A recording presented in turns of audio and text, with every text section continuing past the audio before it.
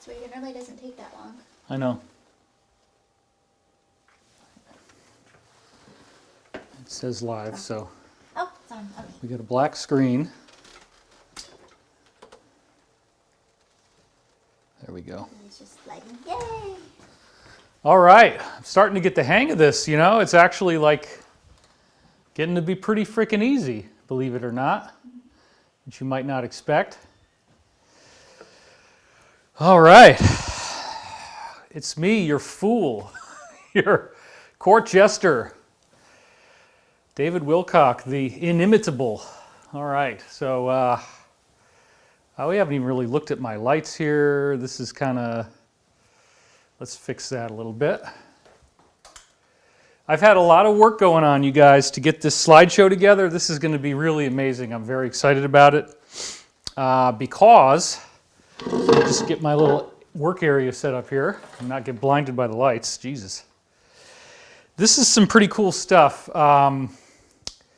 Obviously, if you've been watching these videos, I am not thinking that this is the end of the world.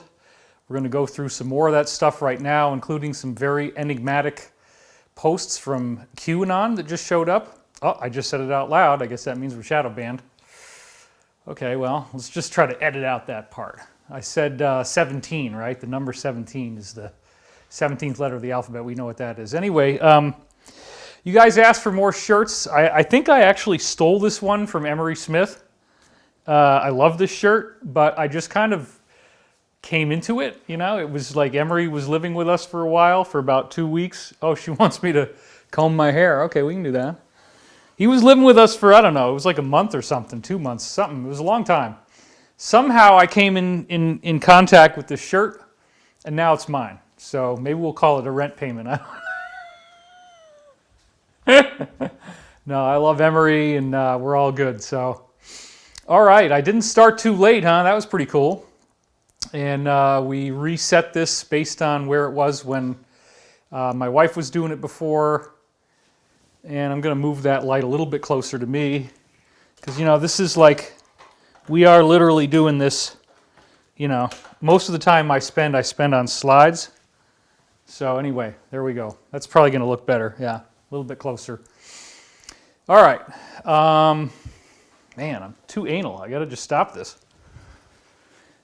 Yeah, that's a real awkward way to begin a video. How about that, huh? We're like not exactly winning here. A lot of people have already clicked off and they're bored and they're, God, who is this Jagoff, right? This sputtering fool who can't push words out of his mouth because he's too busy doing all the stuff he's supposed to do before the video started. You know what? This is real life, man. This is us living at home and doing broadcasts from home, and we just so happen to have built this whole crazy get up here so I can turn from camera to camera, and it all looks good. We're in focus. These are Hollywood lenses, Sigma lenses, Blackmagic Design Ursa Mini Pro G2 cameras with the Blackmagic ATEM switcher. This is some high-end stuff, folks. This is like what you'd run a regular TV network on, and it's part of what I invested in last year from Ascension Mystery School. This year we're doing one called The Great Awakening. And we had it all on schedule for a year, and then all of a sudden in early March, out comes this crazy, crazy global situation, which has like radically redefined everything we thought we knew about life on Earth. And yes, I am going to do this too, because my wife moved this, and you know what? You guys can handle that, can't you? You can handle a little bit of technical fiddlery. Let's call it technical fiddlery. How you like that term? We got to make this happen for you. I'm delivering stuff that's going to blow your mind. Do you understand what's about to happen here today? This is truly crazy stuff. First of all, if you're not hip to what's really happening, let me turn my ringer off. That's unprofessional too. He's literally dying on stage right now. He's dying. Now my dog's going to start barking. We have a visitor at the door. Well, you know, she'll tear you apart if you're not invited. So that's a word to the, oh, hi, girlie. Yeah, let's go to the wide shot here. We can see my dog roaming around. She's snuffing away because she thinks she hears something dangerous. Anyway, here we are. And at some point, I'm actually going to start this video instead of just rambling total nonsense and setting my cameras and stuff. Yes, I stole this shirt from Emery. It's embroidered down here. You can see that actually on the close-up shot here. I don't even know what that says.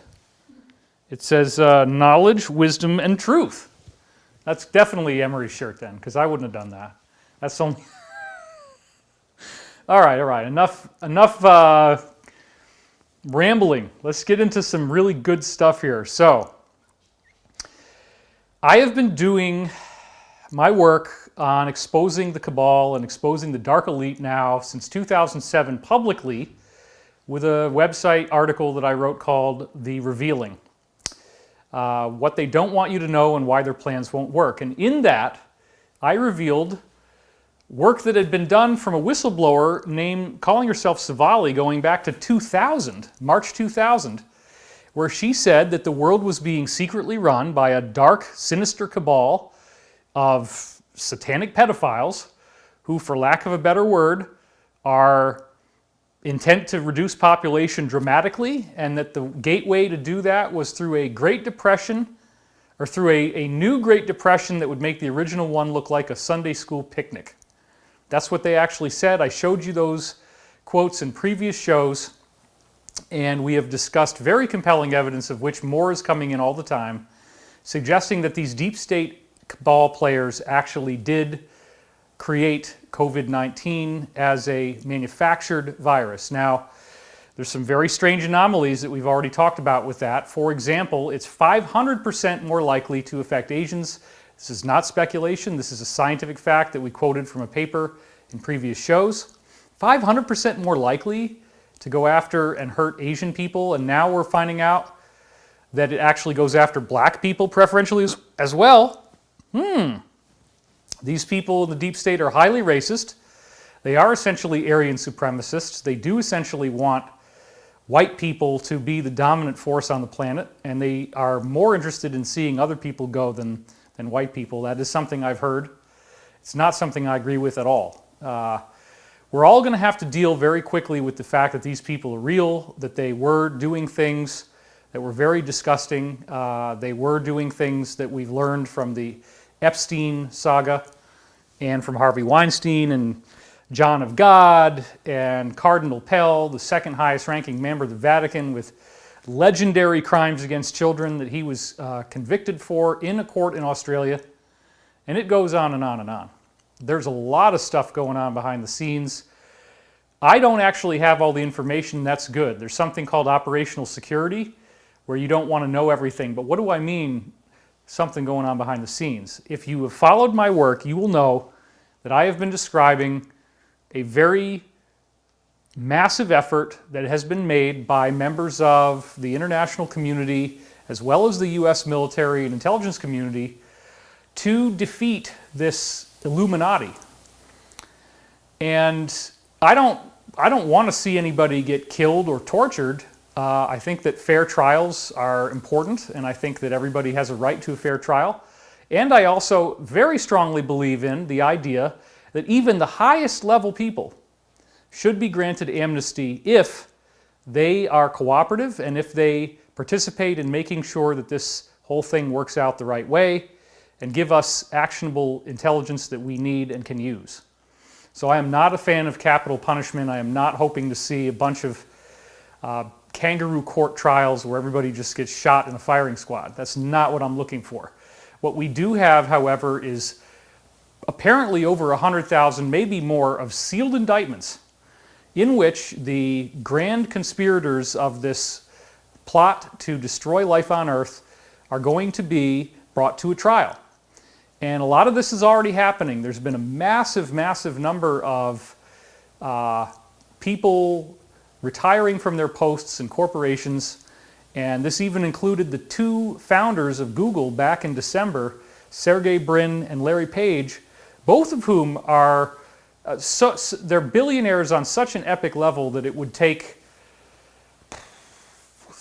thousands of millennia for them to work through that in a lifetime that is a very opulent lifetime of riches. So when you have that kind of billions, it's just really ridiculous at that point. Way, way more than Donald Trump, by the way. And so nobody really ever talks about that too much. You know, some of these guys are just, the amount of wealth that they have is far beyond what it would take to have multiple gigantic mansions, super yachts, private jets, fully fueled, ready staffed, ready to go, fleets of Lamborghinis. I mean, that's, you can't even begin to scratch the surface of the money that you have if you're at like $70 billion of wealth, if you have all those things. It doesn't even put a dent in it. So at that point, it's hoarding. It's really about control, and that money can be used to feed people. That money can be used to clothe people. Why were we never interested in this until everybody gets sick, or supposedly everybody gets sick? Why were we never interested in all the people who were dying? Because of greed and centralized corporate governance and the lack of morality and ethics in our systems, the patriarchal cancer that these male-dominated societies and cultures have inflicted upon the planet.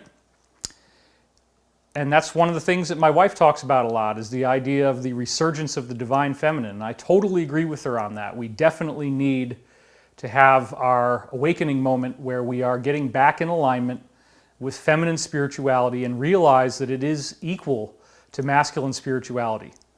The original Aramaic Bible is Father, Mother God, not Father. Okay, so that's another thing. This idea of God the Father and God the Son, and then the Holy Spirit is this sort of nebulous entity floating around, which some identify with Mother Mary, but it's not a common thing. An actually balanced spirituality would have both male and female components. And in the Gnostic Gospel of Thomas, which was redacted from the Bible due to it being heretical, supposedly, Jesus actually does say, if thou art to enter the kingdom of heaven and thou art male, thou must become female. And if thou art female, thou must become male. And what that means is balancing your gender polarities, learning how to incorporate whatever it is that the other side of the gender polarity can offer you. So if you are typically masculine person, getting more of those feminine qualities of sensitivity would be nice. And if you're female, getting more of the masculine qualities, which in the Law of One is associated with action taking, projecting will out into the world. That's something that a lot of women are doing. I think men really are also having to learn a hard lesson about being more sensitive and compassionate.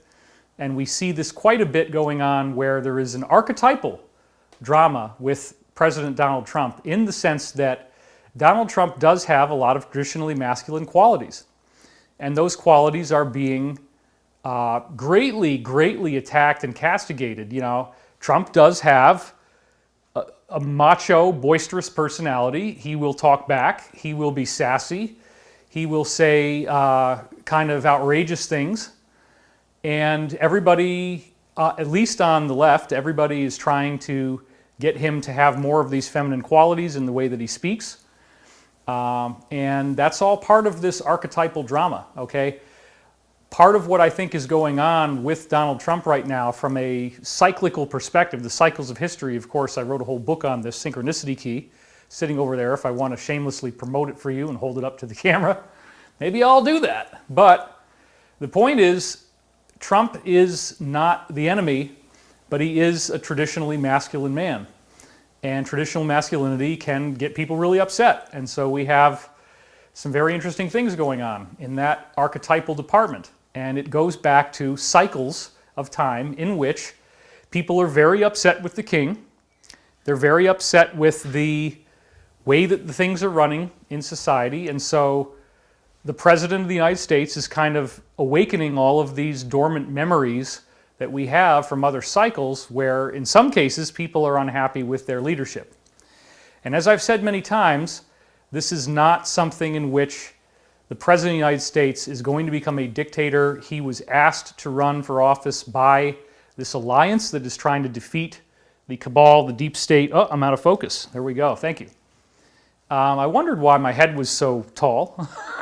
But maybe that's just my ego. Maybe I have too much masculinity. You know, who knows? I'll find out in the comments, I'm sure. Everybody's going to let me know exactly what they think in copious verbiage. That's how it works. So, let's keep talking about this stuff because I really do think that we are not at the end of the world. I really do think this is all going to work out. And I actually believe not only is it going to work out, it's going to be an incredible cornucopia, jubilee of wonderment and surprise. The first wave of ascension, actually, not at all a bad thing. So the Alliance was giving me briefings through Pete Peterson, who was getting them all the way back in 2009. That's when I really started to understand how big this was, that there were huge parts of the U.S. military and intelligence community that were working under extreme secrecy to make sure they didn't get caught planning for the downfall of this grotesque globalist elite. And apparently they did show the current President of the United States a 2-week-long set of briefings that were some very nefarious things. They said they needed somebody who could self-finance his campaign because they didn't actually have very much money. And if they had money come in that was not self-financed, it would have been from special interest groups that were cabal-based, that would have forced this person through blackmail and things like this to do what the cabal wants. So you needed somebody who was really, really wealthy and could finance his own campaign, and you needed somebody who was already, to some degree or another, an established celebrity with an established brand. So right there, you got to have basically a billionaire, and you got to have somebody who's already known to the public as a personality. That had a lot to do with where this came from, and apparently in the early stages of these briefings, he did not want to do it at all. And they basically told him, look, we don't have anybody else who can do this. We've had some comments come in, some very angry letters have come in. David, you're trying to make Donald Trump look like he's a savior. No, I'm saying he's cooperating in this greater effort, this much, much greater effort, okay, which actually is a really good thing. And it's been planned since the 1950s, as we've said in previous episodes. So the Alliance would never allow him to turn into some kind of weird dictator, okay? It's not going to happen. They are predominantly a right-wing group. So yeah, you're going to get the positives and the negatives of the right-wing perspective. Some of the things that have been done, I believe, in the fullness of time, we will find out that those steps were taken in order to preserve the economy so it didn't collapse. And those were some judgment calls that had to be made in order to make sure that we didn't lose everything, because we had to keep this train on the tracks as we got up to this pivotal event. So, as I've said in multiple other videos, and we're not going to go through this because I have a lot of material to cover today, and I don't want this to be 3 hours. We'll see, but it's so amazing, it's worth it if it is. I'll just put it out there right now. Anyway, what we have is all of these briefings coming in starting in 2009, and I've been releasing this to you guys over so many years about underground bases being wiped out, about mechanical failures, equipment failures. There was a huge number of these that happened in the year 2010, which I published in my series entitled China's October Surprise. If you've seen that, then you'll know what I'm talking about. I am going to loop back around to that stuff and come back to it, but we have multiple examples of huge underground facilities being wiped out where some kind of strange portal effect would take place before the explosion. There would be some kind of portal in the room, and all the people and the furniture actually would get pulled out. So the people, the personnel in these bases are getting taken out first to safety, and then the bases are being blown up. And this apparently has been happening to an overwhelmingly large degree, and even recently there's been some very heavy-duty underground base destruction that has taken place. So when we learn the truth about what's going on, it's going to absolutely blow our minds, because the covert infrastructure of the military-industrial complex is vastly greater than what we conventionally believe they would ever have had the right to do or the ability to do. And I've talked about how China has well over 200 giant ghost cities that nobody's living in, and they've built all the buildings and they've built all the plumbing and all the electrical and the roads. They have everything ready for the population to go there when they need it, okay, but nobody's there. And China's money is much less than the money available to the military-industrial complex, so they do literally have the money to be building huge underground cities, and from what we're getting from multiple insiders, including the man who gave me this shirt, I believe is where I got it from, Emery Smith, off-planet. Now, Emery didn't actually talk about off-planet, but he did talk about working at Kirtland Air Force Base for Sandia National Labs and going underground, in which he was doing all kinds of biological testing. And one of his most controversial testimonies was this idea that they were trying to make zombies, and they had perfected some kind of zombie virus where people were bleeding out of their fingernails and their eyes and their nose, their mouth and their ears, and if they scratch you, you die. You don't actually turn into a zombie, but it kills you. And apparently one of the plans was that they were going to release, they had over 100 million of these things for Europe and America each, and they were going to release these things. They were clones, apparently, but the ETs stopped that. They will never allow that to happen. So what we are seeing, however, is not really that scary. It's actually more scary that we have the shutdowns taking place of society. And so there's top immunologists who are saying, wait a minute, this doesn't make any sense. You know, the cure is much worse than the disease. And at the same time, it's all being led by the media. They're just like lemmings trying to lead us off the cliff. Well, the media is controlled by 6 mega corporations, which in turn are run by the cabal. So if you weren't paying attention in class before, if you were dozing off and you didn't understand how this all works, now is a good time to educate yourself. If you don't, I don't believe any of this Illuminati. David, what are you talking about? You know, we've got so much evidence, it's ridiculous. And really what it comes down to is a perceptual shift. Can you handle the truth? Can you handle the evidence? Can you look at it without feeling sick? Well, now is a pretty doggone good incentive, because a virus that you're about to see, 85% of people don't even know they have it if they get it. They literally have no symptoms. Okay? We don't need to shut society down for this. This is being done on purpose. This is being done in a nakedly flagrant attempt by the deep state to destroy the world. Why? Because they're losing control and they don't like it, and they'd rather break their toys so that the other kids can't play with them than let the other kids play with their toys, which are going to include all kinds of great stuff like spaceships and portals and time travel and underground bases and off-planet bases, okay?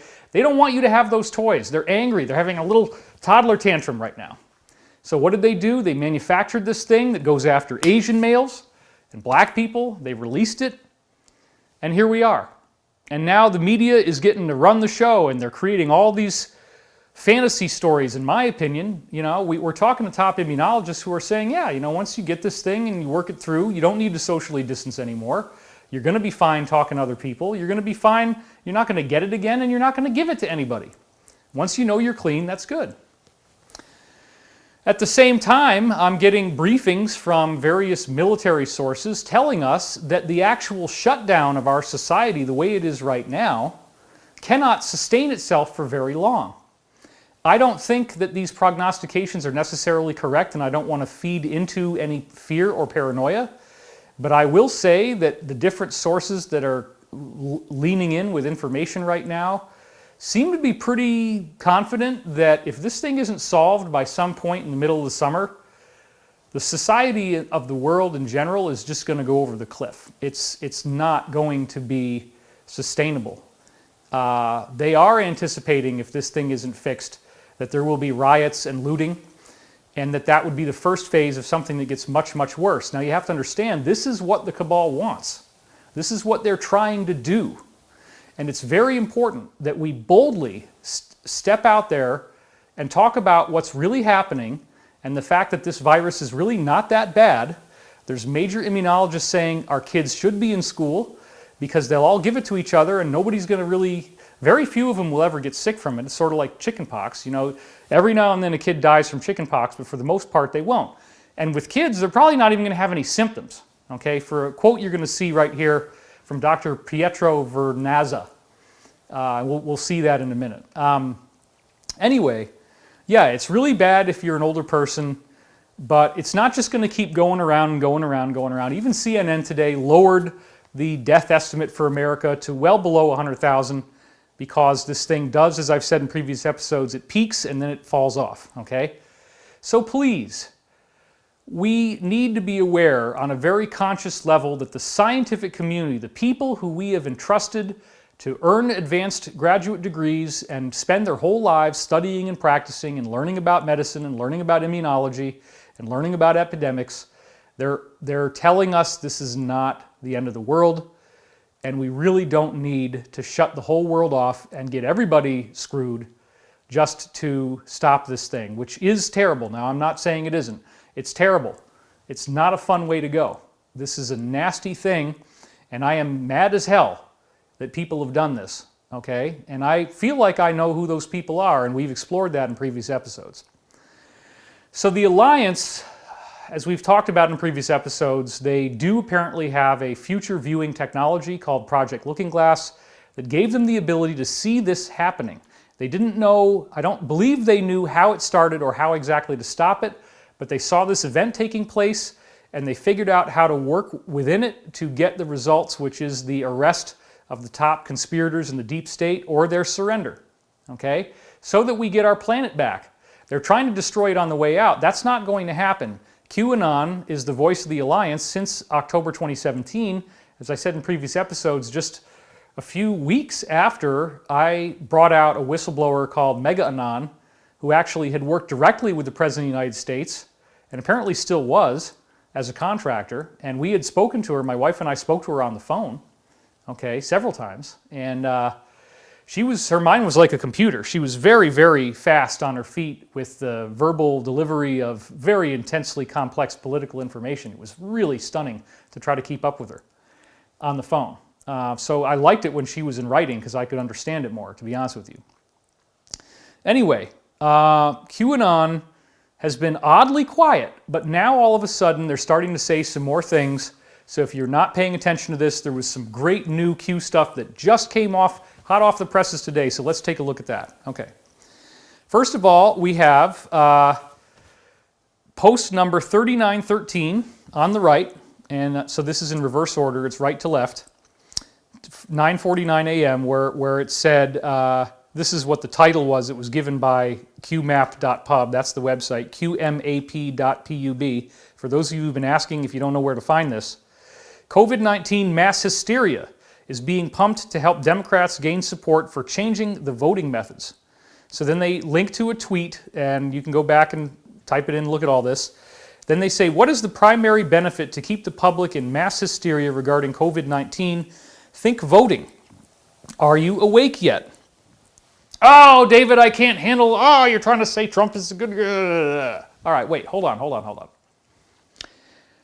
Even if you really hate this guy and you're never going to stop, we've got to be ethical enough to not play this game of, well, I really want my team to win this sporting match, so I don't really care if my team is cheating because I just want that victory. We got to win, man, and you know, sometimes we got to cheat to win.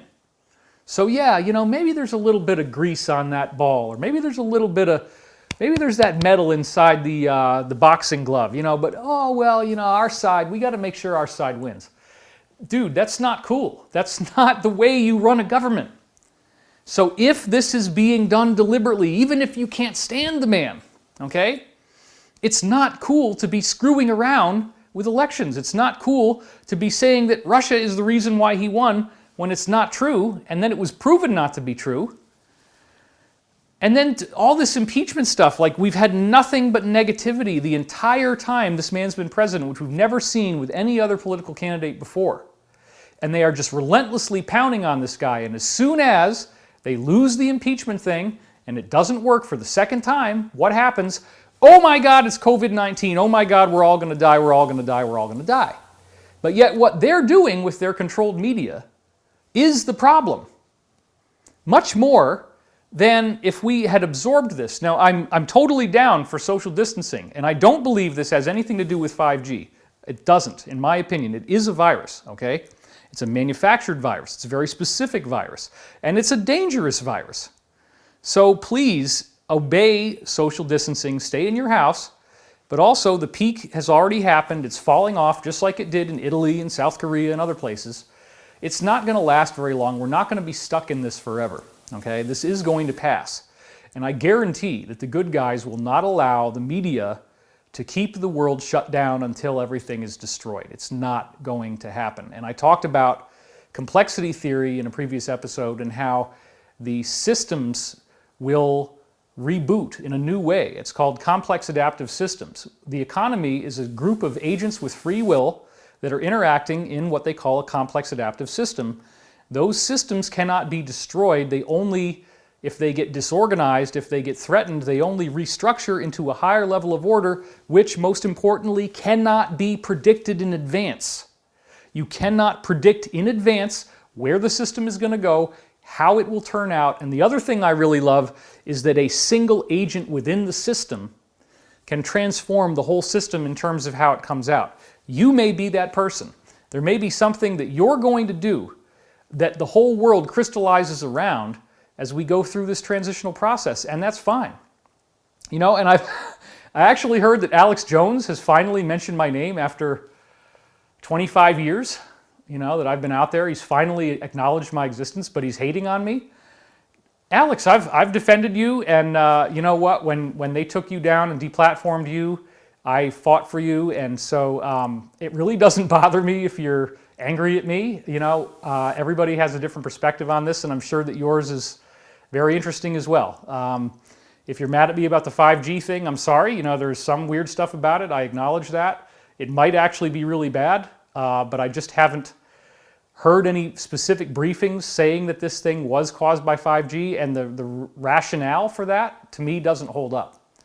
So anyway, Alex, I love you, buddy, and sorry that you went through all that. We've all taken our hits here, but you know, I'm not going to say anything bad about you, and I never have. So I'm sorry if that's how you feel about me, but hey, thanks for the publicity, because all PR is good PR, right? So I appreciate that. Anyway, let's go back to our slide now, and then the next thing you'll understand here, check this out. Post 39:14, armor of God, and then they're literally taking a quote from the Bible, finally be strong in the Lord and in the strength of his might, put on the full armor of God so that you'll be able to stand firm against the schemes of the devil. For our struggle is not against flesh and blood, but against the rulers, against the powers, against the world forces of this darkness, against the spiritual forces of wickedness in the heavenly places. Okay, and then it says, the text that they put in is, the world will soon understand. So this is clearly talking about the idea that we are dealing with biblical satanic evil in the world, that this is what they tried to do, and they said the world will soon understand, and they're saying that this has to do with throwing off the voting for the next election. Are you awake yet? So they're being very precise about indicating that they believe this is going to work out in the alliance's favor. They keep saying nothing can stop what is coming, nothing. And they keep saying trust the plan. And then they also were always talking about the storm, right? There's this movie called White Squall that has a whole sequence in it where Jeff Bridges is the captain of a naval vessel, and they get into a horrible, horrible ocean disaster called a white squall, where this gigantic storm comes in and some people die, and they end up on trial afterwards. Jeff Bridges, as the captain, ends up on trial, and they're trying to blame him for all the disaster that happened while he was piloting the ship. And the point was, look, I didn't make this storm. I did my best to keep everybody alive through it and to come out intact, and I saved most of my crew. So this implies that the cabal is going to create a storm, that there would be some kind of very intense thrashing at the end when the cabal is being defeated, which we're now seeing. And that the alliance knew that once it was over, that a lot of people would want to blame them, and there would be a lot of fear and hysteria and uncertainty and distrust. And nonetheless, I think once we get the truth and we find out what these people have been up to and that they have been stopped and arrested, I think very quickly people are going to have a different viewpoint on this, because it literally was life and death for planet Earth now. That's what we're looking at. This is a life and death struggle for planet Earth. And when they say God wins, they're talking about the overall idea of the good side in the universe. They're not saying that Trump is God, and they're not saying, come on. I mean, I've seen those comments, and that's not what they're saying, okay? We're all in this together. We're all doing our parts to try to bring this thing out. I absolutely believe, in fact, I know that Q is real, because I'm speaking to people who are in a position to know a lot about this, okay? And we've talked about the idea that the final stage is going to be 3 days where you don't have telephone and you don't have internet. And during those 3 days, you could call 911, and you might be able to get online a little bit if it's very slow, but basically you're not going to be functioning online and you're not going to have phone calls. That part is really going to freak people out. Do we know when it's going to be? No. It would probably have been ideal if they could have done it like really soon, because if they could get the 3 days done before Easter, then it's got this biblical significance, but it doesn't appear that that is happening. It does appear that a lot of military has been tied up in emergency work, and so that has slowed this process, but that also could be disinformation. We really don't know what's going on, and I don't want to know. To be honest with you, we're probably so close to this thing happening, relatively speaking, in terms of linear time. Who cares at this point if we have briefings? If we got the briefings that told us the truth, that would jeopardize the plan, because you cannot underestimate how dangerous these people are, the cabal, how vast their resources are, that any leaks of intel could help them, and I am not going to be that guy. I am not going to be that guy that's going to help them out so that they don't get defeated. So we're not going to go into more detail about what we know, although I do have some amazing stuff here that you're going to see suggesting what might happen, okay? Now, Q had another thing to say, so let's go into this one. This is the very next post after the previous one. I'm showing you the whole thing as a unit, and then we're going to break it up into two pieces here. Okay, here we go. Pelosi delivered impeachment articles on the same day as the first U.S. COVID-19 case. Isn't that interesting? Because they knew they were going to lose, right? So why was it fast-tracked in H? And I'm not sure what they mean by H. We'd have to go back and read the tweet. There's a lot of stuff I prepared for today. I didn't really have time to go through this. It's brand new. Why did Pelosi hold until January 15th? Well, that's when it was just starting. What was the release marker? Okay, that's interesting. Public time to negotiate Senate witnesses and processes. What if the impeachment was meant to fail? What if the impeachment was meant to distract from overseas developments, perhaps like the idea of Prince Andrew and the whole, Harry and Meghan leaving the royal family, okay? What did all U.S. media focus on during the quote-unquote impeachment process? Only one thing. How do you term POTUS rallies? Terminate. That's what term means, terminate. How do you terminate rallies for the president? How do you terminate the economic gains the president got? How do you terminate the unemployment gains he got? How do you terminate the trade negotiations with China? How do you terminate any debate with Biden? How do you terminate any public appearance with Biden? And how do you terminate any live interviews with Biden? How do you terminate any Ukraine and China mainstream media coverage? So now we go to the next part. How do you change the narrative? Well, that's what they're doing. Who benefits the most? That should be obvious. How do you alter the President and Biden presidential debate structure? Well, that's pretty obvious. How do you hold hostage public aid in exchange for national ballot harvesting law being adopted? Well, that's another thing that they've talked about, is this idea that they don't want to give the world, they don't want to give America at least, let's just be more parochial, they don't want to give America what America needs unless we are held over the barrel, and they put in these voting laws that make it so that they could totally steal the election by having people mail in their ballots, and then all the mail can be screwed with, and you never really know who won, except it's definitely going to be Biden. That much we would know. Okay, and if Biden wins, by the way, we're screwed. That's definitely the case, because you look at what's going on here, you look at who these people are, and Biden is part of that deep state. So I'm not even sure how guys like Buttigieg and Sanders got washed away by Biden, and we talked about that in previous episodes, the Iowa and New Hampshire and the really weird stuff that was going on where Iowa did not have a vote. They didn't have a result. It was all 0, 0, 0, 0, and then New Hampshire got all weird, and then they kind of slipped Biden under the table, which means that all the people on the left, that's the last person in the world they want. So now they've really got a dark night of the soul, because it's literally one or the other. Now it's got to come down to, well, okay, what do you think is going to be worse? You think it's going to be worse to have the current president, or you think it's going to be worse to have Biden? And so for people on the left, they're having a really hard time, because it's not going to look very good either way, okay? Now let's go back to our slide here.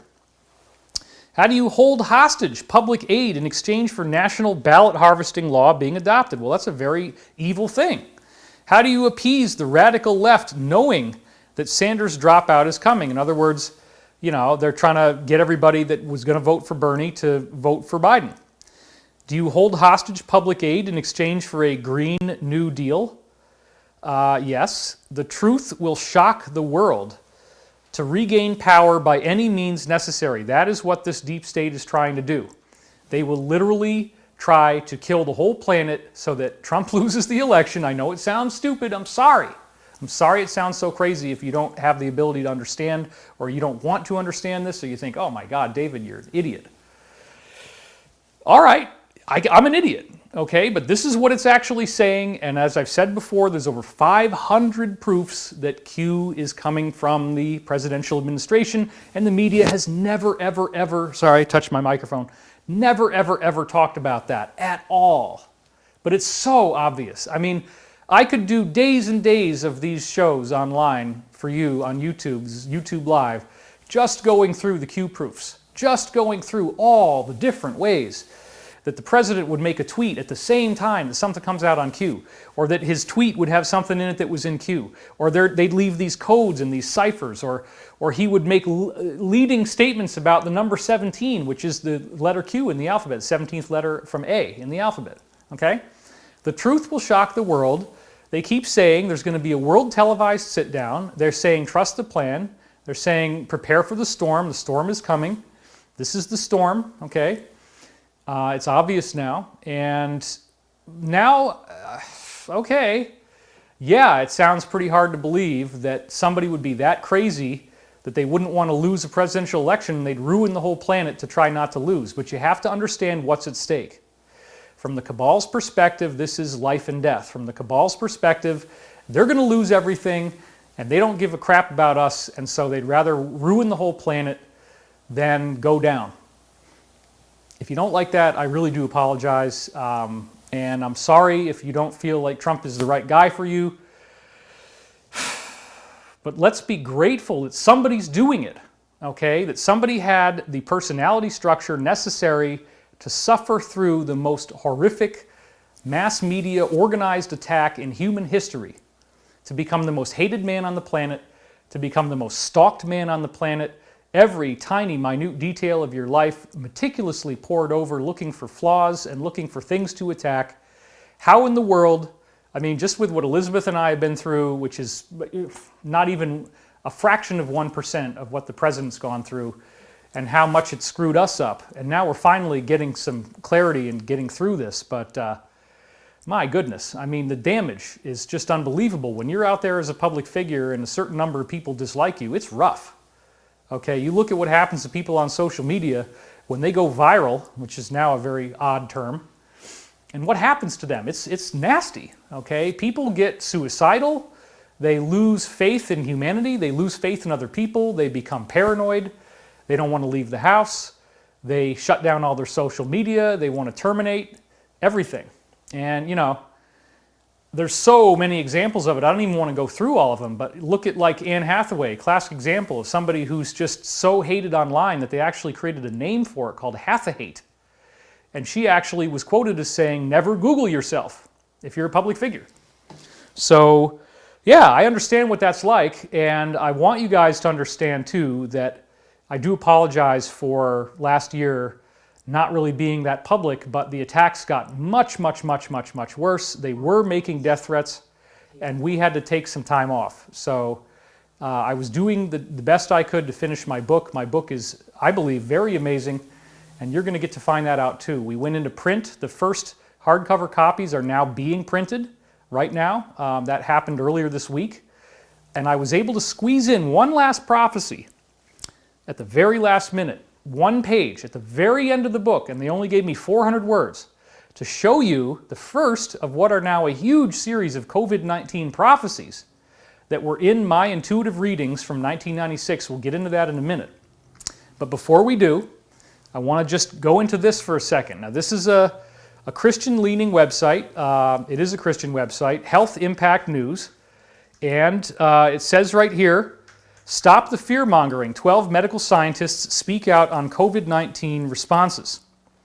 Now, this whole article is great, and I really should be quoting from the whole thing. It's dated April 4th, 2020, and it says, comments by Brian, My eyes aren't good enough to see that small. Shelby or something. Editor, Health Impact News. Sorry about that. You can pause it and read his name. Pull this up. Spread this around. This is a wonderful, wonderful article. I've never seen anything else like it so far. There's 12 immunologists they should all be quoted from. I only had time to make slides for 2 of them. The first one I'll say is Dr. Sucharat Bhakti. He is a very prominent immunologist, and this is what he had to say. The government's anti-COVID-19 measures are grotesque, absurd, and very dangerous. The life expectancy of millions of people because of the shutdown, not because of the virus, but because of the response, is being shortened. The horrifying impact on the world economy threatens the existence of countless people. So he has made a very clear statement here. Now, if that doesn't blow your mind, check out this guy, Dr. Pietro Vernazza, okay? And again, he is a very prominent immunologist. And here's the photograph of what he said in this article. And I'm not going to read it from here. I'm going to actually go through it in a slide here. Dr. Pietro Vernazza is a Swiss physician specializing in infectious diseases at the Cantonal Hospital St. Gallen, and he is also a professor of health policy. We have reliable figures from Italy and work by epidemiologists, which has been published in the renowned science journal Science, which examined the spread in China. So again, before we stop, and before we go on, because I know I'm talking fast, I got a lot to get through, and we're already at 50 minutes. Just focus on this. He's from Switzerland, he's a Swiss physician, and he specializes in infectious diseases. And he's a professor of health policy, so this is no slouch. He is a major, major player in this, and he has done the deep work of really rolling up his sleeves, washing his hands over and over again, and looking at this information, looking at the data, and publishing it in scientific journals, okay? So this is very clear. Now check this out. I wouldn't even believe this if you hadn't read it yourself, like I'm reading it right now. Dr. Vernazza makes it clear that around 85% of the people who tested positive for coronavirus in Italy, with all the tests they did, 85% of the infections occurred without anyone even noticing they had a problem. Let's just pause it for a second right there. Oh my God. I was guessing around because the 85% sounded too high. You remember last time I was saying, I think it was 75 or 80%. But wait a minute. You're saying 85% of the people who get this thing, which we've tested, we know this now, okay? You saw Dr. Vernazza's face. You know that he works in a prominent level, okay? And he's actually studied the data because a lot of these people are making futuristic prognostications without the actual information. So Vernazza is studying the data, and his conclusion is that 85% of the people who get this thing don't even know. And the only way I was able to tell was that I needed to sleep more, and I'm sure that I got it, and I'm sure that my wife got it. And we got through it, and we're fine. And remember the story about, they had to quickly sweep this one under the rug, the story about Tom Hanks, one of the first celebrities that they said had this thing. And what did they say about him? Well, you know, he had some body aches, and his wife had some chills, and then they got over it, and they were fine. Now what's the media going to do? They're going to focus on anyone who actually gets this below the age of 70 and make a huge story out of it. And it's very sad, but they'll have the, you know, the kid of the victim come on the camera and say, you know, we need to shut the world down forever, or at least long enough that this will never happen to anybody again. But wait a minute. These prominent scientists are telling us that the shutdown is worse, and 85% of people are not even going to get sick at all. Let's go on and see more of what Vernazza has to say. This is going to blow you away. 90% of the people who have died, meaning if you don't die, you're going to live, right? Think about that. You're going to live. 90% of the people who died are verifiably over the age of 70, and 50% of them are over the age of 80. Therefore, okay, check it out. 90% of the people who are threatened by this thing are over 70 years old. So yeah, if you are over 70 years old, and especially if you're Asian or black, I would say stay home, and stay home longer, because this thing's going to take a while. It's not, there's no magic button that's going to make this thing necessarily go away. We do need to do the social distancing. However, in the same article, there are other immunologists quoted who are saying that kids should be going back to school, they should be getting it from each other, and hardly anybody's going to get sick or die from this, at that age range, and then they all develop immunity. And once you're immune, you don't have to socially distance. If you've tested for it and you don't have it, you can go out there and you're not going to get it and you're not going to spread it. So once it passes out of your system, it's gone. Then we have really, really great information showing that this chloroquine remedy, this 85-year-old or 65-year-old malaria drug, really does work very well. Plus, there's vitamin D and vitamin C treatments that have worked very well to reduce symptomology, but they're not talking about that either. They're acting like, oh, it could take a long time. And then, of course, there's a lot of people who are really worried about a forced vaccination agenda because the vaccine may be a lot worse than the airborne virus. In other words, the vaccine itself could carry the actual problem that they meaning the globalists, would want you to have to reduce population. So no way are we going to buy into some sort of draconian planetary shutdown followed by, oh, now everybody must have the vaccine, and if you don't have it, then you can't buy or eat. It's just like the mark of the beast thing in the Bible. That's not going to happen because there's way too much possibility the vaccine could be tampered with. And, it's anybody that's going to even produce a vaccine, that would have to be very, very thoroughly tested first to make sure that there were no live viruses in it, okay? Because apparently, one of the immunologists we've spoken to has said that vaccines do have live viruses in them and that you could actually get sick from them and that this is being done deliberately. So there's a lot more on this stuff. Now, we're not quite an hour in yet, and now I want to pivot to some very, very intriguing stuff that I think you're going to want to know. How do I set this up? This is a whole new thing, so let's have a new camera angle. What the hell? I got 4 of them. I might as well use them, right? But everybody says, oh, but David, we love to see your face up close. I understand. But, this way I can be a big idiot and move my hands around, right? I get all that extra real estate. And I like real estate, okay? I like having, especially if you got to stay inside, if I got to stay inside this box, if I'm socially distanced in this box, I want to have some room to move around. I don't want to be in a tiny little cramped apartment. Okay, so before 2007, when I first started to come out publicly against the cabal on my website, you know this, my website was called DivineCosmos.com. Divine Cosmos. Not the guy that's going to be talking about the Illuminati, not the guy that's going to get political at all. In fact, I would probably say none of my website was political before 2007. I didn't go into politics at all. I stayed away from this. I had learned about the Illuminati going back to, 1992, because I had a college class in it, as I've said before. It might have even been, no, it would have been 1992. Spring of 1992 is when I learned, as I've said before, and I'll bring them up again, Sorry to bore you if you've seen this before, but this is kind of important to reiterate. These 3 books, let's go back to the tight shot here. Trading with the Enemy by Charles Higham, which is about the Nazis collaborating with the U.S. During World War II. Then you got American Swastika, also by Charles Higham, which, let's see if I can avoid, yeah, there we go. And this again is another book that is thick, and let's read some of the back cover. It says, "This evolves into one of the most shocking books of the year," New York Times. "A lively expose of the links between the Nazis and the American industrialists during World War II," San Mateo Times. "Charles Higham did his homework very well. The book is written in factual, well-documented dispassion, but no reader will be able to keep his cool. The Jewish News. This book is explosive, Village Voice. Charles Higham's revelations of corporate America's treason during World War II remain shocking. Moving through its pages, there first is a sense of fascination, then sadness, then anger, and finally a restless questioning. Has it always been this way? Will it always be this way with the world?" Northwest Magazine.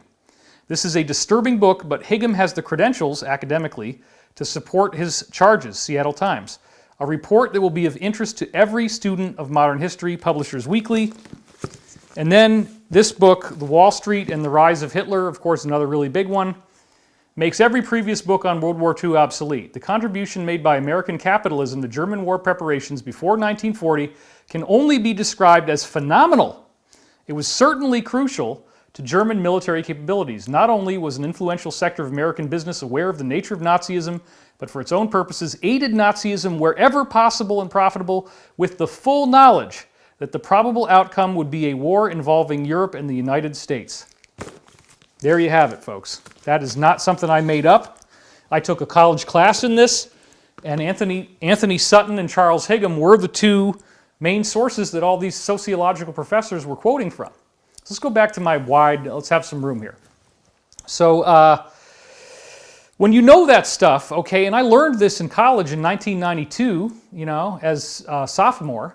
Actually, no, I was a freshman, believe it or not, freshman in college.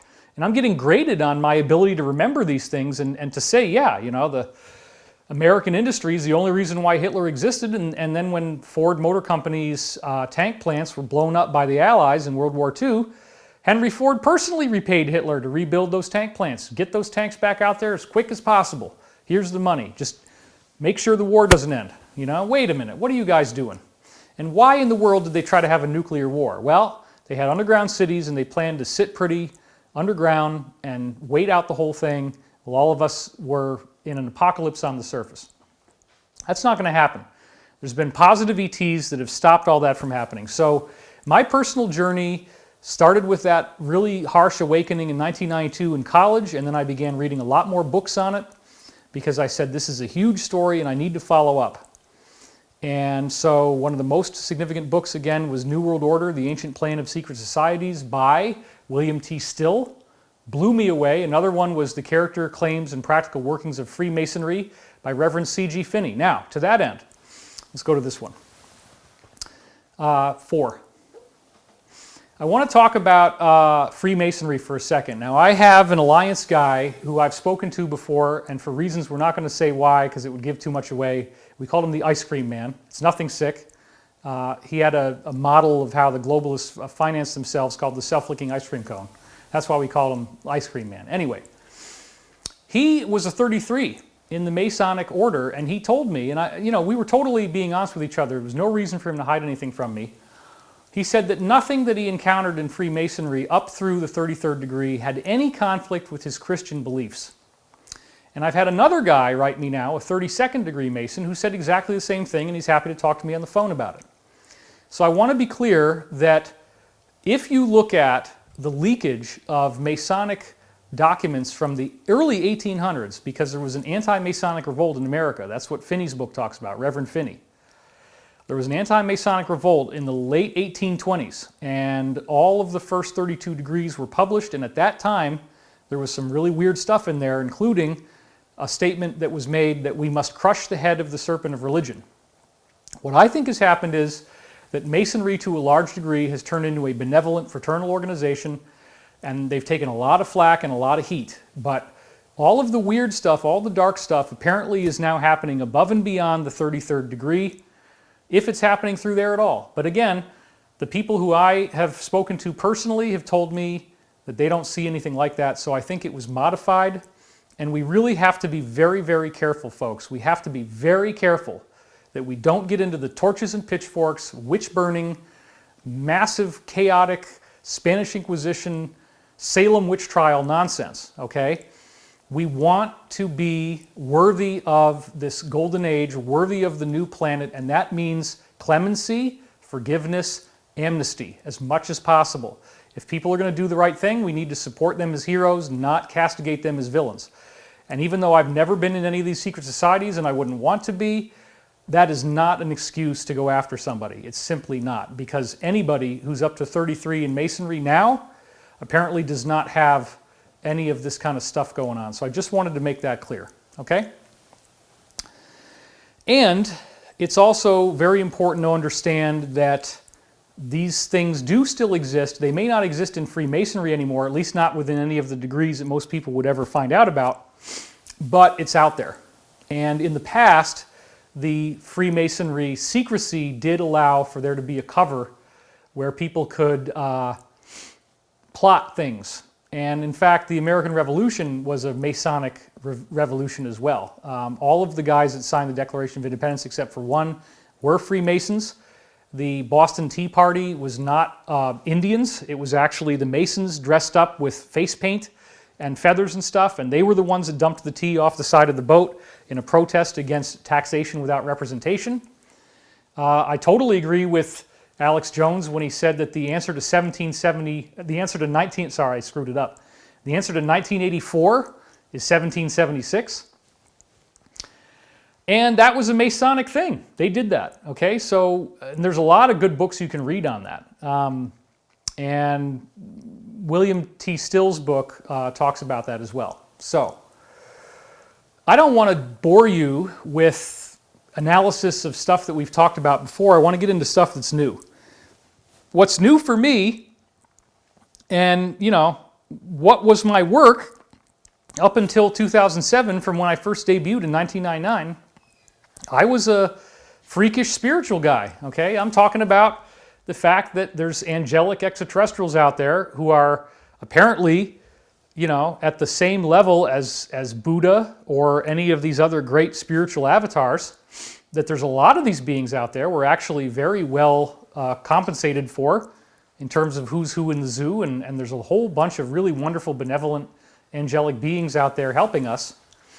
And you don't have to give up your religion. The religions are basically all steering in the same direction. We get caught up in the semantics, which is sad.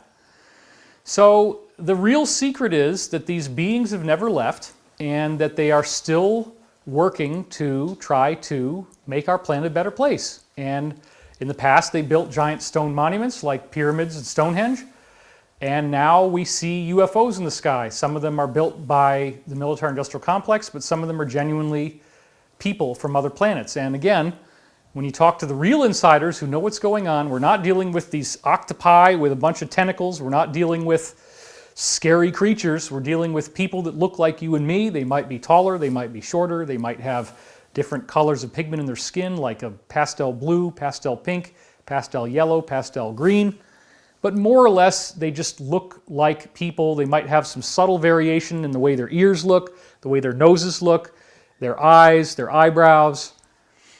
It's not, the nose might be a little different sometimes, the teeth might be a little different sometimes, but it's not really as much as you would think. So they're not going to be that unsettling to meet. But when you meet these people, they are telepathic and they will communicate to you mind to mind.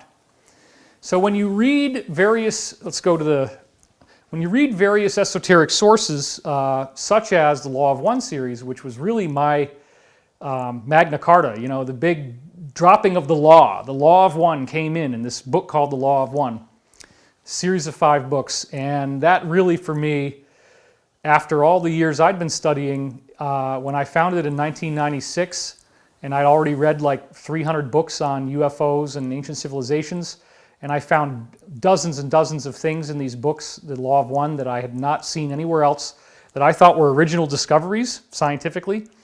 And it went way, way beyond the way that I saw it and where I saw it. And so I'm finally, in the new book, Awakening the Dream, coming out on June 2nd, finally going through step by step how the Law of One integrated with all these other things I'd been doing research on, and I show you the quotes and I tie it all together. It's really, really amazing. Some of that stuff I am going to go through in the Great Awakening course, which is actually starting this Sunday. So I'm going to get a lot busier because between my wife and me, for about 5 or 6 weeks, we're going to be working twice a week. So if you sign up for the class, there's going to be a big download on a Sunday and a big download, I believe it's on a Wednesday or Thursday. I think it's a Thursday in our schedule. We're about to finalize the schedule. I'm waiting till the last minute to get all the schedule finalized because things are changing so rapidly and I want to make sure that it's pretty accurate of what I'm actually going to do. So all of this is a preface to the big discussion, which is how I personally got navigated into developing a direct intuitive contact with benevolent apparent extraterrestrial beings. And it did not happen easily, it did not happen quickly. From age 2, I had dreams of flying cylinders hovering over my backyard. Maybe they weren't dreams, that's one of the things I've since figured out pretty clearly. It probably was contact experiences that were blank slated or mind wiped out of my conscious mind. That sounds crazy if you're not new to UFOs, but when you start getting into this stuff, you find out a lot of people have had these kinds of experiences.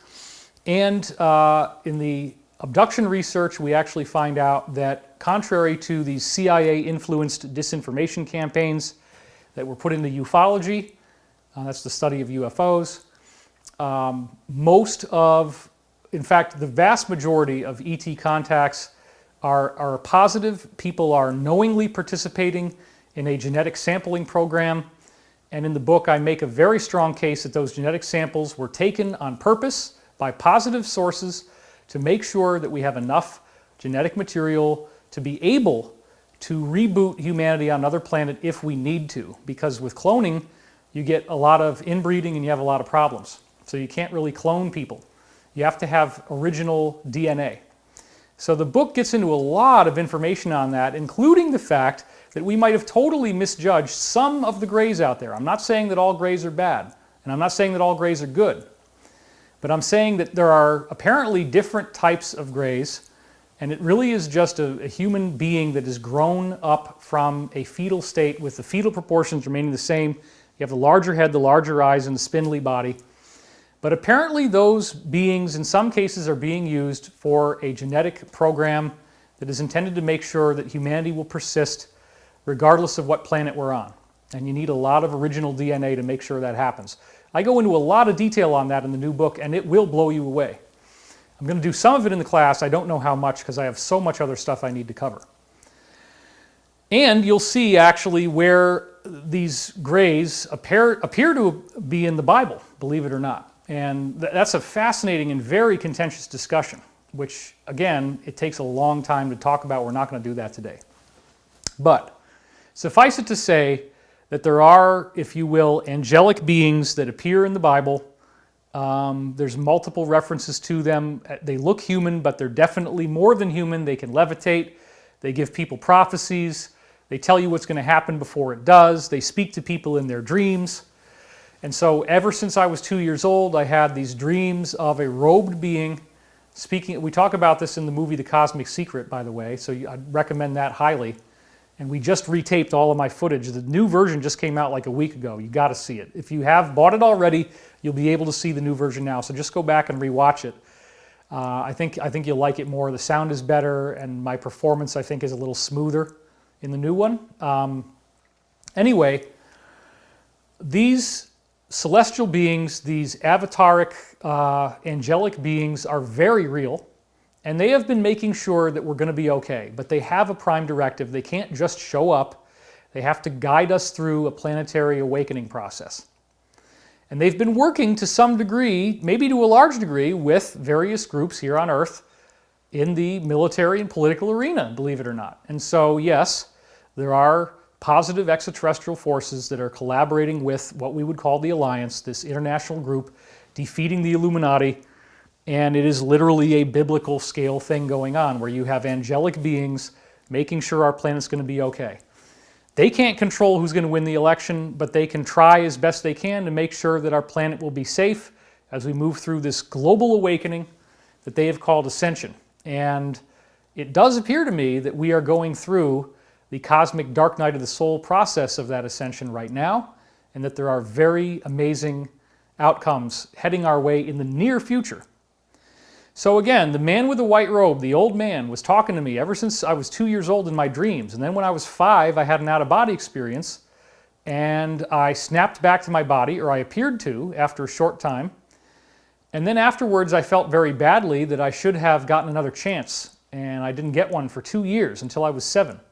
I finally told my mother about this, and she took me under the cellar stairs and showed me a book called How to Make ESP Work For You that had exercises on developing your ESP. So I actually did practice ESP from age 7. And again, I've said this before, but it's worthy of repetition.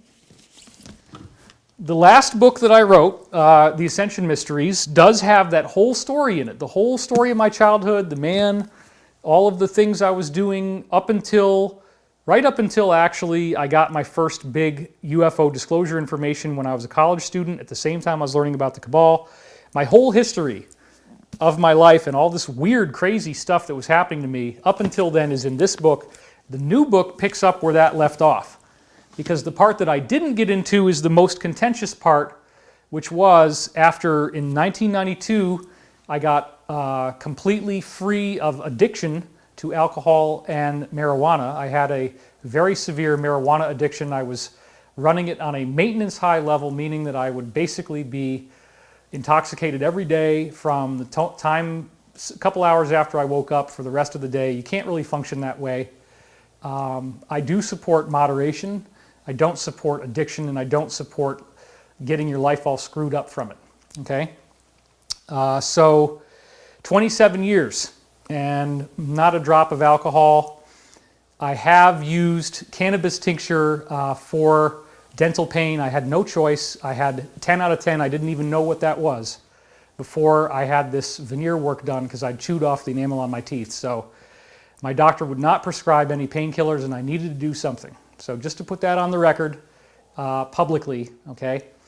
And I did actually find that that treatment does have really noticeable effects on identifying traumatic memories that would have been bound up in PTSD type of stuff.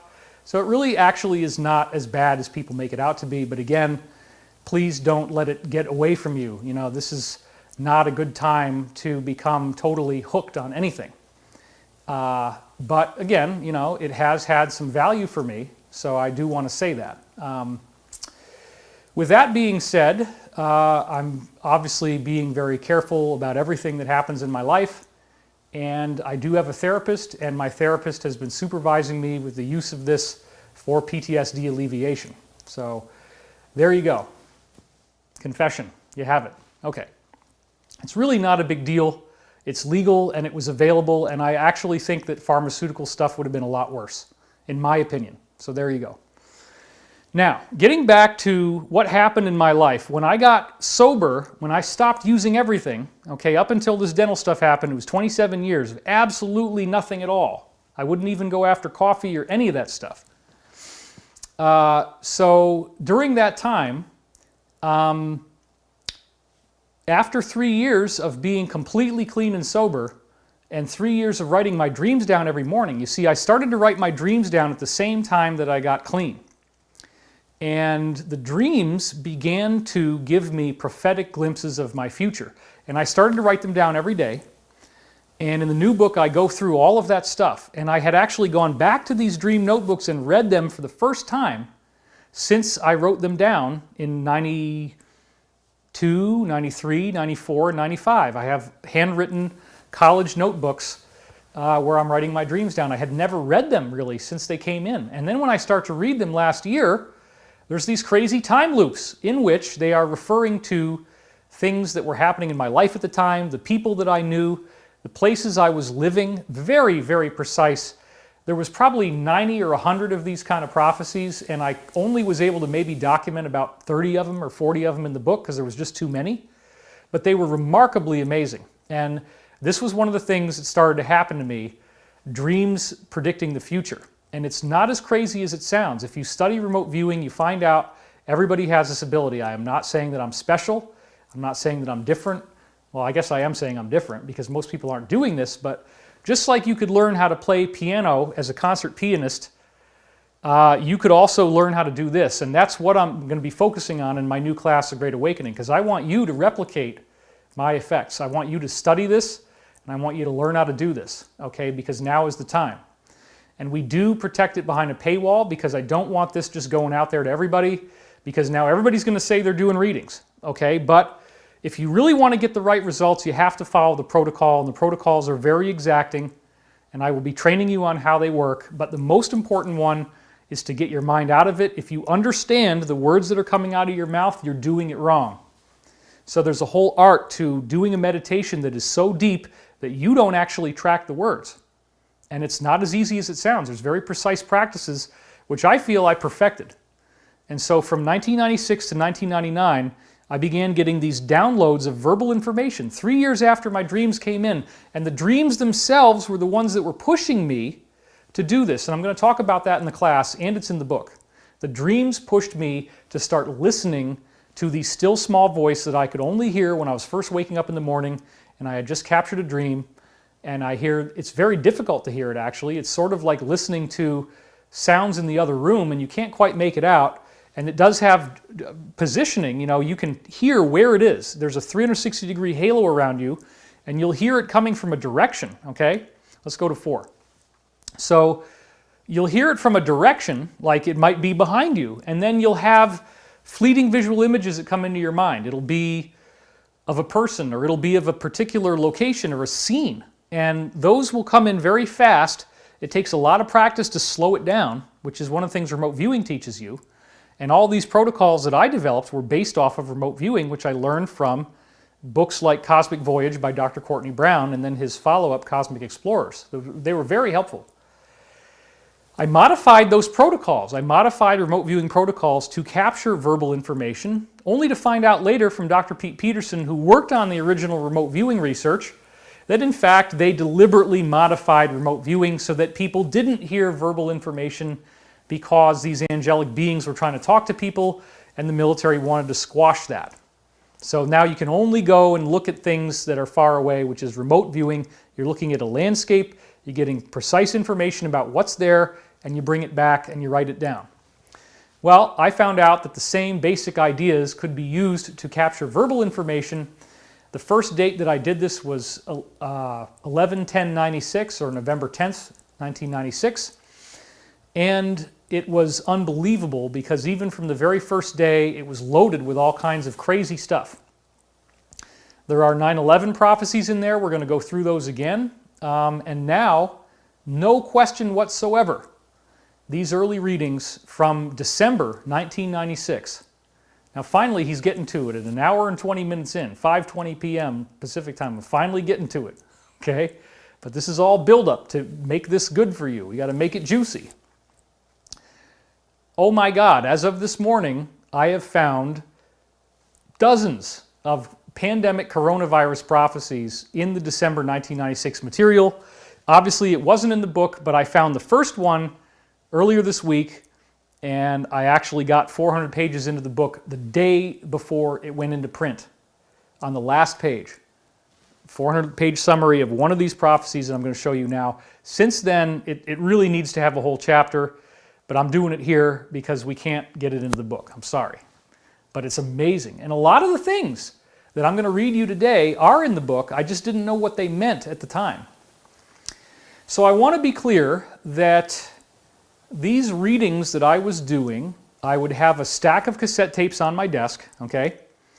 And I would start transcribing them sometimes a month or 2 months after I had originally dictated them. And over and over and over again, they would describe what was happening to me right before I sat down and transcribed the tapes. Now, I know that might sound crazy to you, and I get that. Nothing can really duplicate the feeling of actually having it happen to you directly. But again, if I teach you how to do this, you can try it. You could start getting readings, because especially now with the planetary energies changing, it'll be easier to get this to work than it was before. It'll be easier for you to get this to happen for yourself. And the guidance is pretty darn useful because we're all having to tap into our higher selves authentically now and get clear guidance, clear communication. That's one of the things I'm going to stress in this class, the clear communication on what you need to do, where you need to go, the choices you need to make. You got to guide yourself through this because there's a lot of things we don't know. And until the Alliance does the mass arrest and we get the global sit down, there's still a lot of uncertainty. And even afterwards, there could be all kinds of information that would be nice for you to have about where this thing is going to go for us as a planet. So the very first day was November 10th, 1996.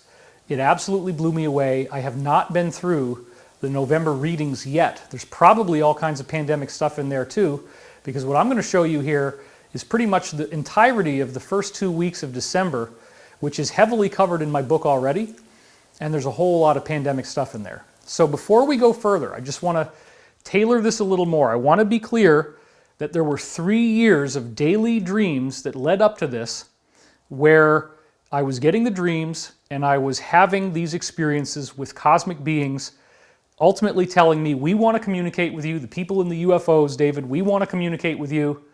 Well, why do you guys want me? Why not somebody else? They said, well, let's go back to 2. Well, we like you. We like your attitude, we like your vibration, we like your resonance, and we don't want to work with people unless we like them. So they say in the Law of One that they don't seek out necessarily, they don't seek out people who have any worldly power or influence. They go after the people who have the right vibrational frequency that they would appreciate working with and working for. And so my dreams were inviting me into learning a language of symbolism and metaphor. And what was so fascinating was, after 3 years of dedicated dream work, that these remote viewing style readings that I pulled in used that symbolic language. So before I start reading this to you, I want to be clear that I had not developed this all on my own. I was working with a guy who had a website called greatdreams.com. I met him in Richard C. Hoagland's online discussion forum in 1996. His name is Joe Mason, and he is mentioned in the book, and he was already doing this technique that he called the dream voice, and he trained me in it. And the technique is, when you first wake up in the morning and you can still remember new details from your dream, don't move, lie there in bed quietly and listen to whatever background noise is in your head and get a sentence fragment, and you want it to sound weird. You don't want it to make sense. You don't want to try to understand it. The crazier it sounds, the better, actually. You don't want this thing to be easy to understand. It should be sounding like it's some weird encoded data. So I would just let my body, let my mouth speak, and I was listening first and writing it down. Then I went to dictating on a tape recorder. That happened sometime in December, I think. But the first part was all things that I listened to and then wrote down by hand. I don't recommend that. It is ultimately better to speak it rather than write it, okay? But the real big key, and I'll get a lot more into this in the class, is getting into a very deep state of meditation when you're waking up, not moving, having your tape recorder right there. Well, now it's not a tape recorder. Now it's you could use your iPhone. You could literally use the recorder app in your iPhone and just hit that thing on, put it on your chest. I know you're going to get some x-rays or whatever, but put it on your chest or put a book over it. That's what I usually do to get some distance. And then you just speak right into it. And I actually did some new ones back a few months ago, and I got to go back and look at them now in light of what's happened. It's the first time I've done those readings in a long time. I was not prepared for the level of hatred that I was going to get when I went online and started telling people I was doing this. It was incredible. Despite the fact that there were very obviously elegant future prophecies, including a whole bunch of stuff on 9/11. I had this very interesting article that I wrote called Bouncing Back from Hack Attack, and the picture on that article actually is of a coronavirus with a little angry face, and he's got these spikes around, because coronavirus has been around a long time, and it was a flu at the time. And in that article I said that I had all these dreams about some major disaster, and this was right before Fukushima, and the details of the dreams included tsunamis, volcanic type of eruptions, fire, all kinds of horrible stuff. And sure enough, I put that publicly. I said, I'm getting these indications, and then Fukushima happened afterwards. Now, there's a lot of prophecies that my readings have had, and they're scattered throughout Synchronicity Key, they're scattered throughout Ascension Mysteries, and now they're also in the new book, Awakening in the Dream. I think it's only like $20 if you pre-order it, so it's really not a big deal. And if you pre-order it now, you can get it on June 2nd. They are printing it now. It is not going to be late, and I highly recommend it. So, I basically spent the whole book, Awakening the Dream, building up to the point where the readings got started, and I only had like 2 chapters left by the time I got there, chapters 24 and 25, to start going into some of the readings. So there's going to have to be another book where I unpack a lot more of these stories about having a stack of cassettes on my desk, transcribing something in the now, and then finding out that it's talking about what happened right before I sat down at the computer, even though I recorded this, and it's my voice talking. I remember one case where my girlfriend at the time, Sabrina, had just come back and told me that she met up with a guy at the Association for Research and Enlightenment in Virginia Beach, that's the Edgar Cayce Center, and that he was all excited showing her pictures of a building where the top floor of the building had a little UFO in it with porthole windows. Immediately after she tells me this story, I go back to my transcript tape, which I was transcribing from, I guess, a couple months ago. And the very next thing on the tape was a building where the top floor looks like a UFO with porthole windows. If you study remote viewing, it's an absolute fact that remote viewers see through time. They can see into the future. There is no disputing this. This is absolutely unequivocally proven. And a really great movie from the same studio that has done Above Majestic and Cosmic Secret that talks about this is Third Eye Spies. I highly recommend that you go and watch Third Eye Spies. It is a must-see. If you don't believe how powerful remote viewing really is and what they were accomplishing, take the bunny hill and go watch the movie. You don't have to read anything. It will blow you away. Direct interviews with Russell Targ, one of the main people who was responsible for this. A whole bunch of those guys came out and said how powerful this was. That is a must-see movie. Okay. There's a lot of pieces here, as you can see. I'm trying to put this all together for you, and I'm trying to not go too far in time. When I started to do the dream voice technique, it worked the same way that Joe Mason told me it would, which is really weird sentences that don't sound like you'd expect them to sound. The very first day, it told me that I should go visit Chichen Itza with my mind, which was basically speaking to my dream of having out-of-body experiences that I'd had since I was 5 to get another chance. And then immediately after, I finished writing all this up and reading it and realized it's telling me to do astral projection, which is the out-of-body experience thing. This guy from a UFO group, Pine Bush UFO group, calls me up and says, "Hey, David, I want to invite you to a seminar today on astral projection." Right after it had just come through. So the very first day I did this, November 10th, 1996, it frickin' blew me away. I became very aware very quickly I was not talking to aliens, I was talking to angelic robed beings because I was seeing them as these readings would come through. I'd see these people that looked sort of like the old man from my dreams as a kid, and the same people that I was seeing described in Dr. Courtney Brown's books where he calls them the Midwayers, and several other books were talking about these kinds of people. They do exist. The government has a kind of a bland name for them called tall whites. But yet there are several types of tall whites. It's not just one phenotype, so you got to be clear on that. But these beings were not going to let me off the hook. They were very, very, very strict. They made sure that I had a very tight diet. At the time, I was doing a very intense vegan diet. When I've brought animal proteins back in, I've done so on a very careful basis, and only the most ethical way to do it, if possible. It does say in the Law of One to take animal proteins to the extent necessary for the health of the physical body. I got very unhealthy on the vegan diet. As I've said before, I literally looked like I staggered out of a concentration camp. So my stools weren't even holding together. I was eating millet and quinoa and avocados and udo's oil for breakfast, and it came out looking the same way it went in. And that was scary because I wasn't digesting anything. So it was a really tough time, but on the other hand, I was getting really great intuitive access. And I was pulling in these amazing readings that I transcribe them and then it comes true. And there are undeniable documented prophecies that I go into in the new book, Awakening the Dream, about the 2000 election crisis between Gore and Bush, where it said the vice president considers this his own authorship, but he does not realize that he is completely naked. The interim period will decide the next victor. The vice president considers this his own authorship. There was an election crisis in 2000. It extended for a number of days after the election was over because they couldn't figure out a winner.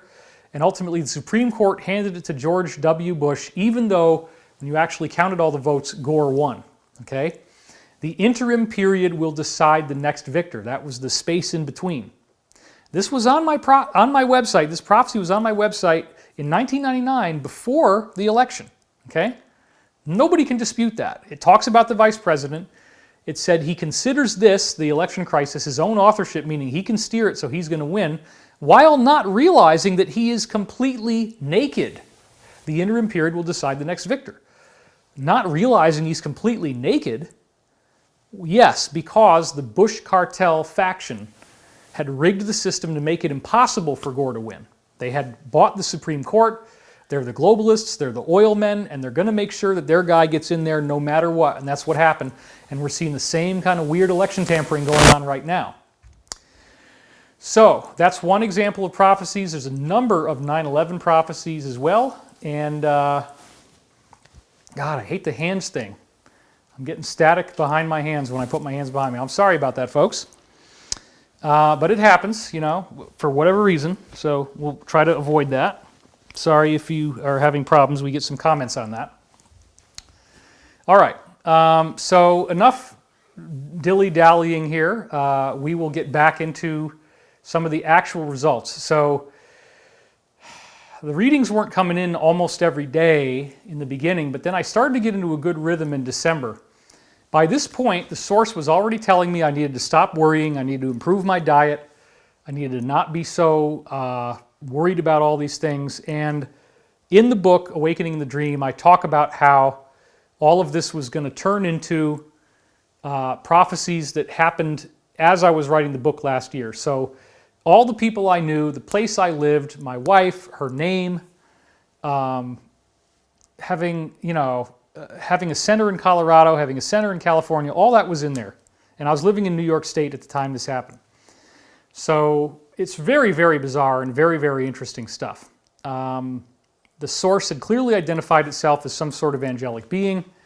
And anyway, the beings, have made it very clear through many years, and the dreams that I've continued to get this whole time, every morning I still get them, that they are going to make sure that we get through this thing with the global awakening, that this is not the end of the world. And they have a lot more that they can do than you might realize. They, for example, have stopped nuclear war. The Cabal tried to do nuclear war many times and were not able to succeed because these beings would stop them. The nukes would never be able to go off, and there's tons of great ufology on that. Well, if they could stop nuclear war, then why would they allow a virus to kill everybody on Earth? They're not going to. But what appears to have happened is that they needed us to have a global dark night of the soul. They needed the Cabal to make one last move. And then that last move would be what exposes them.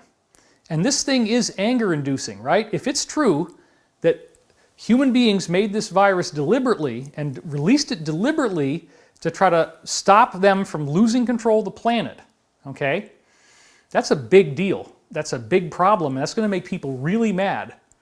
So they were going for broke. The Cabal people were going for broke, and as we just said, 85% of people that get this are not even going to notice they have it. 90% of them are over the age of 70. So it's not as bad as we're made to believe. People are going to learn this. We're going to get everything turned back on. We're going to get the 3 days without telephone or internet, and we're going to get the global televised sit-down. Is that going to change my life as a result of telling you this before it happened? Absolutely. But you know what? Being a celebrity in the era of social distancing is not going to be too bad because there's not going to be a bunch of crowds. So that's kind of a fringe benefit, I guess. Anyway, I'm talking a lot and I'm not getting to the point yet, but it's all very important foundational equipment to layer in. So let's now go into some of these remarkable prophetic statements, beginning with the Section 2, December section. Some of this stuff is going to sound crazy, but this is how the readings actually speak. It's very different than how we normally talk. So here we go. In your cap and gown, they're saying that I graduated, right? That I graduated into being able to get this intuitive contact. Think about what you are shopping for a moment. Aquamarine, the colors of the spectrum. So that right there is a statement about increasing my blue, like the throat chakra would be the aquamarine color. And then the indigo color is the pineal gland center. So in your cap and gown, meaning that I've graduated to activate these centers enough to be able to do this channeling, if you will. That's what some people call it. Think about what you're shopping for a moment. Aquamarine, the colors of the spectrum. And then, of course, because now COVID is woven through all of this stuff, as you're going to see, think about what you're shopping for. Well, that's another... When they start to stack up, you'll see what I'm talking about. Because now we can't shop for the things we want to shop for. So think about what you're shopping for has this other meaning. But then when they say the colors of the spectrum, they're also talking about all the chakras and awakening and getting the ascension process to work for you. Control your data flowing in through information. This is just telling me to meditate deeper and try to improve my contact. Slow down the matrix. Well, that's exactly one of the things that the Cabal has done, right? If you look at the world as if it's a matrix, right? If they're trying to plug everybody into a matrix and the world, they want to turn us into this AI stuff, right? Well, slow down the matrix, the idea being they've slowed down the whole world. Now everything is in slow motion. So that's an interesting possible connection. There will be some that are so unambiguous that you'll see how this all adds up over time. Your work has many serious overtones. In other words, they're already setting me up for a role that I had no idea I would have, because at the time I was a guy working for $5.77 an hour when this came in. Had no idea I was going to be a public figure. We build electronic sensors. You know what? Sierra is the boss. I talked to her on the phone last night. Do I know what this means? No, but I'm at this point not interested in withholding any of the information, because some of these prophecies might have meanings that I don't see yet, but it's also okay if they don't. You know, that's one of the things you got to do, is not try to control it. You just let the data come through and you let it go where it wants to go. And so if the data doesn't make sense, that's okay. Maybe later on you'll find out it's a prophecy. You come back, you're like, oh my gosh. So I think they're talking here about, you know, Sierra could be a representation of the earth because it's a big mountain. And the earth is the boss. The earth is kind of, you know, helping us out. So Sierra's the boss. I talked to her on the phone the other night. Receiving communications, I know I do have blue eyes. This is talking about the fact that it is a blue-eyed human that was speaking to me, just a higher level being. It's the nature of someone to snoop around, so it's always nice to have a good thought. And again, I just put that in there because that's what they said. I don't really know what this means, but again, it's always good to have positive thoughts. Now, it says, Marjorie, version 3.1, did you read that? Okay, let's stop right there. This clearly to me was a function of the fact that at the time I was doing this, I had Windows 3.1 running on my system, and my grandmother, both my grandmothers' names were Marjorie. Interestingly enough, both my grandmothers' names were Marjorie. So they're asking me, did you read that? Are you making sure that you saw that? So, and then version 3.1.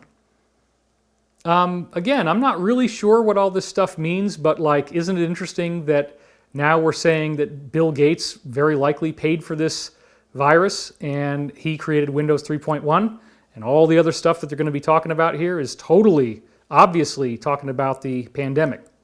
So I think there's something there. And we'll have to spend a lot more time analyzing this. I literally just put this together this morning. Many people feel they are lost. It's quite appropriate in this society, though. How do you think I feel about it? I never say anything to cause this. They sent me a check for $100. That's all right. I wish that with Dr. Courtney Brown that will also come through. So, many people feel they're lost. It's quite appropriate in the society. They sent me a check. Well, that's actually happening now, right? They're sending people, the U.S. government is apparently going to wire transfer everybody who paid their taxes right into their bank account, $1,200. It's coming pretty imminently. A lot of people are joking about it, but it's one of the things we were told would happen, that there would be payments of restitution made as the cabal was exposed. That's already started. So the whole they sent me a check thing right after the Windows 3.1 reference could be one of the coordinates. And again, Dr. Courtney Brown's book is what taught me how to do this. All right. This is my speakerphone. This is something you can watch. It will be around for many years. We need some purchasing orders bad. Silence is your greatest ally. Now, when they say we need purchasing orders and this is my speakerphone, they're literally saying they want me to train other people in how to do this technique. And they don't want it to be free. It said they sent me a check and all this kind of stuff. And they have other references to that as well. It's not supposed to be free, but it is something that I can train people in, and they want me to do that. Now, this is really interesting. Check this out. That's Concadoro speech, the gravy train for Thanksgiving. There is more to be translated in 1975. Okay, now that's very, very strange. Why? Because yesterday was my brother's birthday. My brother had a birthday yesterday, and I saw this morning. And I talked to my brother by text yesterday and wished him a happy birthday. He was born in 1975. And so to read this for the first time and really understand what it's saying the day after my brother's birthday, where he was born in 1975, was pretty freaking crazy. And then, okay, Concadoro speech, the gravy train for Thanksgiving, what in the world is that? Well, I went to Google and I typed in Concadoro because what the heck, let's try it. When I typed in Concadoro just this morning, the first thing that comes up, as you can see, out of 8,150,000 results, is Concadoro Restaurant bids a heartbroken goodbye in Orange County. It closes. And then it says February 22nd, 2019, the owners of Concadoro Italian Restaurant are packing up their pasta makers after opting not to renew a lease with a new building owner. And then you look on the right there and it says Concadoro Italian Restaurant permanently closed. Okay, so there you have it. That's what actually happened when I typed in Concadoro on Google. And let's go back and read that passage again. That's Concadoro's speech, the gravy train for Thanksgiving. There is more to be translated in 1975. So, Concadoro appears to be a reference to all the restaurants that are going out of business because nobody can be there during the pandemic, which is kind of fascinating when you look at all the other references that you're going to see. They just keep coming and coming and coming. But then the idea of the gravy train for Thanksgiving is very interesting because it suggests that we're actually going to have a very positive outcome. And much like Thanksgiving, which is the holiday of plenty, the horn of plenty, right? We have the turkey, we have the stuffing, we have all that stuff, and people get together, they're not socially distancing. And it's a gravy train, right? That's a reference to, in the English language, the idea of really great prosperity. So it's actually a prophecy about how the restaurants closing, like Concadoro, which how did they know that back in 1996? Apparently they did. And then there's more to be translated in 1975, locking it into the exact time of my brother's birthday, because I know what that year is. This really blew me away. The gravy train for Thanksgiving, Concadoro speech. So let's keep on going here. And again, you might need to really go back and pause this and read this again. I'm just going to go through it all one at a time, but you might want to study this more than once.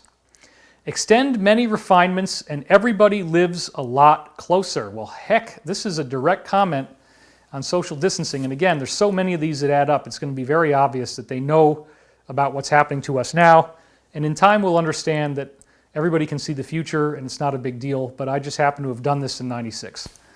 So extend many refinements and everybody lives a lot closer. What are the odds of them saying everybody lives a lot closer immediately after making a reference to Concadoro, a restaurant that only now has gone out of business, the first thing you type in, and Thanksgiving and the gravy train, the idea that it comes back, and then the coordinate right after my brother's birthday, making it April 8th, which is when we're doing this. Everybody lives a lot closer. That's crazy. It says the batteries are just fine. This suggests that everything is going to work out metaphorically. I'm drawing up a space monitor. This is like the idea of the readings I was doing.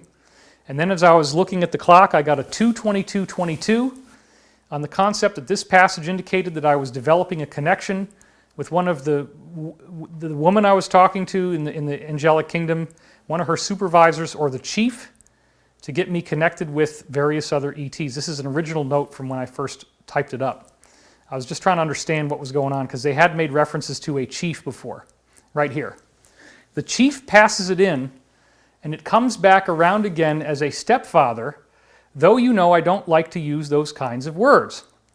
Well, this is another really curious time-looped prophecy, and the reason for this is fascinating because Danny and Brinkley has spent some time here with us recently in the house. We did some amazing tapings with him that we're going to release later when I get my network up and running, and some really great new stuff that he said that will blow you away. And he has kind of become like a stepfather figure for us, though we wouldn't call him that. He kind of looks at Beth and me as almost like surrogate kids now, and we've had that conversation. And then he is coming out here to visit us soon. So it says it comes back around again. Well, the chief passes it in, it comes back around again as a stepfather, though you know I don't like to use those kind of words. Well, that to me jumps out as a reference to Daniel's imminent arrival. And again, the baffling nature of everything that's going on in my life right now, holographically being encoded into this reading is stunning to me. We're really proud of you. We're really proud of you. You're doing so well. Just time it. Greasy foods give a person a feeling of belonging. That's the sole occupation of the 11th planet. Now, again, that's one of those weird things. It seems to just be telling me not to have a bad diet. And, you know, the 11th planet, of course, is a Zecharia Sitchin reference about the idea of Nibiru. And so the idea that Nibiru is the Anunnaki, it's the evil, bad ETs, like the Enlil faction, or whichever faction you think is bad, depending on which side of this you side on.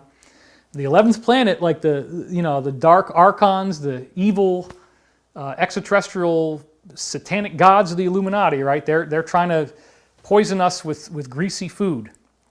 So there you go. That's one of the references they made. Milk is an endangering mechanism. So they're talking about the weaponization of dairy. That's why I never ever eat dairy at all. That's my personal thing. There's a lot of reasons for that. Hormones, antibiotics, all kinds of weird stuff. And then this is a kind of a strange thing. Consider the condom as a sheath around which one must be done for protection. So this is the idea of protecting yourself against infection, an infectious disease. Once again, disease, pathogen, pandemic, right? Condom, so there's another reference to that. Who wants to decide when they will choke to death? But when you choke to death, that's when you will buy more things. So right there, the people who are having this COVID virus are, in a sense, choking to death because their lungs don't work. So there's this statement made about the condom, about shielding yourself from disease, and it immediately goes into choking to death. Okay? So again, they layered in so much of this stuff. The more you see it and you watch this more than once, oh my gosh, wow. Just check off all the list. It's crazy. And they're also saying that, we're going to buy more things because right now everybody's buying a lot of groceries. So then it says, by Saturday you will ask more questions since these things are so deep in your heart. Well, given the way these time loops work, it literally could mean, that by Saturday I'm going to have found a lot more of these readings than I have right now. And if so, I'll work them into the class. Okay. We have always tried to give you direction without pushing or forcing. The receipt of a female into the life processes could be most extraordinary. They already knew I was going to be with Elizabeth when they wrote this, and they're talking about the wonderful effect that she and I would have on each other and for the planet when we get together. So that was in there. Now this is where it gets really crazy. The patriarch is winding down, landing with such a force in each stanza. So here we have Elizabeth, my wife, her main thing is, the divine feminine, the resurgence of the divine feminine, and they talk about the receipt of a female in the life process could be most extraordinary. The very next thing they do is they bash the patriarchy. Isn't that something? The patriarch is winding down, landing with such a force in each stanza, like the stanzas of a poem. More and more, the barriers are toppling. Those who have faith in the one capitalizing on the shopping are misguided. We all know by now that this is a malevolent force that will soon disintegrate. Now let's just leave this on the screen for a minute as I annotate it. So once again, it's talking about capitalizing on the shopping. In this case, that people cannot shop. And the deep state is capitalizing on that with all these bailouts. But this is part of the patriarch winding down, that the patriarchy is ending, and this is a malevolent force that will soon disintegrate because these higher beings are steering us through this. And again, please remember that the majority of all these words are still available on my website in archive.org snapshots going back to the year 2000, and I have tons of those links in the new book. We can prove in many, many ways that this stuff had to have come through back then. I have not changed anything, and I have all these different ways to prove that. So if I had to do this in a court of law, that's fine. We can legally prove that these things came in when they did. This is not fake. So the patriarch is winding down. It's a malevolent force that will soon generate, that will soon disintegrate, and it's capitalizing on the shopping or the lack thereof. Again, very tight reference. Then it's talking about the nature of the patriarchy, that there's some sexual crimes that are happening. So Elizabeth just handed me a note and she's totally right. In fact, you want to say something on that real quick? Because what the hell, you look good. So Well, thank you. Let's go on this side so you don't block the microphone's cord. I Hey, this is totally live improv. What the hell? Let's do it. Get her to work. Because when we talk about the patriarchy, I like to say that I'm not against the patriarchy at all, because I was, trained by masters and grandmasters for many, many years. So I deeply honor the benevolent patriarchy. And whenever I talk about it, I like to make that distinction that it's just about any of the energies that are toxic and controlling and raping and pillaging, that aspect, which we call the dark patriarchy. So I just wanted to comment that, because also when I talk about the divine feminine, I'm not meaning that all feminine is divine. We're all created from the divine, but there's clearly toxic feminine as well. There can be some vicious harpies out there, as we've talked about. There's some vicious harpies out there. So we're talking about aligning with the higher level energies in all of us, and moving to that next dimension of ascension just in our own lives, and hoping to elevate the planet to that as well. All so right. I just wanted to say Thank you. Yeah, that's good. All right, so then going back to the slide here, it said I was remembering a portion of the dream I'd had the night before, where a former boss, this did not actually happen in real life, thank goodness, but in the dream it did. It was very upsetting. Made homosexual advances towards me, and I had to stave them off while trying to be polite. I was very uncomfortable.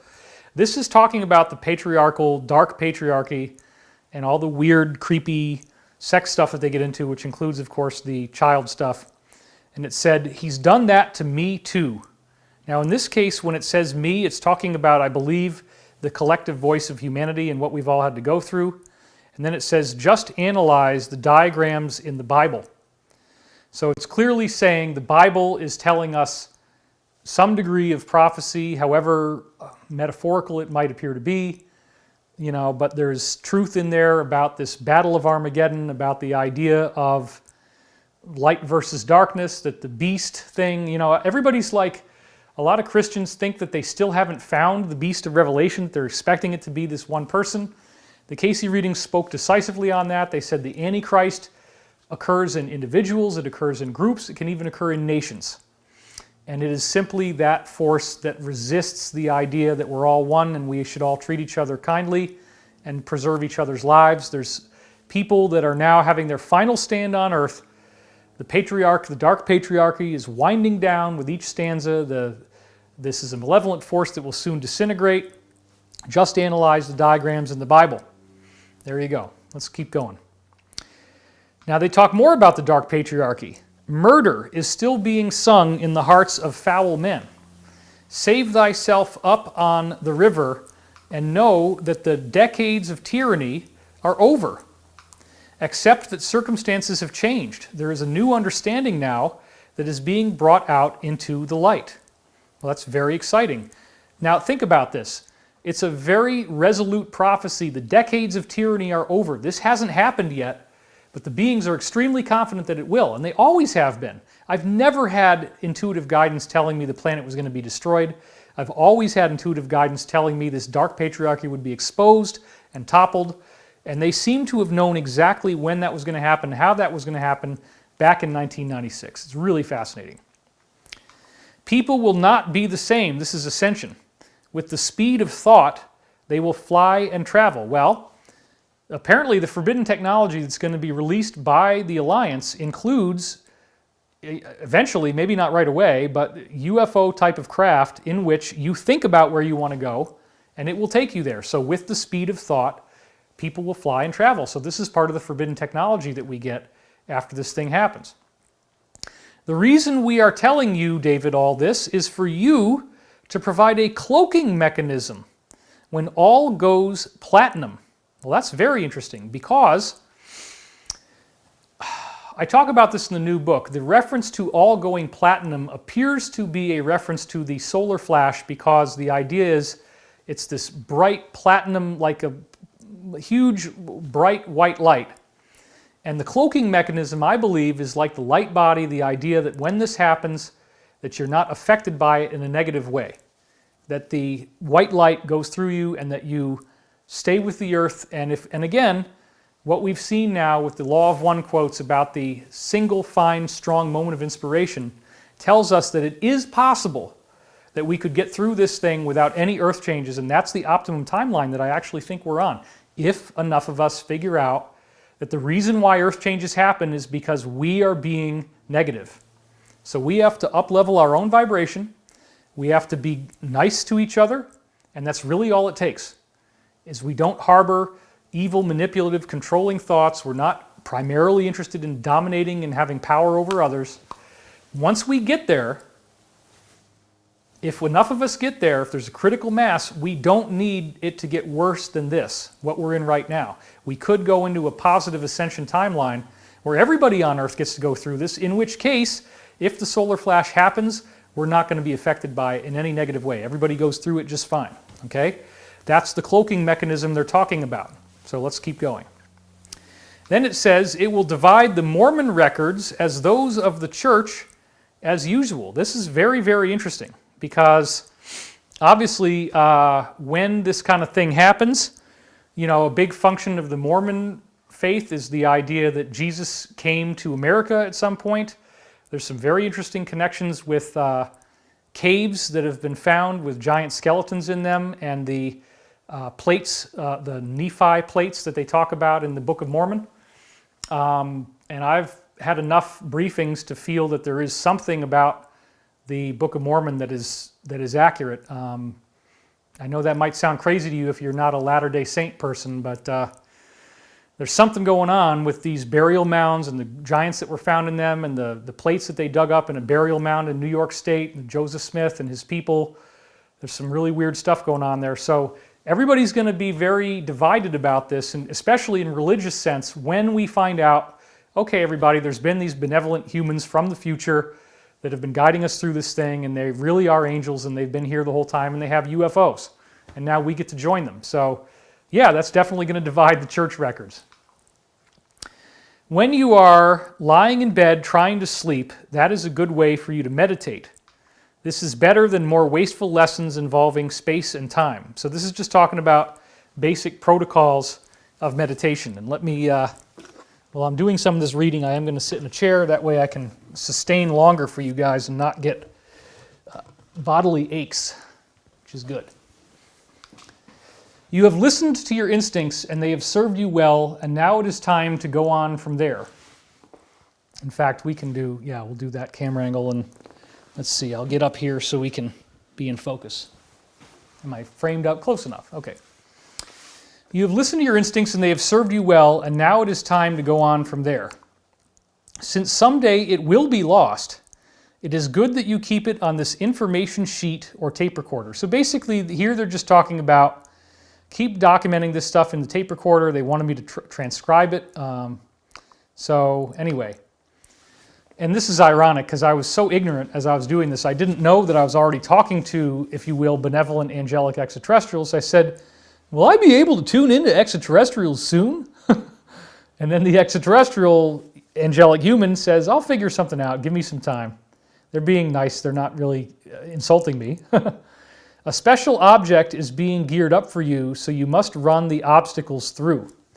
And that appears to be this whole career that I now have, and I had no idea what this was going to turn into back then. Then I start hearing music from the play Cabaret about pineapples, and remember, this is another potential COVID thing because Cabaret is about Nazi Germany, occupied countries, and the idea that you could not get a pineapple. It was so expensive and it was almost impossible to get one. But look at what's happening right now. Food is scarce. So that's another, they talk about the obstacles we're going to run through, and then there's this reference to food scarcity. So there's another possible reference. And again, there's so many of these. Once you add it all up, it's overwhelming. The probability, the odds are billions to one or trillions to one that all of these pandemic references could be mistaken. Okay, just want to make that clear. They knew all along this was going to happen. Time to go. I think you will be surprised at the breadth of the material. That is definitely true in hindsight. A friend of David's calls right after he finished transcribing the whole thing. So that was interesting because it was immediate after I got done transcribing. Peace be with you in the light of everlasting love, my friend. They would say this over and over again. Now we're going to the very next day, December the 3rd. All is as it should be, meaning my connection is clear, they're happy with the results. Regular topics will be announced here soon. The content is for you to decide. But right now, they're giving me things they really want to make sure get out. As for you, slowing down the matrix, which means slowing down all the chatter in my mind so I could have them communicate more clearly, we've been that way before. It's such a mess when you're dividing, a loose stain on the side of the road. Go inside and look around, look at yourself and see what you might find. Okay, so when they talk about the stain on the side of the road, it's such a mess when you're dividing. They're talking about dividing up as if there's different people. And the big problem that I had at the time that I talk about in the book was that I was speeding, and they kept warning me about this in the readings, that I had to slow down. There's a lot of readings that I didn't talk about that have this in there. You'll see that when you get the book. And the stain on the side of the road is actually talking about a blood stain in case I died in a car crash. So go inside and look around, look at yourself and see what you might find. So they ended up giving me a car crash, which they had predicted was going to happen in these readings, and we'll get into that a little later. And they did this to let me know that karma is real and you have to respect it. And that whole thing is a big part of the book at the end. So it's such a mess when you're dividing. A loose stain on the side of the road, that's a blood stain. They want me to slow down, right? They say in the previous sentence, slow down. So they don't want me to drive too fast. And go inside, look at yourself, see what you might find. Now this is really strange. Those who have employed the sexagesimal system that was used for counting, you have studied with them. Now, the sexagesimal system was referred to by Zecharia Sitchin as the system that was used by the Mayans to count, because it's based on 20, and it's also based on other aspects like the number 6. So if you read Zecharia Sitchin's books, he clearly talks about sexagesimal counting systems in the Mayans, and now they're saying here that I have studied with them. Well, this obviously implies past lives. I didn't know if I'd had past lives or not at the time this came through, but it's interesting. It's hard to get to your bar, so I'm not going to force it just yet. So this is basically talking about the idea that I was driving like a drunk. It's predicting the car crash.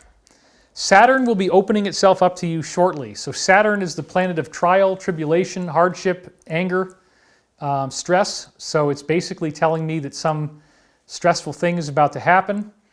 And it's hard to get to your bar. I'm not going to force it just yet, but they were going to force it with the car crash. And then they would give me this car crash. They'd predict it in advance and let me know what was going to happen so that I would learn to respect my karma and that they are the authors of karma. They're the lords of karma, if you will. Just knock on my door. My stepfather's name is Haji Tyrone, and I don't know what that means. I'm just leaving it in here. Maybe other people will see things I don't see. The stepfather does appear to be a reference to Danny and Brinkley, but I don't know what the Haji Tyrone thing is. You Can Call Me Bitches Brew. Now that, of course, is a Miles Davis album that is a very foundational album in jazz because it was the first jazz fusion record. A lot of the people that played on that record went on to make the big jazz fusion bands. And it's also interesting to point out that on the cover of Bitches Brew, you have some very disturbing imagery of a black woman who on the back side of the album, her skin is white and she's sweating blood.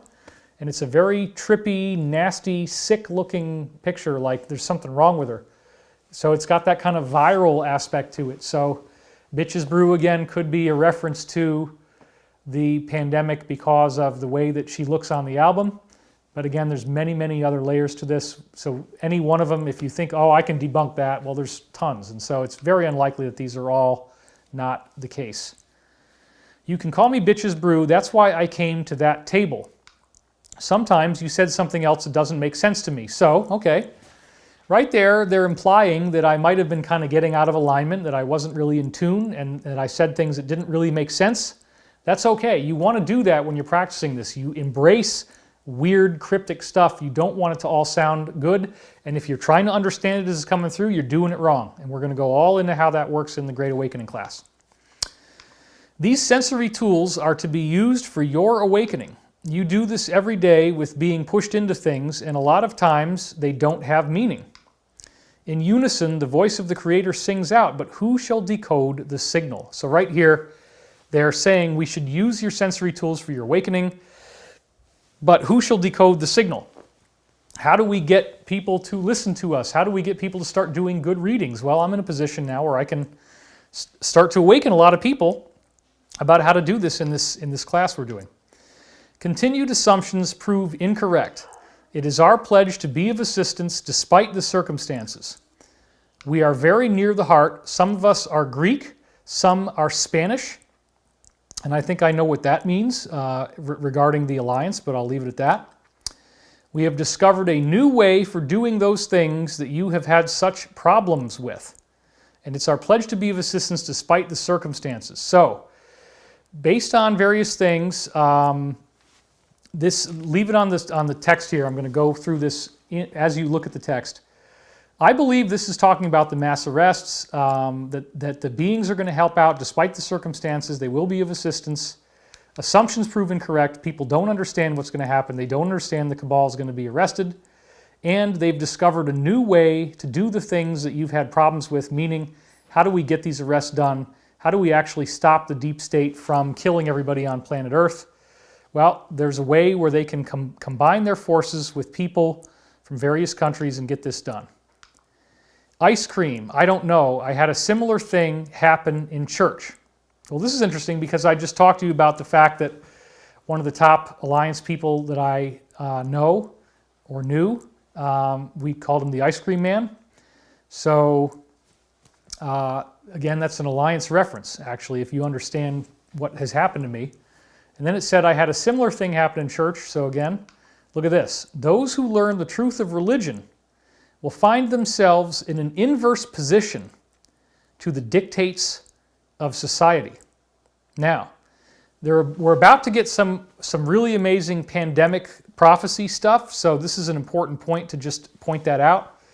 That, yes, part of it is the truth of religion puts you in an inverse position to the dictates of society, meaning if you really understand that we're all one and that there's a bunch of beings that are all trying to help us here, you're not like stuck in this idea that we're all doomed and that there's only one right way to worship the one infinite creator. There's lots of ways that are valid, and there's lots of beings that are around us now and they want to communicate with you and they want to get this message across. So that puts you in an inverse position to the dictates of society. Now wait.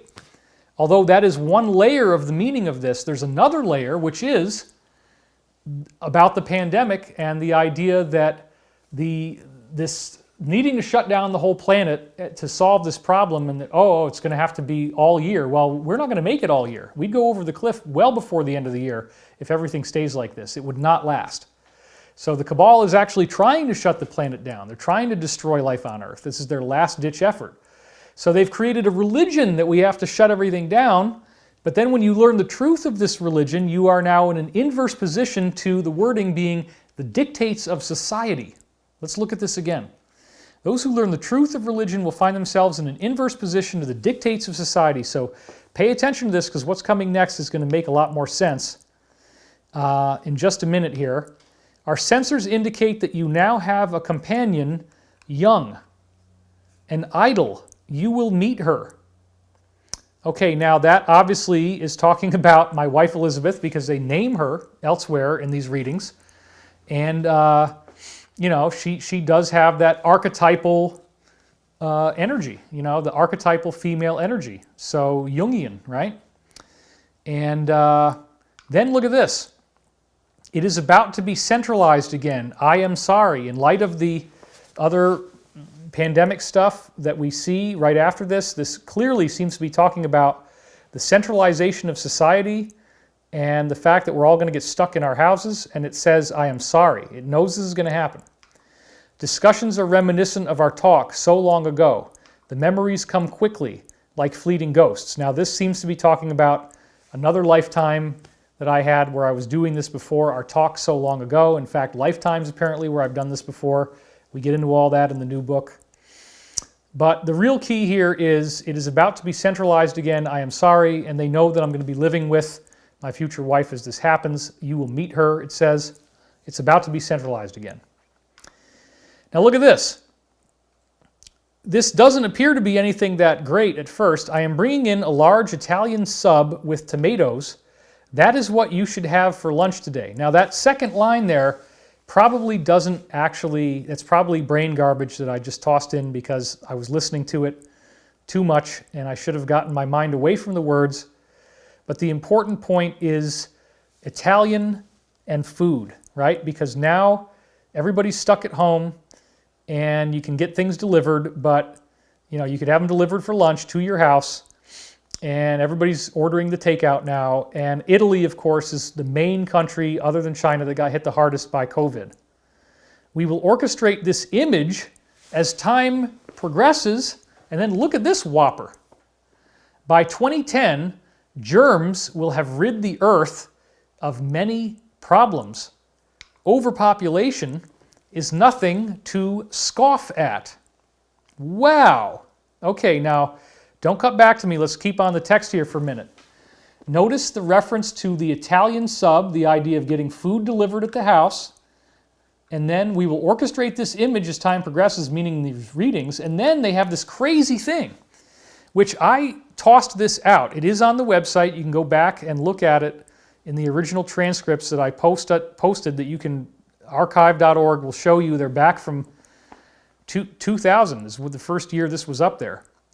Now, by 2010, germs will have rid the earth of many problems. Overpopulation is nothing to scoff at. Now, there's a lot that we could talk about with this. This is the one that I put on the last page of the book, okay, because I don't actually believe in retrospect that they're saying anything bad. They do not believe we have an overpopulation problem, the beings that did this. They do not believe that people should be killed, okay? Let's be very clear on that. And, of course, all the know-it-alls and all the haters are going to say, oh, 2010 came and went, nothing happened. If the beings showed that they knew that I would still be around in the year 2020, I wouldn't have gotten lured in by 2012. And the 2012 prophecies are what forced me to go into overdrive, where in my book Source Field Investigations, I wrote up essentially what amounts to 5 books worth of information in one, because I didn't think I'd have time to write another book. And in fact, I really did believe that 2012 was going to be when we would be seeing events like the ones we're seeing now, where there would be a great deal of chaos on the planet that would usher in some kind of ascension event. And so that date and the synchronicity, the beautiful lockup with the Mayan calendar end date of December 21st, 2012, all that stuff really was exciting to me. Those prophecies are definitely still going to come true, but the date was wrong.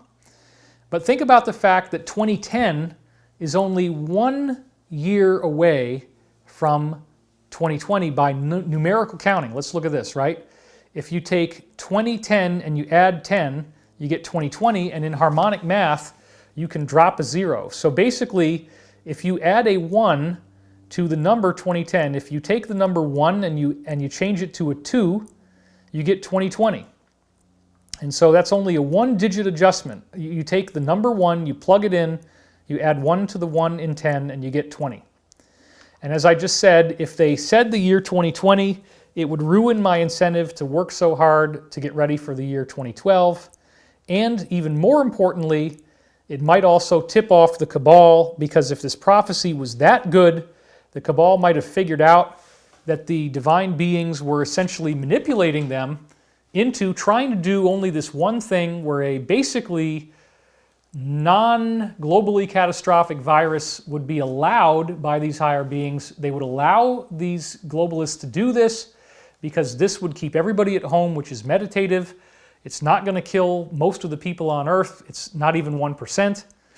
And it gives us all this global initiation that we can go through to understand what's really going on here. So again, going back to the slide, you can drop the zeros in harmonic mathematics, in which case, if you drop the 0 in 10, you add a 1, you get 202 or 2020. And of course, if you take the 0 off of 2010, you get 201. So if you take 20 and you go 20 minus 1, you get 19. So let's just pause there for a second. This thing is called COVID-19, so the date 2010 also has an encoding in it of 19, because you can drop the 0 and then you minus the 1 from the 20, because we just saw that you can go plus 1 to get the year 2020 where the overpopulation germ thing happens. Okay, so this is actually a potentially encoded reference to COVID-19, but it gets better. Check this out. So first of all, let's go back to the main quote. By 2010, germs will have rid the earth of many problems. Now, what I believe they're actually saying is the problems that it's going to rid the earth of is the cabal. And the cabal is the one who is trying to fight overpopulation with germs. How in the world did this show up in a reading in 1996? And yet there it is. And now we see 2010 is only one digit away from 2020. So the year is very closely the same. It's got 2 zeros in it. The only other year like that after 2010 is 2020. They are clearly, these globalists are trying to fight overpopulation, and they want to reduce population, but notice the wording is very dodgy. It doesn't say germs will rid the earth of many people. It says many problems. In other words, this is the setup that defeats the cabal. But there's even more encoded information in this passage, which I'm going to show you now. So just keep looking at it and think about all the different ways that things could be encoded in here, because there's some unique languaging in this. So here's the first one that I noticed. Overpopulation is nothing to scoff at. Well, that sounds an awful lot like nothing to cough at. And coronavirus, one of the hallmarks that it has is that it gives people a dry cough. So overpopulation is nothing to cough at. Well, the cabal is trying to fight overpopulation by giving us nothing to cough at, by giving us this virus that makes it so you have a dry cough and there's nothing that's productive. You're not getting any phlegm or sputum or anything coming out. Okay, now let's look at the exact wording of this prophecy. We're going to isolate the most unique and strange uses of words in the passage. So the first one is germs will have rid. Okay, because it didn't use correct English. It didn't say have ridden the earth of many problems, which is what it should have said. It said have rid, and then it also says overpopulation is nothing to scoff at. So those are the most unique pieces of language in this passage. So just look at them again. Scoff at and have rid. Well, if you take scoff, have rid, and you put that together and then you start knocking off some letters, you actually get COVID in order. C-O-V-I-D. Have rid, COVID, scoff, co. So there it is. The COVID is in there. It's encoded in the passageway. And then when you have the 20 minus 1 trick, you get COVID-19. So this to me is a stunning prophecy. And once again, right before that, it said, I'm bringing in a large Italian sub with tomatoes, implying, food delivery and the prophecy about it happening in Italy. So this is what I only had 400 words to put in at the end of the book, but there's a lot more. So let's go back now and take it from the top, because this is a lot to process. By 2010, germs will have rid the earth of many problems. Overpopulation is nothing to scoff at. So there again, have rid and scoff, and 2010, COVID-19. It's all encoded.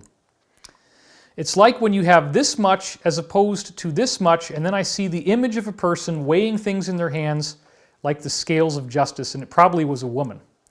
So once again, they're giving us the image of justice. The image of justice correlated with this idea of some prophecy about germs and overpopulation, and that the problems that will be rid from Earth, which is not people, it's just the deep state control.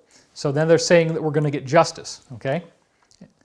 The frequency of your data is consistent. So as we keep reading now, it's basically telling me, yeah, you're actually getting good, accurate data. Your data is great, and we're happy about what you're getting. So this is an accurate prophecy. Learn to accept new paradigms as we enter them into your mind-body-spirit complex. They're using language from the Law of One. Then it says, it's cold in here. Where are my shoes?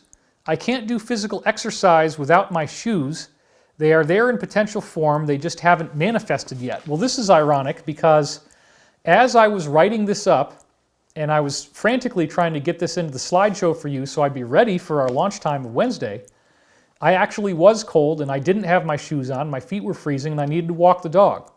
And so once again, there's this time loop where it's like they actually seem to have known when I was going to be doing this reading. And ironically, I can hear that our dog just got let back into the house after her walk, which is exactly what we're just talking about is she needs to get her walk twice a day or she's going to be very upset. So that just happened. I just heard Elizabeth come back in the house. And then look at this. Here they are talking about germs and overpopulation and the scales of justice and Italy. And then it clearly refers to infections and all this stuff about don't touch your face, right? Don't let anybody pick or fall into your nose. So they do it humorously, but once again, they clearly seem to show they know about the present moment. And then it says, time for you to fly. Go on, Rugby. Now, this is another very interesting one because it had just said I was cold, my shoes need to be put on. Rugby was the name of the dog of my boss at the job I was working at the time, and I notated that in the original transcript. I did not have a dog at the time this was written, but the force actually knew that I would be reading this as I had to walk my dog, and the dog literally just came back in from her walk right now, so that's another crazy synchronicity. And then it says, once you hit that girlfriend thing, then you're really going to notice a difference. And of course, my wife, who was originally my girlfriend, just walked the dog. So it's talking about how positive it will be. Remember, it said the receipt of a female into the life processes will be most extraordinary. The patriarch is winding down, landing with such a force in each stanza. We all know this is a malevolent force that will soon disintegrate. Murder is being sung in the hearts of foul men. The decades of tyranny are over. And it's all going to happen through this thing that's happening to us right now. So honestly, this is so amazing, these prophecies, and we could spend a long time analyzing this. I don't necessarily expect you're going to fully get this on the first pass. So I apologize if it sounds like I'm just making mountains out of molehills or this is all stupid. But I assure you, if you go back through it in writing at some point, we'll do this in writing, look at it all, look at all the references. There's so many that are clearly talking about coronavirus. To me, there's billions or trillions to one odds that this could be anything else. Okay, so at this point I asked, what should I do with Joe Mason? He's the guy that taught me the dream voice technique. And specifically, the thing that he taught me to do that I'm now practicing. Should I lean towards the idea of a book or a web page or both? And of course, I've now written that book, and I just finished it, the book about all this stuff, the first time that ever happened that I wrote my own book on this with any detail. And it says, it's a real nice book. I have already seen it. So from this perspective, I've already finished the book in the time window that the prophecy is talking about. Isn't that ironic? You should make copies for anybody who knows how to read. Well, guess what? The book's going to come out in multiple languages. So that's what happens when you have a publishing deal. It's a great feature. And then look at this. It says, the internet is too limited. Now that suggests the possibility of the 3 days of darkness, the idea of, that the internet could go down as we go through this process. Maybe it won't have happened yet by the time the book comes out on June the 2nd. Maybe you'll really want to have that book in hardcover form so you can read it during the 3 days, depending on how this thing is timed. I don't know when it's going to happen. It could be before then or after then. I really don't know. And I wouldn't want to know. Honestly, if the Alliance could tell me, it would screw it up. You could do it at your own pace, or you could do both. Wouldn't that be a good idea? Meaning the website of the book. And yes, of course, that's what I ended up doing. I guarantee you'll like it. Just be careful. You should go now. They're trying to tell me to stop because my reception is starting to weaken, but I did push it a little bit more. A roar of approaching cataracts, that's something that goes over your eyes. It's what makes it hard to see. So this is like something that's happening to the planet. The pandemic is like a cataract over our ability to see a positive future. I will open it for you. I will let you see the truth. Your motivational program will take on a new dimension, and who is to question your sanity? There are many copycats, but that is why this book will be original. And then they sign off, peace be with you in the light of everlasting love. So there again, it's talking about going to a whole new dimension. Very cool stuff. And then that same evening, we get another passage at around 7:30 that comes in. And this is very beautiful. And it does again have some coronavirus sounding stuff in it. A new thought is enveloping you, but this is very much focused on the ascension part. A new thought is enveloping you, obscured by the obstructions in your mind, yet rapidly coming into focus. A Christmas tree, its parlances to behold. Now let's stop right there. Parlance actually refers to speaking. So the Christmas tree, speaking the words of the Christ consciousness, speaking the words of the higher self. The Christmas tree references the Christ consciousness, which I argue in the new book that the galactic mind, or what they call the Logos in the Law of One, is the Christ mind, that this is basically the same thing. So it embodied in Jesus, it's embodied in others as well. It's not only happening that one time. but Jesus was the embodiment of the galactic mind, or logos, and therefore we all are part of this mind, and we all have to become nice to get what we're really here for in this galaxy to learn, or any part of the universe. And so the parlances from the Christmas tree is the idea of learning how to get your inner Christ to speak on its own. But again, they word things in a very strange, cryptic way that I would never normally do. And then it says, I have a feeling you're not alone in this. The children will understand the new standard, meaning people who are growing up now will very easily be able to accept this idea of benevolent ETs and positive contact coming in through verbal messages. Let's go on. Obscure light refractions are diffusing into the population. This is the increase in the light body. The mirror is kept gleaming brightly. In the forest of thought, the storm is dissipating. Well, this is another corona prophecy because the storm is what Q calls the actual process we're going through right now.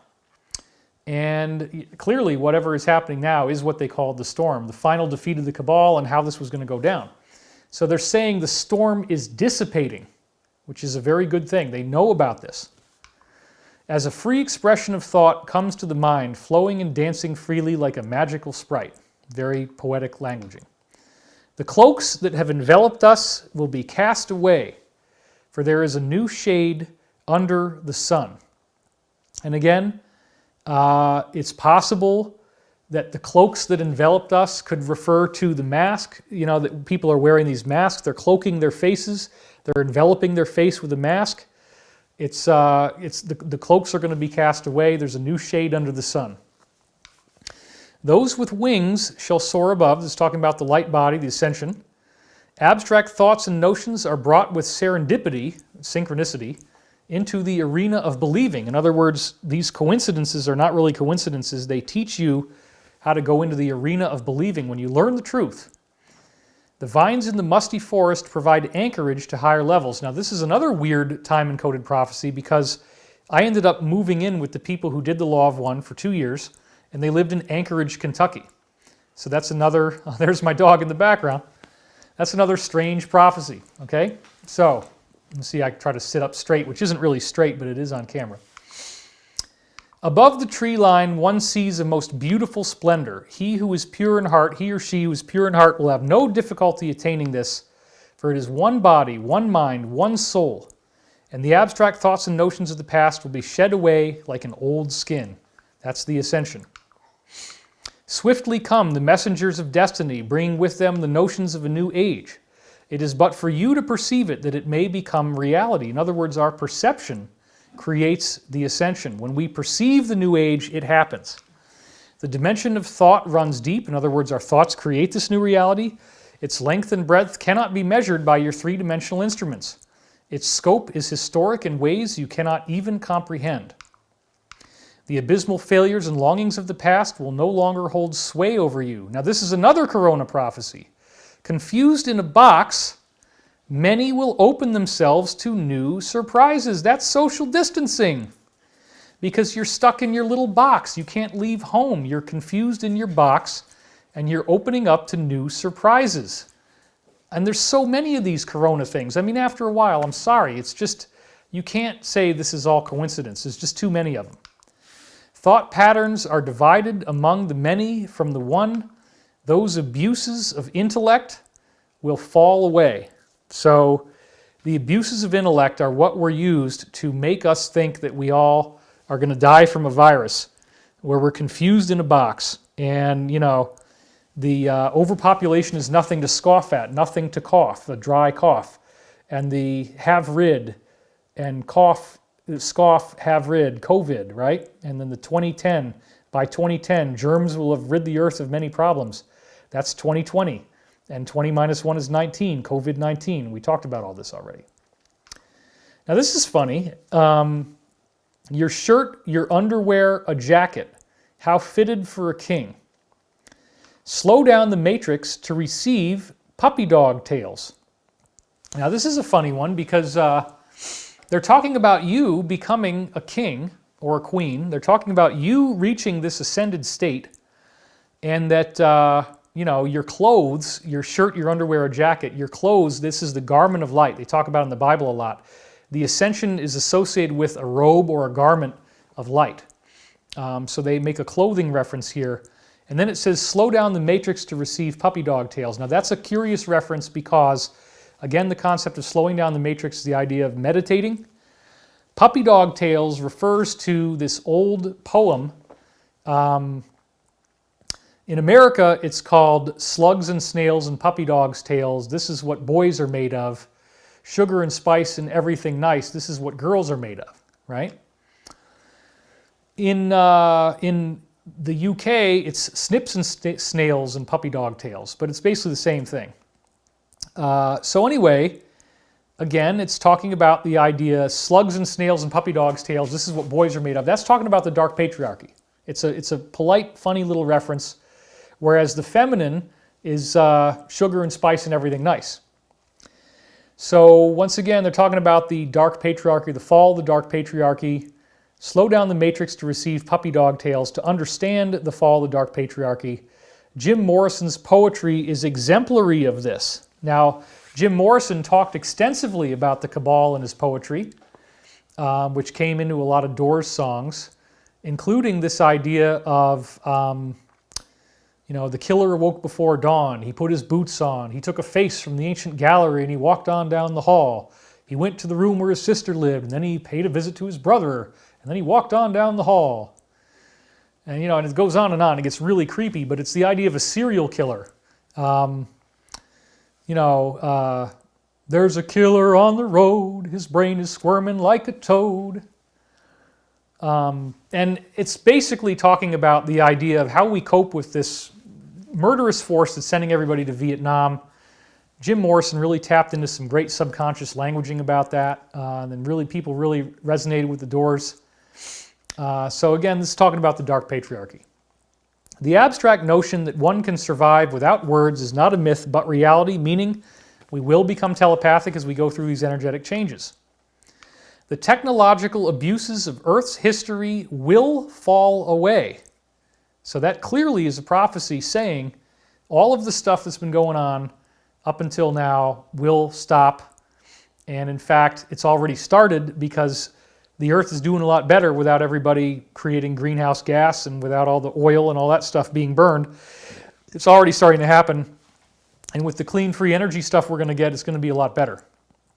I'm so forgetful, I grabbed the bottle of shaving cream when I wanted to reveal something else. And then it says, your purple head will glisten. What you choose to believe is for you to decide. So it's actually talking about the idea of shaving your head, which is something that Buddhist monks do when they become a monk, right? And some of these ETs that we see are bald, not all of them. Some of them are, but they still look very human. But then they say your purple head will glisten. The glistening is a light ray, and so the purple is the highest color in the chakra system. It's the activation of the soul. Your purple head will glisten. But they say what you choose to believe is for you to decide. Whether you believe there will be a light body activation or not, that's okay. But they make this curious reference to us becoming like monks and shaving our heads. And actually that was one of the things that my wife Elizabeth did when she got her Peruvian, was it Peru? It was in Peru. It was in Peru, yeah, where she actually did shave her head to take ayahuasca and get these spiritual downloads that come from that. So not normally what you have to do, but she got influenced into it. The choice is around you and you may drink of it, so that could also be a reference to ayahuasca for all we know, because they just mentioned shaving your head and they knew that she was going to be my wife. No one survives in the pathways of the dead, so you have to awaken. If you believe there is only one mind, how can there be two different people? I love this line. And it says, this communication grows thin. Duty stands before you and you must embrace it. Fear not, for God is with you in the light and love of infinite creation. So at the end of the thing, they say the communication's getting weak. That's a signal that you should really stop. There's some very beautiful stuff here, very poetic stuff. This comes from a very inspired place. Now the next day, December 4th, is when I got the first of two very classic original 9/11 prophecies, and I was getting ready to have my karmic car crash. So it says, have some tea, some you name it, some shrimp. And the tea, of course, is what the people were drinking outside when I had my car crash to stay warm. It was in the winter, it was very cold, and I had to stand outside the car for a long time after the crash as the officers wrote up the ticket and everything else. So have some tea, some you name it, some shrimp. And then it says vaguely Doric columns, and I'm still not really sure why that's in there, except once again, we have some of the letters of COVID, like CO is in there twice, and I, so maybe that's part of it. I don't really know. I'm just giving you all the data, okay? Then this is a really big one. My gift to the world will be a 3.5 by 11 sheet of paper. Expect it on Friday. And we'll talk about in just a second what that was. This runs counter to earlier systems of thought. We can work on visual sites. Counter to earlier systems of thought. They didn't think they would have to do this to me. They didn't think they'd have to crash my car, but then they realized they would need to. And then they said 90 minutes until 10 o'clock. So I actually did have a car crash that happened on Friday at 8:30 a.m. Now let's go back for just a minute now that I've said that, and we'll read this again. So it was 8:30 a.m. on a Friday that this happened, that I had the car crash. My gift to the world will be a 3.5 by 11 sheet of paper. Expect it on Friday. The officer wrote me a ticket on a 3.5 by 11 sheet of paper. Yeah, actually we could turn the close shot down, maybe. That might be cool. Then I can keep going and not have to stand up. You got to push that one little button forward towards the wall that we project onto there. Yeah, take that lever and push it forward towards where we project the screen onto, and then you'll be able to move it down. That lever, no, the one below it. Yep, there you go. That one, no, the other one. The one that you were on before, that one. Push it forward towards the wall. There you go, boom. Awesome. That's awesome. Thank you, Elizabeth. Okay, so it says, my gift to the world will be a 3.5 by 11 sheet of paper. Expect it on Friday. Now we can go to that close shot that we just fixed. So that was totally amazing. You have to understand, again, you know, haters are one thing, and I didn't know I was ever going to have a career doing this, or I didn't know anybody was going to read this stuff. It was so amazing to discover. Here I'd gotten this ticket from the deputy, and it's written for 8:30 a.m.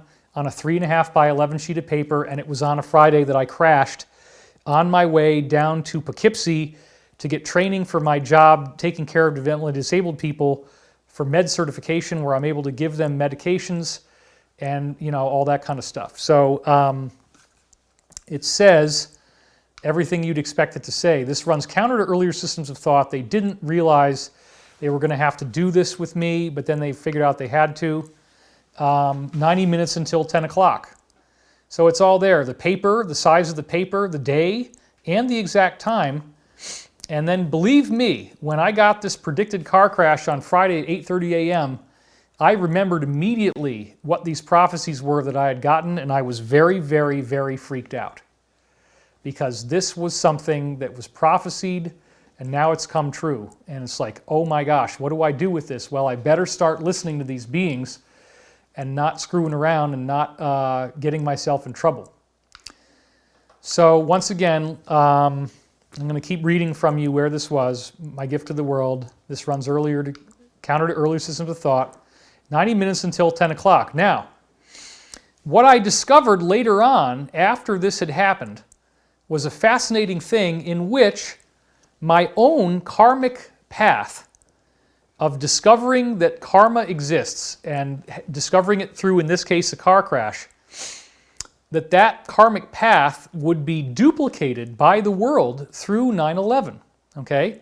That 9/11, actually that one's in focus just fine, but the red, you can see the red on my, yeah, this one might be a little bit out of focus. We're just working together to make sure it looks as good as we can, but right now all the parts of my shirt are in red, which means it's in focus, so that's fine, yeah. I don't know if that lens will zoom. We could, there's another 50 to 100 there if you really want to go crazy. Okay, thank you.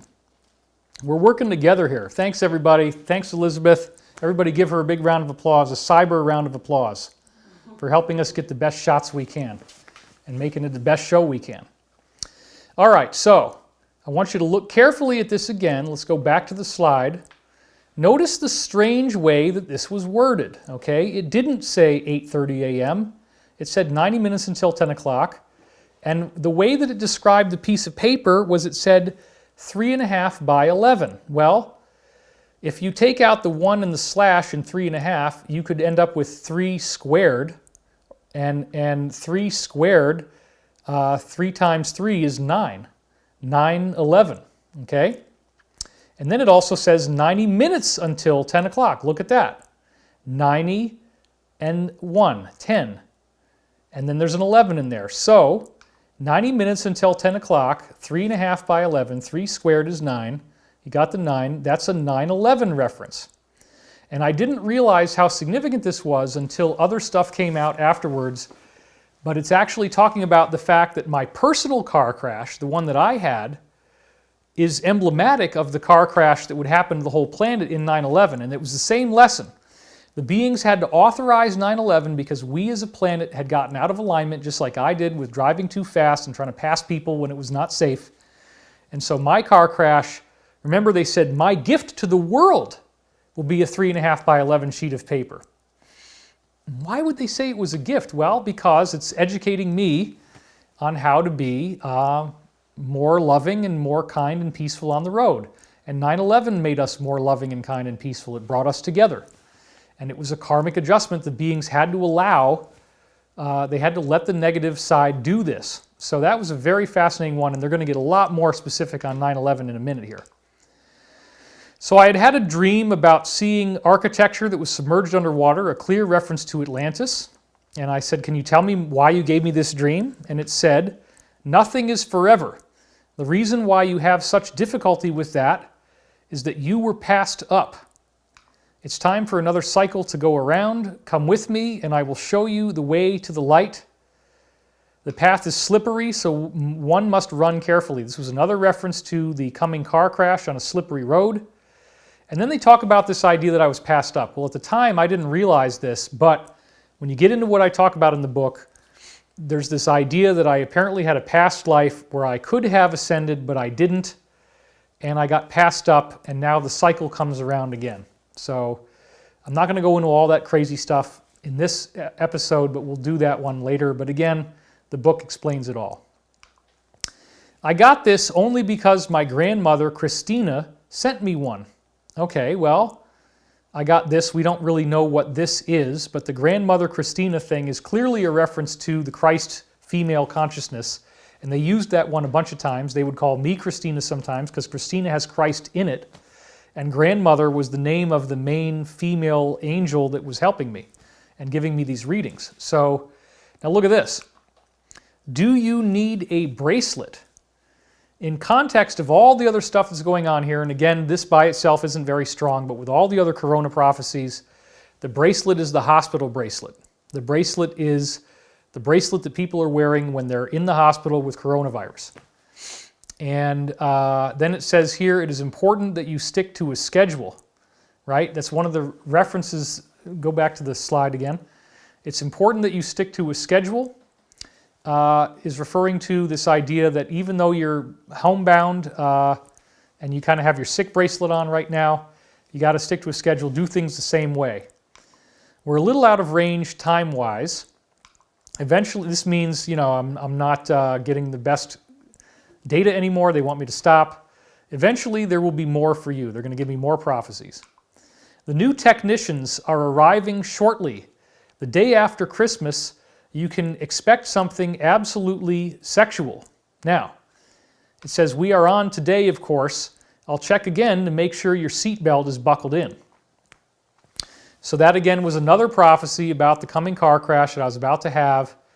The day after Christmas, you can expect something absolutely sexual. Now, they're not mincing words here, okay? But the sexual in this case, I think, is a reference to something very positive and something enjoyable. This fusion of masculine and feminine.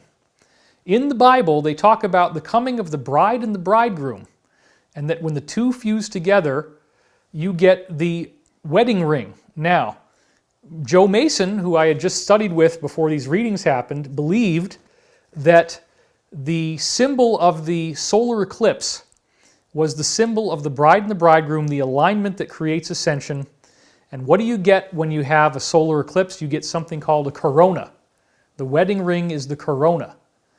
So the corona prophecy even goes back to the Bible, that somehow this would spring-load our ascension. This corona prophecy, the bride and the bridegroom, the wedding ring is the corona, the solar eclipse. And then it says the day after Christmas, the day after this rebirth of Christ, which is not happening on Christmas, right? It's the idea of the global awakening, the Great Awakening, as Q has called it, the same thing I'm calling my class, the day after Christmas. You can expect something absolutely sexual, meaning like this fusion, this corona, this positive ascension vortex, the wedding ring, okay? And then they make another reference to the coming car crash I'm going to have. Trust your instincts above all else, for they will not fail you. It's terrible. It's so far away. They know that this is going to be rough, but they want you to trust your instincts and trust in the higher forces. You have karaoke in your hand, meaning that I'm actually able to do these readings and get real singing voices of the Creator coming through. In working on advancements, sometimes it is necessary to fall asleep. That's what's happening to us as a planet. We all had to be asleep before we wake up, the global awakening. The supervisor will see you again. Cloudy glasses, you're fine. It's similar to what happened before. This was the cloudy glass on my windshield when I had the crash. Actually, the car crash that was about to happen. That's the supervisor coming to see me again. But seriously, you have to start thinking of the world. You don't have to, but it has suffered long enough. So this is inspiring me and you to get out there and start to be more of a leader for the world, because we all need it. Saturn wishes you to be happy. Saturn is the planet of trial, tribulation, hardship. So we're going to go through a Saturnian period right now, okay? And that's what's happening. Oh well, I'm satisfied. Saturnalia, that's me. My name is so confused, you would love it. So what does Saturnalia actually mean? Well, I went and looked it up. Saturnalia is an ancient Roman festival in December from the 17th to the 23rd that was the predecessor of Christmas. So let's just back up again. What did they say? Saturn wishes you to be happy. We want you to be happy as you go through this trial. I'm satisfied. Saturnalia, that's me. This is again saying this is the voice of the Christ consciousness. And my name is so confused, you would love it, meaning the Christ has so many different names, it would be interesting to find out. So Saturnalia, again, is a direct reference to Christmas time. And they were just making other Christmas references. I didn't even know that. I had to go and look up what Saturnalia was.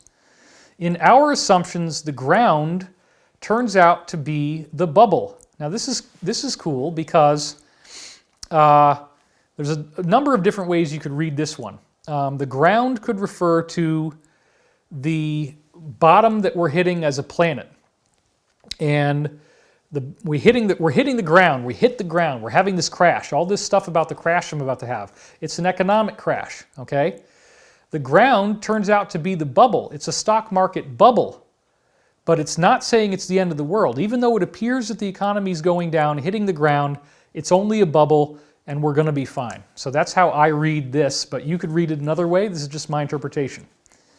You almost go to the door for singing praises, no matter who you are. The whole residence is on strike.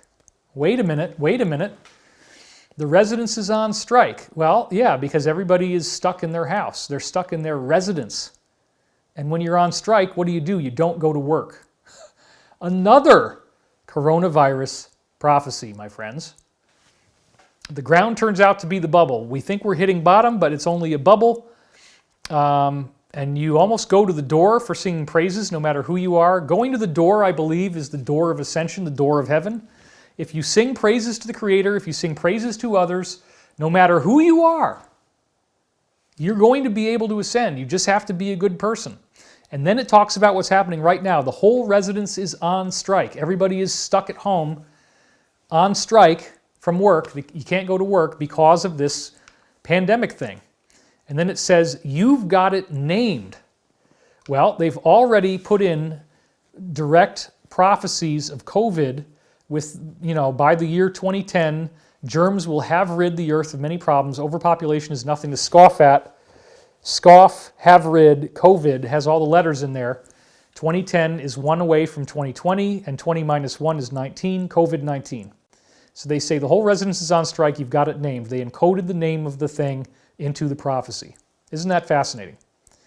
You have me. I am peaceful and PhD. Now at the time, I was all upset about the fact that I had not gotten a doctorate in psychology like I'd wanted to, and they were telling me, don't worry about it. We are the equivalent of your PhD. This is good enough. I didn't listen for a while, but then they go on and make another reference to that. Your cap and gown can be pretty exciting as long as you clean it every once in a while. Well, look at that. What is the cap and gown?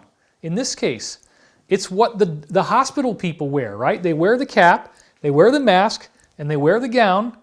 As long as you clean it every once in a while. This is a direct reference to coronavirus because what's the big problem that we're having? Nobody has enough masks. But they're saying it's okay as long as you clean the mask once in a while. That's what's having to happen.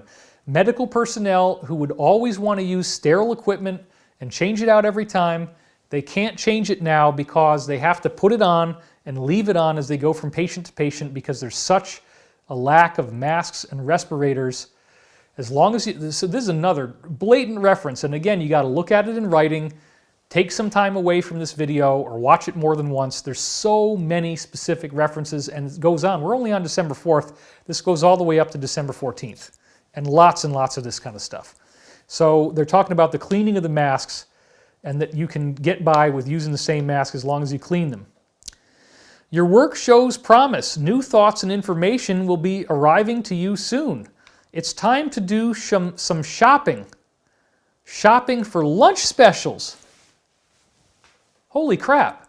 The whole point is that we can't go shopping, right? You can't leave the house. The only thing you can buy right now is food. And so the only thing you can really spend your money on, other than online classes like Great Awakening, or my book, or whatever else you can find, which I support lots of things. You know, let's just support the truth tellers right now. Please, you know, buy your online classes. Have fun, you know, because we're stuck at home. And it says it's time to do some shopping for lunch specials. Exactly right, you know, use some of your money, get some takeout, get it delivered to the house. It's safe, you know. As long as you clean it every once in a while, the people are doing their best to not communicate this virus to you. Obviously, you're over 70. You probably don't want to order takeout. You're going to be all bug paranoid. I get that. But I can assure you that the people that are feeding you and giving you delivery food, they're going to do everything they can to make sure that that food is safe and it's not going to get you infected. Okay, so this is another really, very fascinating one. Let's go back to the slide. And it says, shopping for lunch specials. Which one do you want, Christina? This is talking to you as the awakening Christ. And it's actually saying, which one do you want? Now, I gave you the exoteric level. Now I'm going to give you the esoteric level because lunch is one of the things that the readings use all the time. It refers to spiritual nourishment. It refers to feeding the spirit, such as the metaphor of the bread of life, which Jesus used repetitively in the Bible. You can make a sandwich out of bread. So when they talk about the Italian sub, that's another example, and that was also a reference to coronavirus happening in Italy, okay? So shopping for lunch specials, right? It's fascinating. Which one do you want, Christina, the awakening Christ? Which order do you want to take? So there's so much just on this screen alone, you know, the masks needing to be reused, and then we're stuck at home. They said that previously, shopping for lunch specials. Flashing on a Friday night, a private subordination joke. It all went haywire from the top down. I'm not really sure exactly what this is talking about, but it probably has to do with the cabal and the alliance. It must have been hot chocolate. I don't want to go out there. So once again, it's talking about being stuck at home and drinking hot chocolate and other things you might have lying around the house. It all went haywire from the top down. This plan could not be stopped. It was the top of the cabal that made the planet go haywire. And this is definitely insubordination. So a private subordination joke. This whole thing is a joke. It's not real. They're trying to shut the planet down when we'd be better off not shutting it down beyond a few weeks, really. I believe that will come out in time to be true when people look at this thing. But I still encourage social distancing for now. We got to follow what we're told to do. Then it says, we just found oysters in the microwave. If you could try them, you might like them, for I've been here for a long time and I know you pretty well by now. So, once again, what are they doing? They're talking about finding food that is in your house that you can eat, like smoked oysters in a can, right? If you could try them, you might like them. They talk about hot chocolate. So that's another thing probably everybody has in their house is hot chocolate. So it's basically talking about prepper food, and it's talking about using your prepper food. So again, the sheer volume of all these prophecies about the pandemic, it's unbelievable, and it goes on and on and on.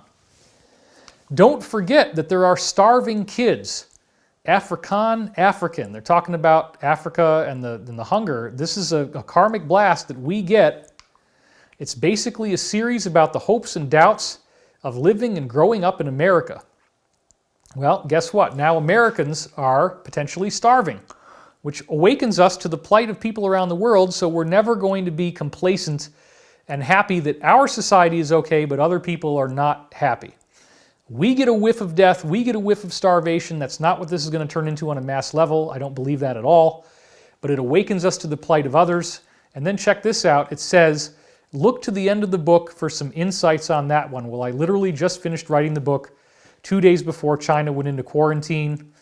And they're referring to the book, which I hadn't even written at this point. I would write it, 24 years later. But they knew this already. Look to the end of the book. Well, we're at the end of the book. The book is also talking about the whole story. Remember, it said the patriarch is winding down, landing with such a force in each stanza. That's like a written book, okay? And we're talking about starving kids growing up in America. So this is all very relevant. Phil Collins, I need to talk to him about drumming. Now, Phil Collins was my favorite drummer growing up. I also loved his jazz band called Brand X. I got to meet John Goodsall and Percy Jones at a concert of Brand X recently. I was very excited to meet them. They're two of my big heroes. Phil Collins is a hero of mine, and his drumming is why I went into music. But the drumming reference is a reference to my channeling ability, and so they were basically telling me, to do more of this kind of musical work. Then they have another reference to prepper food, where they say cold soup, put it in the toaster. Now again, you might have a can of soup in your house. You can open it up, and if you have certain types of toaster ovens, you could actually, even if you didn't have all of the things working, if your propane doesn't work, you could still heat up soup in the toaster oven, with one of those ones where you put the bowl in and then you let it heat up in the toaster oven. So that's another interesting reference to being at home and eating prepper food. And then look at the very next thing it says, being sick situates heat because he sits in a men's room all day. Wow.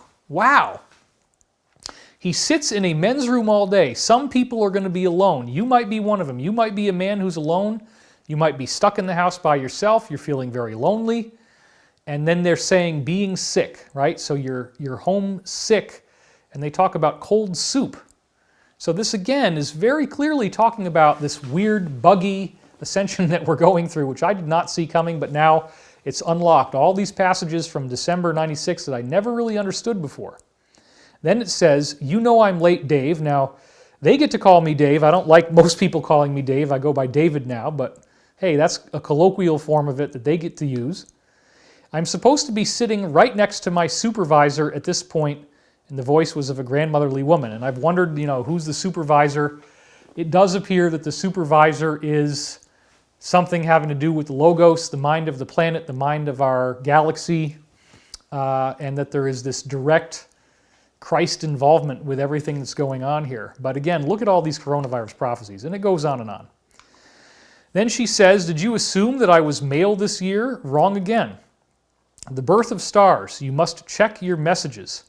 Pretty loose if you retain them. You need to go to the bathroom now and get changed for work. Peace be with you in the light of everlasting love. So this is where the reception is starting to fade. But again, they reference that loose stain on the side of the road. The birth of stars, this is talking about me. They knew I was going to become a public figure. I didn't know, okay? and it's talking about the female spirit that was speaking through me. Did you assume I was male? That's wrong. And the same night, at 7:30 p.m., I got another one of these evening readings, very beautiful reading, and it says Memorial Day weekend. Well, okay, they've been giving us all this coronavirus stuff. It's very obvious. If you have any ability to see this, you'll see how obvious this is, okay? Well, I looked it up, and it's May 25th, 2020. I'll show you that. So that's not too far from now. That's at the end of next month. So that could possibly be a prophecy of when things are going to come to fruition. Memorial Day is also honoring fallen military. Who knows, okay? I'm just looking at the possibilities that they're feeding us a date of what might be happening in the future, okay? We might have to wait that long. I don't know. It's possible. Then it says 8 days a week. Now that's interesting because that's a reference to the days kind of blending together. The Beatles made that song after Ringo said he's been working 8 days a week, and then they made a song out of it. So it refers to like the days blending together, you're kind of delirious. And of course this is talking about what's happening right now, social distancing. I believe that's what it is with all the context. And then it says, Memorial Day weekend, the meek shall inherit the earth. Well, there again, the meek shall inherit the earth. This is the final gateway to the cabal being defeated. It might happen around Monday, May 25th. Who knows? Memorial Day, that's one possibility that they're giving us in this reading. It says, your ability to concentrate has increased. It's time to do another one of those things, those astral projections. You've got to be fully inside your body before you can get out of it. Channeling is only the beginning. And of course, in my Great Awakening class, I'm also going to go through all of the processes you need to understand to be able to do out-of-body traveling and lucid dreaming. So that's a big part of what we're going to be teaching as well. And that's a very, very exciting thing. When you go into an ascended reality and you live it consciously, it's fascinating. Then on the next day, December the 5th, 1996, very next day, they still talk about coronavirus. Letting go of something important, like your job, like your freedom, like your life, being able to go outside and hang out with people. Why don't you stay in the shop room? Well, hey, wait a minute. Isn't that talking about social distancing? You got to stay in the shop room? Well, yeah. A lot of people have a shop room in their house where they can use tools and they can build things. And it's telling you, hey, you know what? If you're stuck at home, go into the shop room, work with your tools, build something fun, do something fun. And then look at this. This is only being scheduled in some ways so you can understand procrastination. So now they're saying, letting go of something important, letting go of your freedom, being stuck at home, having to work in the shop room, is getting you to understand how much you were procrastinating, how much time you were wasting. You didn't realize how valuable it was to be free, to go to restaurants, to hang out with your friends, to have a job, to get a different job if you don't like the one you have. We're all stuck at home right now. So this is a mass lesson in procrastination, learning how to use our time more effectively as we go through this transitional process. And then it says, I do this to involve the notions of my peers in caring for you. In other words, the angelic beings, they want you to learn about procrastination and to awaken to your higher self while you're going through this process. Some things you have to wish for. An Indian recreation type activity for each year should be done. Oh, wait a minute. Don't go back to the slide. Let's just stay on this slide for a second. I want you to look at this, okay? Indian recreation type activity. I believe here they're talking about Native American, and they're talking about shamanic ceremony, like some kind of, sacred ceremony that you can do at home when you're staying in the room, the shop room, to understand procrastination, to get in touch with the angelic peers, to do some kind of sacred ceremony. Well, we're going to be guiding you through those every week in the class, at least once a week, if not twice a week. And they're saying, you should make the sacred a part of your life every year. This should be part of what you do. And then this is interesting. It goes on, and by the way, I haven't cut anything except for once or twice I cut a few things, but there's so much in here, and I don't know what all of it means yet, so I want to make sure that nothing gets left out, okay? But we're deciphering this as we go. All right, let's keep going. Private dummies adorn your collection. Well, there's a lot of dummies that are associated with cardiopulmonary resuscitation, and of course crash dummies. I was about to have my car crash, And this is the global crash that we're going through right now. When the answer is so simple, it is also so terrible. The simple answer is that everybody's got to stay home, and this is how we defeat the cabal, but it is terrible because people are dying, it's very sad, and the economy is crashing, hence the crash dummy. Still, when I think about it, it would be nice if I had more than one hope. In other words, the beings looked at everything and they said, this is the only way we can really spring-load the ascension. It would be nice if we had more than one hope, but we have to put people through this. We have to allow the cabal to do this one thing to foster the global awakening, the Great Awakening. It would be nice if we had more than one hope to do it, but we don't. We got to do it this way. We got to let this happen. And then it says, dream. You must put a stop to this sleep deprivation. I think they're talking to everyone. And part of what's happening as you stay home is you're going to sleep more. I hope you're not only getting 4 or 5 hours a night, because that's not good for your immune system. They want you to sleep more. They want you to start having dreams. In the class, I'm going to talk all about dream analysis. We're going to have a whole big thing where you will learn that language and you'll learn how to run your dreams and get it to work for you. If you were to land a new job, you might calm down a little bit. To not stop looking might be good for you. If you talk to your friends about it, they could help you in Highland. It's all mixed up. Right now, I'd rather not talk about it. So there was a place in the area I lived in called Highland, but I think really what it's talking about here is that we're going to have new jobs, we're going to go back to work, and it's good not to stop looking. It's good even now to be thinking about how could you be working online, how could you make an income right now. And Highland, I believe, is a statement from, it's talking about heavens. It's a metaphor of heaven. And talking to your friends is like going into your dream state and asking for guidance in your dreams so you can get help. And it's all mixed up. The world is mixed up right now. They don't want to talk about it. The missing pieces fit together, and then again, sometimes they don't. Maybe that's why they astrologically missed the latitude and longitude of squares and circles. Think deeply about what you are planning on embarking on. Okay, so this, again, I just stuck it in there because that's what they said. And again, sometimes the pieces don't fit together. Sometimes we're going to give you cryptic statements like this that you won't understand. Latitude and longitude of squares and circles, that seems to be talking about the ancient monuments on Earth and the astrology, meaning that they go back 12,000 years, like the Giza alignment, right? With the alignment of the pyramids with the stars of Orion's belt, and that only happens based on precessional drift 12,000 years ago. Then it says, think deeply about what you are planning on embarking on. This is going to be a whole new life for everyone. It's going to change everything. Now look at this. They once again refer to a medical crisis when they say, many great rescue squads have come into being. This is what's happening to the planet. This is what's happening as we go through coronavirus. And it also talks about the car crash that I was about to go through in a couple days. Their illustrious voices sing high the praises of the Creator. This is an angelic rescue squad. To give you details at this point would be redundant. They've already predicted the coronavirus. You scared me this summer. I was working very diligently to find a table for you. Wow, right? Because it's going to be a scary summer, right? It might take that long, and they're working diligently to find a table. That's what happens when you're in a restaurant, right? You need to get seated. Well, nobody can go to a restaurant. Another prophetic reference to that. It's amazing how many there are. You needed little or no prompting in order to get through most things. That's why it was such a tragedy. And then I looked at the clock. They inspired me to look at the clock as I was doing this, and it said 3:11 as I was transcribing. One must see that you cannot live only on hummus. Jeopardizing your health had severe consequences. So they're talking about a tragedy that is going to jeopardize our health. This is again talking about the coronavirus. And in my case, I was a vegan at the time. I was predominantly eating hummus, and they tell me that was very dangerous.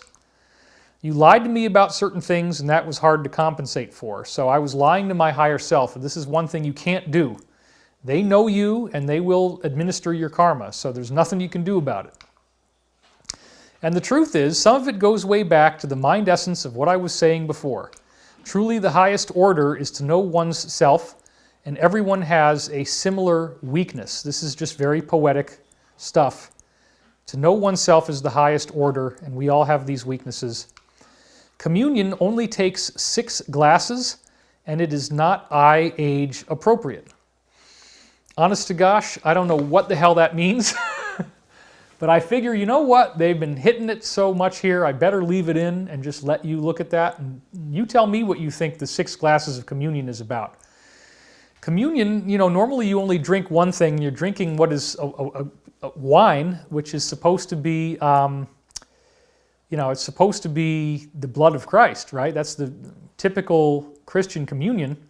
They're talking about 6 glasses, right? So there could be 6 days of creation. On the 7th day, creation is finished. So it could be the development of this whole thing of the 6 days of the creation of this new world as we go through this dark night of the soul. And it's not age appropriate. This is not something you want to look at with your eyes. It's not age appropriate. It's scary for the kids. I think that's what they're talking about. It is aesthetically pleasing for me to see you growing, and I know that one day we will integrate and fuse together as one. I know that you are going to finish with accolades and high honors. Peace be with you in the light of everlasting love. This is basically just saying, if you do the work, you're going to ascend, everything's going to be fine, you'll have high honors, high accolades, and that's a really great thing. Now the next day, very next day, December the 6th, this is when I actually had the car crash right after these words came in, and they totally talk about 9/11. And they seem to be talking about the coronavirus. Both 9/11 coronavirus got blended together in my readings, because these are the 2 big things almost 20 years apart that happened that really contributed to our global awakening and to global trauma. So check this out. Under the aegis of friendly planetary transformation, the talk show host has got a new one. They're all special effects designed to ride the lightning bolts. Now, I talk about this in the book. The lightning bolts appear to be a reference to something called blue lightning, or what was also called 5th gen nukes. These nukes could only be the size of the tip of your thumb, but they create a very fast ball of fire that is there in a split second. It looks like a bolt of lightning, so they called it blue lightning. Supposedly, that was one of the things they used in 9/11 to bring the towers down. They used these mini nukes, or the code name Blue Lightning, and in the book I actually get the quote from Sherman Skolnick and his insiders, where we talk about the person who invented Blue Lightning and invented this nuclear weapon actually that was used in 9/11. So this is also talking about the talk show host, right? So whatever 9/11 would be, it's going to give the talk show host something to talk about. And don't forget, they already said 90 minutes until 10 o'clock, 3.5 by 11. So 9/11 was already mentioned. That's one way of losing their cookies, is to get real syndicated. Well, losing your cookies is a term about vomiting. And so again, it talks about sickness and the idea of the virus. So I think it's blending both together. Therefore, the virus could also be a special effect, meaning it's not actually what we think it is. And it definitely gives the talk show host something to talk about. It's doctor recommended. Who is going to ask the pediatrician? Wow, right? Because losing your cookies, doctor recommended, this is a health crisis. Who's going to ask the pediatrician? Well, the pediatricians in that article I just showed you were saying that this is going to be something that kids should go back to school because it's very unlikely they're going to get sick, and then they all develop immunity and they'll be fine. So in time, there will probably still be some people who have to stay inside because of their age and their susceptibility, but the kids, it's very unlikely kids are going to get this thing. And so who's going to ask the pediatrician? It's a direct prophecy, again, of coronavirus. Who is going to look at the self with tangible results? Self-awareness is the key to building a foundation. If you're on the floor, you might have to postpone things. So building a foundation is what you do when you're building a house. If you're on the floor, you might have to postpone things. Well, I know for a fact that this floor that's right behind me here, Elizabeth and I have been spending hours on the floor, rolling around on the floor. Not doing what you think, we're stretching. We're not doing that. If we were going to do that, we'd do it in the bed, not on the floor.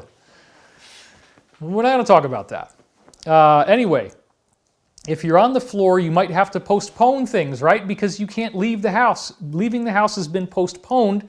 You're stuck on the floor, and you're building a foundation. So self-awareness is the key to building the foundation. This is fascinating. I mean, look at all this stuff just on this one screen. Doctor recommended, stuck in the house, on the floor, and postponing things, postponing leaving the house. These vital matters have been recorded in stone. This is the pyramid prophecies, I believe, and I go into great detail about that in the book, and I will do it in the class as well. Fear not, the breath of the infinite is about to be born again. It's no problem when you know what you're doing. Now, again, stay on the slide real quick. The breath of the infinite is literally talking about, this divine consciousness. Spirit is a word that means breathing, right? But it also is talking about the fact that this disease is conveyed by breathing. And they say it's no problem when you know what you're doing. In other words, it's really not a problem. This thing is not as dangerous as they make it out to be. If you know what you're doing, if you know real information, not just the media fear porn, but the real stuff, there's a pretty strong likelihood. In fact, it's a scientific fact, 85% of the people that get this thing are not going to have any symptoms. 90% of the people dying from it are over the age of 70. It's no problem when you know what you're doing. The breath of the infinite will be born again. The planet will be born again. So this is like 9/11. It's the next 9/11. These two prophecies are blended together. The oddest part about this is its connection to the church. Discoveries in the caves will be changing all of that so soon. Well, what I see here is the cave is probably a metaphor of Jesus, which is in turn a metaphor of the 3 days of darkness, where he was dead inside the cave. So this again could be talking about the biblical thing, the 3 days of darkness, the ascension, and the actual turning off of the phones and the internet as we go through this process. So again, I didn't have to change any of this stuff. I didn't write any of this. This is all, I just copied it over from my original notes from 1996 as this came in. It's very fascinating. Now look at this. After all this corona stuff, what's the very next thing they say? If a person is sick, they need constant attention. Well, hello. That's what everybody's dealing with right now. If a person is real sick, they need to collapse. And this is talking about the deep state, the cabal, the dark patriarchy. In a smaller church, prayer is a very strong system. Well, the smaller church is your house because you're stuck in it alone, as they've been saying before. Prayer is a very strong system. They're reminding you of the power of prayer to turn this thing around, that you can pray and get the results that you want to have to get through your sickness. You can heal yourself with prayer. Why not? You got nothing else to do, right? Okay. And then it says, I'm aware of myself choosing attractive names, which is not good. In other words, you don't want to say, oh, now I'm doing these readings, now I've got these dream prophecies, which I'm going to be teaching you how to do in my class. It doesn't mean you're the Messiah. You're one of them, okay? But the Messianic initiative is happening on a planetary level, and we all have roles to fulfill, so we don't want to give ourselves attractive names. We just want to do our part, do the prayers, get the guidance, and help the planet go through this process of evolution. But all these references to sickness now make a heck of a lot more sense than they did before. You know it's Christmas. They reference Christmas once again. And again, at the time this was coming in, it was near Christmas. You know it's Christmas when Joshua presents himself to you. Sometimes a habit must be dropped cold turkey in order to leave it. Well, this is another direct reference to smoking and lung problems. Typically, when you say cold turkey, that refers to people quitting smoking, and people really have an incentive to not smoke right now, because if you smoke, you can greatly increase the chances of having a problem with this. All pleasantries have been exhausted, and again, exhaust is like air pollution. There is no other way for the energy to flow. The patriarch must be denominated. Wow. So now you got all these corona references, right? You've got the habit being dropped cold turkey. You've got exhaust. And then the patriarch must be denominated. Well, first of all, a denomination would be like giving a name for something, right? A particular denomination. But denominated is a play on words that refers to these Illuminati bad actors no longer getting nominated to run for office. The patriarch must be denominated. You don't want these people running the planet anymore. So that's beautiful. I love this line, but I never understood how it tied in with Corona until now. And a lot of this stuff did make it into the book. I just didn't have the key to decipher all of it back then when I wrote the book, which was only a couple months ago. Now this is talking about 9/11 and very likely talking about this Corona thing and how the media is distorting it. It's the greatest science fiction story ever told. because this is not true. 9/11 was not Arabs with box cutters, and it was not the result of the buildings burning and falling into their own footprint just because of the strength of a JP8 jet fuel fire, which burns at the same temperature as kerosene.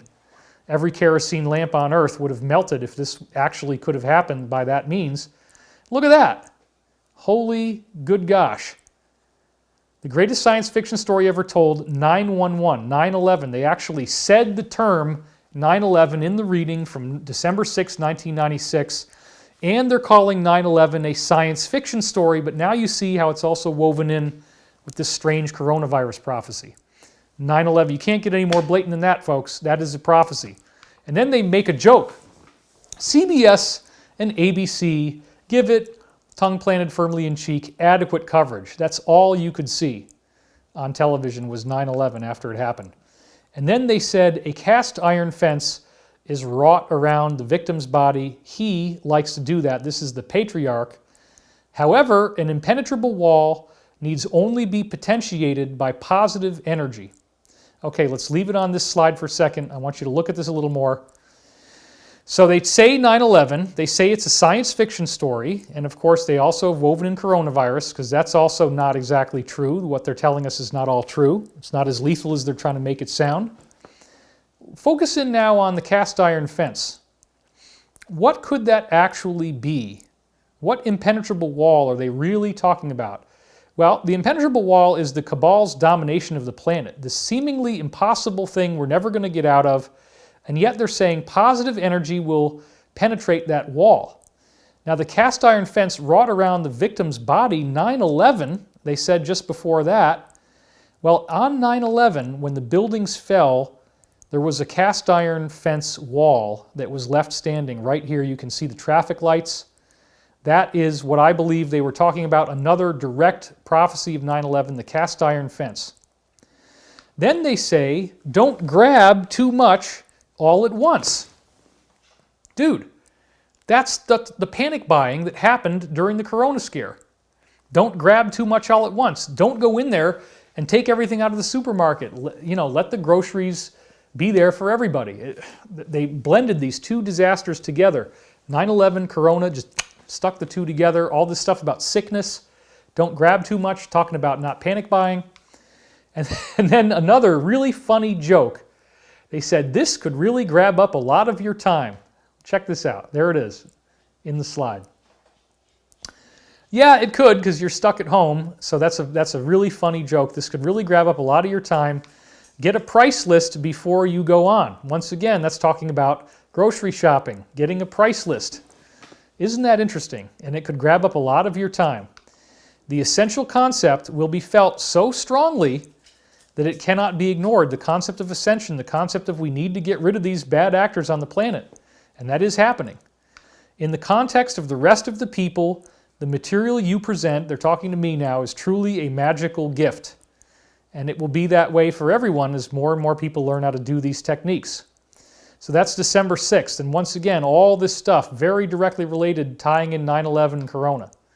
Then the very next day, December the 7th, we had some additional interesting things. Why don't you just lay it out on the table? I think this is talking about assess your prepper food, because everything else they're saying is about Corona. So they clearly know where they are, and they're talking about this. So why don't you lay it out on the table? Why don't you figure out what you got in your house?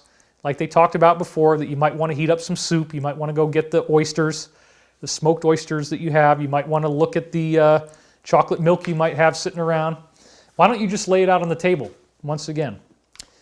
Your forehead situation is tolerable. In other words, you're not going to get sick. You're not going to get a fever. Most people will be fine. Your forehead situation is tolerable. Sent to meetings, hypnotized. And again, hypnotized. So there was a band that had some of the Beatles in it, as well as Bob Dylan, called the Traveling Wilburys. It also had Roy Orbison. And they had that song, Handle Me With Care, and that was a song lyric from that song, Sent to Meetings, Hypnotized. I think it's talking about the mass hypnosis that happened to us during 9/11 and coronavirus.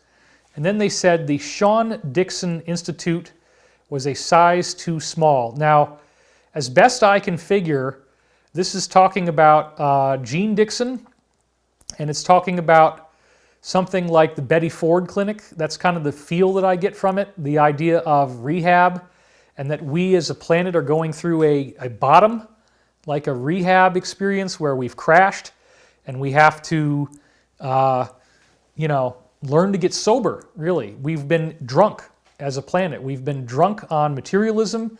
We're not paying attention to the earth. We're not paying attention to people starving. We get a taste of that in America. Now we're going to start paying more attention. So the Sean Dixon Institute, I think, is like the Betty Ford Clinic. It's talking about, and it says it was a size too small. We hadn't really rehabilitated yet. We needed this event, but your forehead situation is tolerable. You're not going to actually be, most people are not going to be sick. Your own synchronicity will lead the way. So now they're telling you, listen to your guidance, watch the synchronicity, you will be led through this initiation. I don't know what to do. The answer is so simple, meaning most people are not going to die from this. 85% of people won't die from this. This has been a bad time for you in years past. Part of it was that you manifested the appropriate stress in order to maintain balance. You also needed to take a few more driving lessons. This is a joke, because by this point I'd had the crash and they were apologizing to me for it, and they said I needed to have a balancing event. This has been a bad time for me in years past. That was true, and I needed more driving lessons. So that was basically them referring to my crash. But you could also analogize this to the collective level. We as a planet need to learn how to drive the planet the way it needs to go and maintain balance. I'm sorry this had to happen. Compassion can be many things. Don't go out the door. Don't go outside. Stay inside for a while. I guess we're going to have to make this up as we go along. Holy crap. Let's stay on this slide. Don't go outside. Stay inside for a while. This is talking about social distancing. And they say, I'm sorry it had to happen. Compassion can be many things. They had to allow this to happen for our planet to go through ascension. But then they say, don't go outside. I guess we're going to have to make this up as we go along. We're going to have to figure out how we handle ourselves when we're locked inside the house. Come on. At this point, do you see what I'm saying? What is the chance that all these prophecies, which we already know the 9/11 one was true, right? It's very obvious. It says, rescue 9/11, greatest science fiction story ever told, the cast iron fence wrought around the body. Come on, there's too many for this to be, oh, David's just making things up and he's just taking these strange words and trying to concoct something out of it. No, these are very direct prophecies about how we would all get stuck in the house. You can see why I was so excited about doing this show, because I just found all this in the last couple days. I guess we're going to have to make this up as we go along. We people at being no one thing know that it is better to know oneself than to know themselves. In other words, when you're home and you're stuck at home in coronavirus, you know yourself because you don't know themselves. You're not talking to other people out there in the open, and you're not being any one thing. You're not in your job right now. So we people at being no one thing, that's talking about everybody, because nobody is being one thing right now. You're just stuck at home, and you can learn to know yourself rather than interacting with others. So that's a very direct prophecy. As the story ends, it begins again. This is talking about the end of the story of planet Earth up until now, and the beginning of a new chapter where the deep state are arrested. And then it says, I don't argue about these things because I try to keep them cohesive. And then with cohesive, once again, look at the letters that you have. You have the CO and the V and then the I, but it's backwards. COVID, cohesive COVID. So once again, that could be a tip of the hat that they are, just like the other one encoded COVID-19, when it said scoff have rid, and that becomes COVID. And then the 20 minus 1 is 19. So again, they definitely knew this was going to happen, and they're saying it's all going to work out. It's part of our ascension. Then they apologize. They say, I apologize for right now because it is so exciting and difficult. That's the times we're in. It's exciting and difficult. Really amazing how accurate this is. That's something that is mentioned in our book, She's Hammered. Well, you can't wish it on anybody. It was appropriate for both. I almost had a heart attack and my stomach was killing me. Don't touch it for a while. That's the best way. Okay, there again. Don't touch it for a while. That's the best way. Nobody can touch anything because of social distancing. You don't want to touch food. You don't want to touch your face. The beings are saying that this was a very upsetting thing for them. They apologize. It's so difficult. Getting hammered as a planet, this is us getting hammered with this virus. You can't wish it on anybody, but it was appropriate because we needed to go through this to get to a higher level. The higher beings are almost having a heart attack, but they say don't touch each other for a while. That's the best way, so we do have to practice social distancing. I mean, honestly, this is so amazing. I'm so stunned that all this prophecy was in there, and I only put these slides together this morning, so a lot of this stuff I've only had a few hours to think about right now, but I might even see more as it goes on. The bass player is done already, and this, you know, the bass would be like the low, sinister notes, so the bad stuff is done. The minister in church this Saturday will come to know. That's interesting because it's not Sunday. And again, the ministers, everybody's going to find out how bad this really was. And then I got a visual image as I was doing the reading of someone cutting their finger with an axe or a blade and then stepping on a hoe and having it slam you in the face. And then they say, at this point, it's simple. Answer all your questions about West Side Story. So, once again, West Side Story was a play that I learned all the music for. I didn't end up doing it, but I learned all the music, all the drum parts. And it is talking about, I believe it's in New York City, and the gangs trying to get along with each other. Basically, it's the Latinos learning to get along with the whites.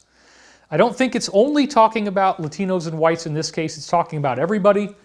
And that as a planet, we're going through the lessons of West Side Story. They do make other references to West Side Story lyrics in these readings as well. But again, West Side Story is about us dissolving our differences and coming together, learning not to fight each other anymore. And the minister is going to come to know this. The bass player is done already. The end of the bad stuff, the low rumbling notes are over. And you're not going to have to get cuts on your finger and things slamming in your face anymore. This is the end of all this bad karma for the planet, potentially, as long as we learn our lesson. Did I tell you what happened? Yesterday, I kept going outside and outside and outside and outside. Now that's weird. Why would they say the word outside 4 times in a row? Why would they say I kept going outside and outside and outside and outside? Maybe because nobody can go outside right now, and they knew that I'd be reading this prophecy. Remember, they talk about the stepfather. That's a reference to Daniel, who's supposedly going to get here pretty soon. They had my brother's birthday of 1975. The day that I saw this was the day after his birthday, just this morning. And then let's, hold on, I dropped my handy clicker. This is live television. There's no going back. You cannot make a mistake. That's not a mistake.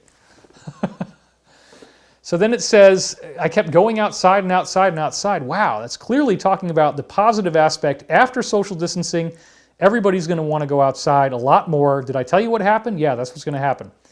And then they say outside my shirt. Well, some people are wrapping shirts around their faces because they want to have a mask. So that could be what that's about. The broadcast was never completed. And there's a lot of different ways that we could look at what that means. Right now, television has been shut down. Hollywood is shut down. TV shows are shut down. So the broadcast, some of these shows that we're watching, they never got completed. Movies never got completed. And everything's going to change after this happens. Hollywood is saying they're not even going to go back to work. I think that's melodramatic, but anyway, it's very intense. So all this weird stuff about saying you're going to go outside 4 times in a row, clearly, again, coronavirus prophecy. Then it says, things happen in the car. Well, this is, I believe, talking about the car of the earth. It's a metaphor of the earth, and we're driving through this whole process. People choke to death. There are a lot of accidents. Well, dying from coronavirus is essentially like choking because of the way that your lungs stop working. Let me tell you the first accident I was in. This is now coming from an angelic being. I was behind some guy doing about 30. A truck came along and almost hit me, nearly ran me off the road. In order to survive, I had to go over the shoulder into a ditch. Okay, now, let's just try to think about this in terms of symbolism and metaphor. This one is a little bit weaker than some of the others, but bear with me, because if the car is talking about the planet, right? and behind some guy doing about 30. This is what I was doing. I was passing people, and they were telling me that it was dangerous, that I could have ended up having to go over the shoulder into a ditch. But it's also talking about the planet, and it's saying the truck coming along, I believe, is talking about the cabal, and that in order for the planet to survive, they had to drive us into the shoulder into a ditch. We're all stuck at home. We're trapped. The car can't go. We can't go outside to drive. We're stuck in slowness. We're only going about 30. And then also I noticed that shoulder and ditch, again, show, co, it's got the co part, and then ditch, di, is the vid. So there's kind of a COVID thing in there. And it said the car got messed up, but I was okay. This is talking about the fact that we are going to sustain some damage as a planet, obviously going through this to the economy, everything else, but we will be okay. Your antiquated highway system becomes extremely deadly with even the slightest change of conditions. You knew this was going to happen too. So this is actually, I believe, talking about that the planet itself is the antiquated highway system. The way we get food, the way that our industries work, it becomes extremely deadly with even the slightest change of conditions, and now we are all seeing that. So that again could be talking about the shutdown. You knew this was going to happen too. That's why you cursed when you saw the snow in the morning. You're not going anywhere for a while after this. Once again, you're stuck at home. You're not going anywhere for a while after this. We have a planetary car crash, and they had just referenced 9/11 as another example, economic crash, COVID economic crash, the biggest event on the timeline the beings could see back in 1996, because they had to let this happen for us to get kick-started into ascension. Then, at 3:04 p.m., as I was transcribing the words, I heard a voice say, "I knew I would find you," meaning they really knew that I was on the right track here and I was getting the right information. So then they say, "Come on, you know how tough it is. You're going to wear team clothing, right?" Well, team clothing in this case could be the masks that everybody's wearing, and they say, "We know it's going to be tough when you go outside, but you have to wear the team clothing." "Dressed in 4, I give you my warning. Better to be safe than sorry." So they're saying, go ahead and wear the mask, wear the team clothing. "Planet news is fine, but if it just splashes up in the air, what then?" Well, that's talking about germs splashing into your face, telling you why you need to wear the team clothing, why you should wear the mask. "I give you my warning, it's better to be safe than sorry." More pandemic stuff. Then it says, "He is crying." And this is probably a reference to the Christ consciousness, to Jesus. You know, that it's really sad that we have to go through this, that we have to go through this germy thing. We got to wear the team clothing, wear the face masks, and the planet itself, the Christ consciousness, is crying. Anyway, let's go on. It says, "He had a whole day of Krishnamurti." And then as it was coming through, as the voice was coming through, and I was hearing this in my ear, the voice sneezed. And then I actually said to the voice, as I was recording this, I said, "Bless you," because I heard the sound of sneezing. Well, this again is talking about coronavirus and people being sick. And then it said, "A whole day of Krishnamurti." Well, I realized that Krishna is the god of war. And then the obvious synchronicity of the timing of the two sneezes, because when I transcribed this, I sneezed again. So I had a sneeze when I was transcribing it that happened quite spontaneously right before I realized that the voice had sneezed during the reading. So again, the whole day of Krishnamurti means a day, of course, is symbolic in this case. I believe they're talking about more than a day. But the idea of the god of war, Krishna is the god of war, and there's this whole day of sneezing. And you got to wear the team clothing, you got to wear the masks, okay? "A copycat will never go far. If they had a plastic cup, they might be incarcerated." Well, think about it. If you put germs on a plastic cup and you have somebody drink it, and you know that it's got coronavirus on it, you could be incarcerated by deliberately infecting people. So, and then the copycats, right? If somebody, a copycat criminal is somebody who does crimes that other people are doing. So go back to the slide. A copycat will never go far. Copycat criminals, if you try to spread this thing, you might be incarcerated if you did it with like a plastic cup. It's up to the staff to deal with it responsibly. The staff, of course, in this case is the police and the medical people and the governments, of course. Sometimes the matrix of the matrix quarantines you. A direct reference to quarantine by the word. You think all this is a coincidence? No, I don't. Okay? I didn't put most of this in the book, but you'll see pieces of it in the book when you get the book on June 2nd. The matrix of the matrix quarantines you. And of course, the matrix is talking about the deep state. And here we are. The matrix of the matrix, the people who control the matrix, have put the world under quarantine. So that even if you don't use a plastic cup right, you could go to jail. And then it says, when dirty water splashes up in your face, you can't snap your fingers like that anymore. Well, that again is talking about infectious pathogens. Using a man's shorts, she will never know. And again, I don't know what that means. You could read into that however you want. The engineer is running a little tired this afternoon. I have no shorts on. You could sneak up on someone else by asking them a normal question. So I think what's really going on here is this is talking about people being at home like women, you know, wearing man's shorts, and nobody will ever know. I have no shorts on. And, you know, you could sneak up on somebody by asking them a normal question. In other words, people are going to be hanging out in their underwear at home, and you could ask them, hey, are you wearing any pants? And they might say no, and then you could sneak up on them that way. So, and there's jokes online about people walking around at home in their underwear, so that's what I think that means. Then they do more of this driving symbolism. The Taconic State Parkway, right next to 70, right on the line. Wouldn't that be a crisis? Okay, let's stop right there. Taconic State Parkway is the New Jersey Turnpike. And it says right next to 70, and I think there is a I-70 around there because I remember driving it. Well, everybody in New York is being stuck in New York. They're not allowed to leave New York City right now. So it actually mentions the highway that people would be going on to get out of New York, and then it says right on the line. If you're right on the line, you can't leave New York. Wouldn't that be a crisis? Well, yeah, we're talking about a global crisis. And you saw all the stuff it was saying about, you know, the team clothing, wearing the mask, things splashing up in your face. You get incarcerated for just putting your germs on a cup, wearing underwear at home, all this kind of stuff. A special minute sponsored by a minute specialist. I'm not really sure what that means. You can speculate on that in the comments if you like. The special design of this particular house is for people to come in and enjoy. The food the families serve must be rich with apples. So once again, they're talking about being in a house, people coming in, enjoying themselves, and serving food. And apples, I think this is referring to the fact that apples are typically given to your teacher. If you want to give your teacher a gift, you might give them an apple. That's a common cliche.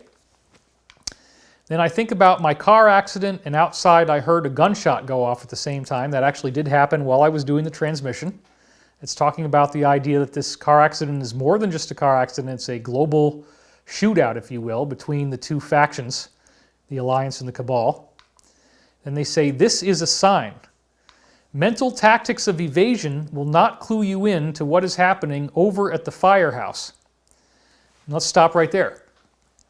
The fire departments are very busy, and they're having to deal with helping people and making sure everybody's okay and dealing with a lot of sick people. So if you have mental tactics of evasion, if you're not thinking about how bad this really is and how bad the first responders and fire personnel and emergency and ambulance and all that, if you're not really thinking about it, you won't see how bad this is and how bad everybody is having to deal with this virus. In Hartford or Cleveland, some of them have learned many times over. Now, Hartford is Connecticut, Cleveland is Ohio. Connecticut is right near New York where it's really bad. And some of the people in these areas are learning these lessons about helping people many times over. Stay in focus. Your cappuccino is swooning or spooning. So they're asking me now to don't lose my trance. They want me to focus more. And they say, your chino is too. Does that sound the same to you? Now again, the virus originated in China. Chino seems to be like China. So once again, I think this is talking about the virus. And they're saying, does that sound the same to you? Well, it doesn't. Cappuccino could be a thing about wake up and smell the coffee. As a planet, we have to wake up and smell the coffee. A lot of things will sound the same until further inspection. Okay, let's get some rest. But then I push and I say, no, I want to keep going. And they say, okay, show me the sign again. Did you get it? And again, you know, the sign is, I believe, the signs that we're seeing right now. And this was a prophecy. They're saying, did you get the prophecies? Did you get it all? Running around the house like a couple of wild kids. Well, that's what's happening. Everybody's got their kids at home and they're all running around the house. Another prophecy about the quarantine, which they mentioned by name. When my daughter saw him, she almost beat the S out of him. This is talking about the real problems with domestic violence and the things that we got to worry about when we're in the shut-in. What do you think about that? The keynote speaker tonight is you. May I suggest reading some Arcturians and then going to sleep? At the time I was reading a book by Patricia Pereira called Songs of the Arcturians, but all of this stuff seems to be talking about the shut-in and the violence. So please try to be as nice as you can to the people you love when you're stuck at home with them. Don't create arguments unnecessarily. Be watchful of alcohol consumption. Alcohol-related incidents are way up. Alcohol consumption is way up right now, and that can cause problems. The very next day was December 8th, and we get even more of these things that look like they're talking about corona. Do you want me to open that for you? Take a look at that cast iron fence. Rock salt would be a good idea. So right there, it seems to be, do you want me to open that? Seems to be talking about the canned food that we're all having to open right now. The cast iron fence is this idea of something that we can break out of. We're not as trapped as we think. Rock salt is what you put down in order to stop sliding so that you don't have a crash. So rock salt would be a good idea. Seems to be talking about the idea that we need to start rebuilding society, get the rock salt on the roads, get everybody driving again, metaphorically speaking, of course. And then it says, listen to the ham radio. Well, this is specifically what the preppers say you need to do when you are in a social collapse, that ham radio will be the only way we can communicate. So again, this seems to be possibly talking about the times that we're in right now, and the ham radio again being alternative media in this case. I will give advice, not comedy or compliments. So this is not funny. What they're talking about is not funny. They are giving us advice. And you do make it special for us to do a CPR thing tonight. CPR, cardiopulmonary resuscitation, is what happens if you've had, you know, a heart attack, and it's also the resuscitator, the ventilator. One of the things that people are having to go through as they go through this horrible coronavirus hospitalization. So once again, all this stuff looks very relevant. It's there in potential form, it just hasn't manifested yet. The onset of ice cream, you're sometimes looking for it. Now again, ice cream seems to be referring to the Alliance, because one of the people I know we call Ice Cream Man, and now people see that there could be some kind of positive thing. It's in potential form, it hasn't manifested yet. The onset of ice cream, now we're looking for it. Now we want the ice cream, the sweet stuff, the good part, what the Ice Cream Man was telling us about, you know, how this is all going to turn out. The dream voice is the first one. Ezekiel is the second. So that implies that first we get these kind of prophecies through the dream voice, and then we get the wheel within wheel biblical UFO thing, meaning some kind of UFO visitation to humanity could be coming out of this. And then they say, do you see how this one is the same size as this one? In other words, the dream voice prophecy, although this is something that passed through me, it's equally as amazing in its own way as if the UFOs really arrived, because how in the world did they know about all this stuff before it happened? They got 9/11, they got coronavirus, all these things. More work was done on the Sarsen stones in 1995, pushing creation to the limit. And this is, of course, Stonehenge is what they're referring to. It's a tedious process, but well worth the effort. David thinks about the car crash and the ambulance, and they say we must be careful about that. Like mind think alike, so we want you to rest. So once again, it's talking about how creation is being pushed to the limit by this thing. We're all going through this tedious process, but it's worth the effort. It is like a global car crash, and that we have to be careful as we go through this. We're being pushed to the limit. It's a tedious process, and we want you to rest as you go through this tedious process. Again, very much related. How about money for Christmas? You've got to pay the mortgage. The mortgage doesn't move. Well, once again, everybody's got to pay the mortgage, and you're going to get money for Christmas, right? The Christmas is the gift of the mass arrest that's going to happen. While I'm up here, I'm glad I signed up this year. The insurance will be outrageous. I'm putting a hot water bottle here and here. So look at all that. The hot water bottle, again, is a reference to people being sick. And when you put the hot water bottle on to deal with body aches, the insurance is going to be outrageous. That's all the insurance coverage that people have had for their businesses collapsing and everything. It's going to be outrageous, and you still have to pay the mortgage. So they talk about money for Christmas. This thing's going to be like a Christmas gift for the whole planet when we go through this. Then they say it's more like direct quotes than sayings. Tyrannical indeed. And I believe this is talking about the powers that were, the deep state. The substitute teacher turned out to be right. And we could go into different... The substitute teacher, I think, is talking about a spiritual teacher, substituting for the mass media, which is tyrannical. Substitute teacher is alternative media. The alternative media turned out to be right. Now let me try. Ken and Barbie. Street signs. I find fault in the system. So I think Ken and Barbie is a reference to traditional mainstream media, and now we are finding fault in that system, and the substitute teacher turned out to be right.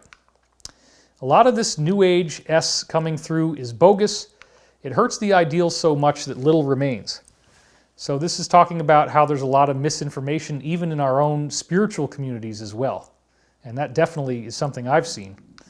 Everything is intertwined into one affair.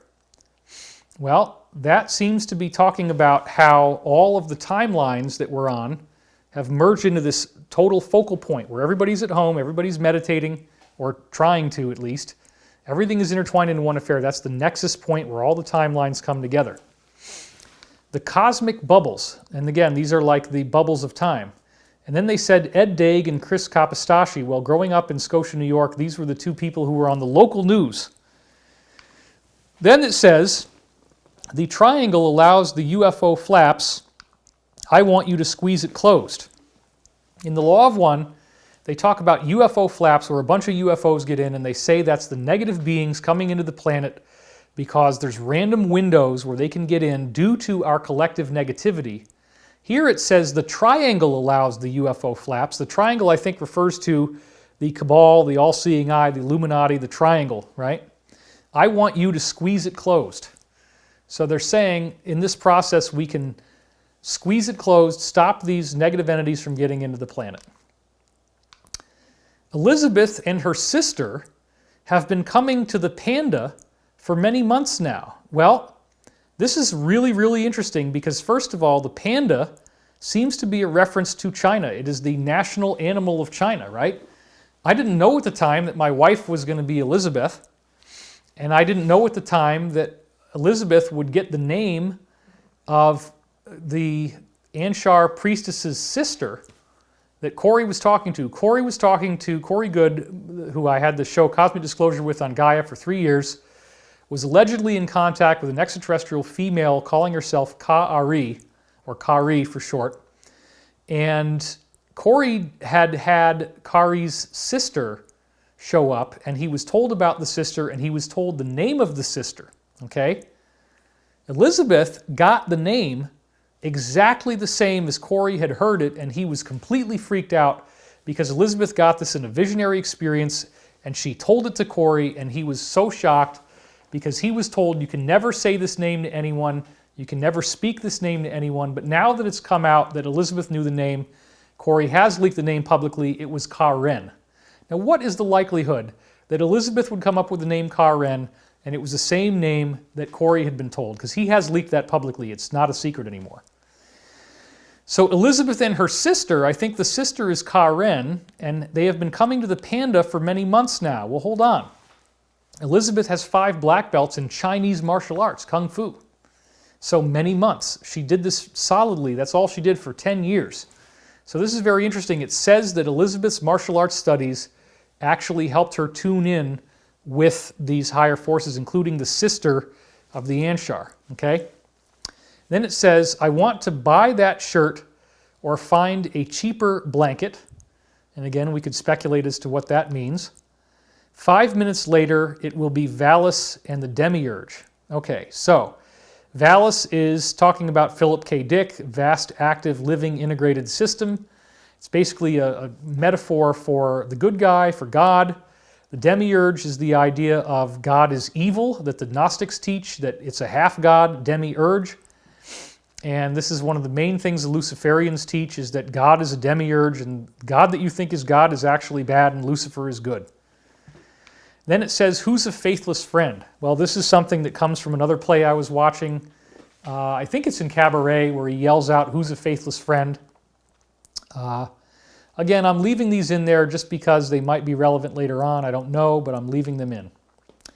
The Rock of Gibraltar looks at me sometimes. The rock is a clear reference to Jesus. How do you distinguish between bipedal, like humans, and other forms? It is that. That is the hardest thing to point out, meaning that there's humans all over the galaxy. That's what I think is going on. I'd like to thank you for pointing things out. We can't stand by and let someone else listen to the Walkman. So ultimately in the book I talk about the cosmic galactic logos, the idea that there's this universal Christ that's in our galaxy, that all humans in the galaxy are part of this universal Christ.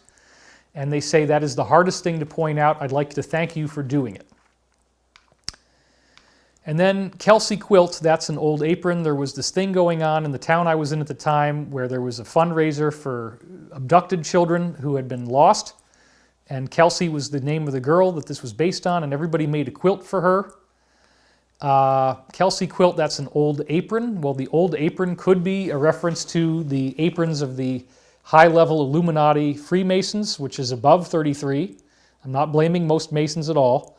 But Kelsey Quilt is about kids disappearing and then doing a tribute for them. That's part of what we're going to learn. I like the design. I like this idea of kids being, saved. If it works for you, don't abandon it. Other patterns are forming. The breath of the divine will make people say the S word. So they didn't, they weren't worried about curse words here. Hearing some really loud cheering outside, but it sounds like they're happy, so we won't get too worried about that. It's not a riot. It's just a lot of good yelling, I guess. The breath of the divine will make people say some curse words. Well, the breath of the divine is again talking about these changes that are happening now, and people are really going to freak out, and other patterns are forming. You don't want to hurt yourself in whatever manner it might be. Again, thinking of the car crash, try going back to sleep. 65 degrees, it's memorized in writing. That's for you to find out. Now, one of the things I heard about is that the virus actually thrives in cold areas, and 65 degrees could be like the coldness of the lung tissue. If you're in a cold room, if you're breathing cold air, you're more apt to get sick from this. So again, they're saying make sure that you avoid staying cold. You got to stay warm, and you don't want to hurt yourself in whatever manner that might be. Just ask the person next to you. He's not stupid. Do you want a turkey sub? It's up on that chair. Your bracelet is on your arm too. You don't need a change of clothes to sing the praises of the Creator. So once again, here we go. We got the hospital bracelet, which is about being sick. You got the turkey sub, the delivered food, and you've got the change of clothes, which is again talking about the masks and all the other stuff. And asking the person next to you, we're all stuck at home together. So this again looks very, very suspiciously similar to what's going on now. It says we've got Jesus on the other line.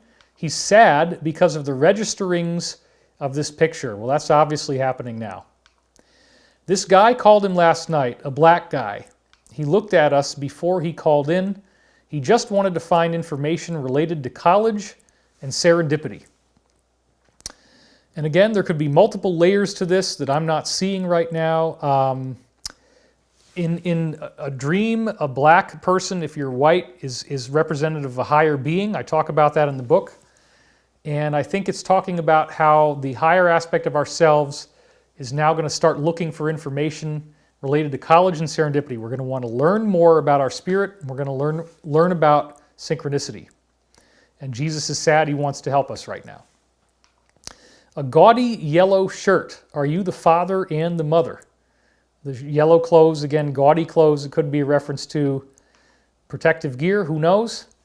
You could put all this on your website, or feel free to keep it confidential. It reads a little difficult if you try to put too much information in. Well, I'm obviously going through everything, and it is a little difficult. There's a lot here, but I wanted to get it all in case I missed something. Do you plan to drive? Look at this. Arsonists line the streets. Beware. The world will shake when you make these revelations. Don't it always seem to go that you don't know what you got till it's gone? They paved paradise and put in a parking lot, right? So this is talking about the fearful apocalyptic timeline that now everybody's thinking about, which they've said is not going to actually happen. But the idea, well, you can't go outside, you can't plan to drive because there could be people that would burn your car, arsonists lining the streets. And then this idea, you don't know what you've got till it's gone. The planet itself, we were spoiled thinking, oh, it's no big deal to be able to go outside and be free, but now you're stuck at home. So once again, the music is a synchronicity talking about the prophecy of what's happening to us, that we're all learning to appreciate more of what we had. Then I got a phone call as I was, in the morning as I was doing the reading. The phone call rang and the person said, "May I please speak with Paul?" And I felt that this was related to an earlier synchronicity I had where I was talking about someone whose friend was named Saul. And then a man came up to me directly and asked me, was my name Paul? So this is one of these weird things, right? I'm talking to somebody about the name Saul, and then a guy comes up to me and says, "Hey, are you Paul?" And then the phone rings while I'm doing this reading, and it says, "May I please speak with Paul?" That freaked me out. Well, Saul to Paul is a metaphor in the Bible about the wicked man Saul, who then evolves into the character Paul, who is Paul the Apostle. So it's talking about us getting touched by the spirit of the Christ consciousness, which is truly universal, and how we become awakened out of the Saul level to the Paul level. That's what I think is going on, why that was put in right there. When giants roamed the earth on herds of dumbbells, that was a myth. It never happened. The only giants were the people themselves. You ought to know by now. And then the song Moving Out by Billy Joel. So we'll get to this in just a second, but let's stay on the slide. I believe here that what it's talking about is the giants refer to the Cabal because they are apparently the descendants of giant humans. That's one of their secret teachings, that they treat us as herds of sheep. They think we're dumb. So they think that they are, roaming on us, that they are walking on us, they're walking over us. Well, they say this is a myth that never happened, and the only giants were the people themselves. They had giant egos. And then You Ought to Know By Now is a quote from the song Moving Out by Billy Joel. You ought to know by now, right? And the whole song is about him moving out and going somewhere else. So I believe this is a symbol that the Cabal's time is over, and they have to move out of power. They can no longer contain the power of the planet. So then we go through this again. This is live. I accidentally duplicated this slide. I apologize, but hey.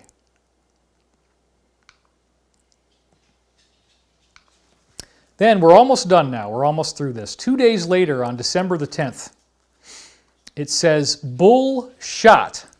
Now that sounds like just a weird joke, like a kind of a humorous thing to say that doesn't really have any deeper impact. However, what is it called when there's a positive market, when the stocks are going up? It's a bull market. Bull shot means the bull market has been shot. The bull has been shot. Market crash. All these things are talking about what's going to happen during this process. The bull has been shot. The bull market is over. The channeling takes precedence. You solved the point. And that's talking about me doing this work. I notice there's no one on the sofa. You have a mess here, meaning they need to get people on the sofa at home, and that has caused a mess that people are not at home meditating, which is now what's happening. You're still a scribe, and another thing, I saw you guys watching TV. It totally changes your head around. You know what I mean? What's that? Oh yeah, we have a mess on our couch, actually. So it's actually literally prophetic because our couch does have a mess on it right now. Thank you, Elizabeth. That's a good point. And they're saying the TV changes your head around. The media has totally indoctrinated people into thinking this is a lot worse than it really is. But the bull has been shot. The bull market is gone. DNA samples, it is an outrage, right? This is the whole part about the COVID-19 being in the vials of DNA samples smuggled through the airport. I'm convinced that's what it's talking about. Then it says, in too far to grasp for a reason, open the door, behold reality. In other words, this is a quote from my friend Jude Goldman's poetry in high school. But in too far to grasp for a reason, these cabal people, they're in too far. They're so into their religion, they just cannot understand. They can't open the door and behold reality. Look, you guys, you don't need to kill the planet. It's going to be fine. We're going to try to get you guys amnesty anyway, so just relax. Next time, I'll put in 2 doors, so it'll be much easier to open the door and behold reality. We'll create a little space here. I know you saw it coming, and that's why I said, come back, come to the light. So again, it seems to be saying, we saw this coming, we saw the defeat of the cabal, and that this would lead to us coming to the light, that we would, learn our lessons. And then they immediately say, the rescue squad comes again talking about the medical crisis. It's fed unto me by my sister, my brother, my other cousins and nephews. This is clearly talking about the angelic kingdoms of the rescue squad. I think I'll sit down and buy myself a drink. Speaking of the ego, this includes things that I myself am not willing to file away. That's the achievement. Afterwards, it starts to change. So, they're talking about that we're going to face the ego, we're going to face things that you can't file away anymore.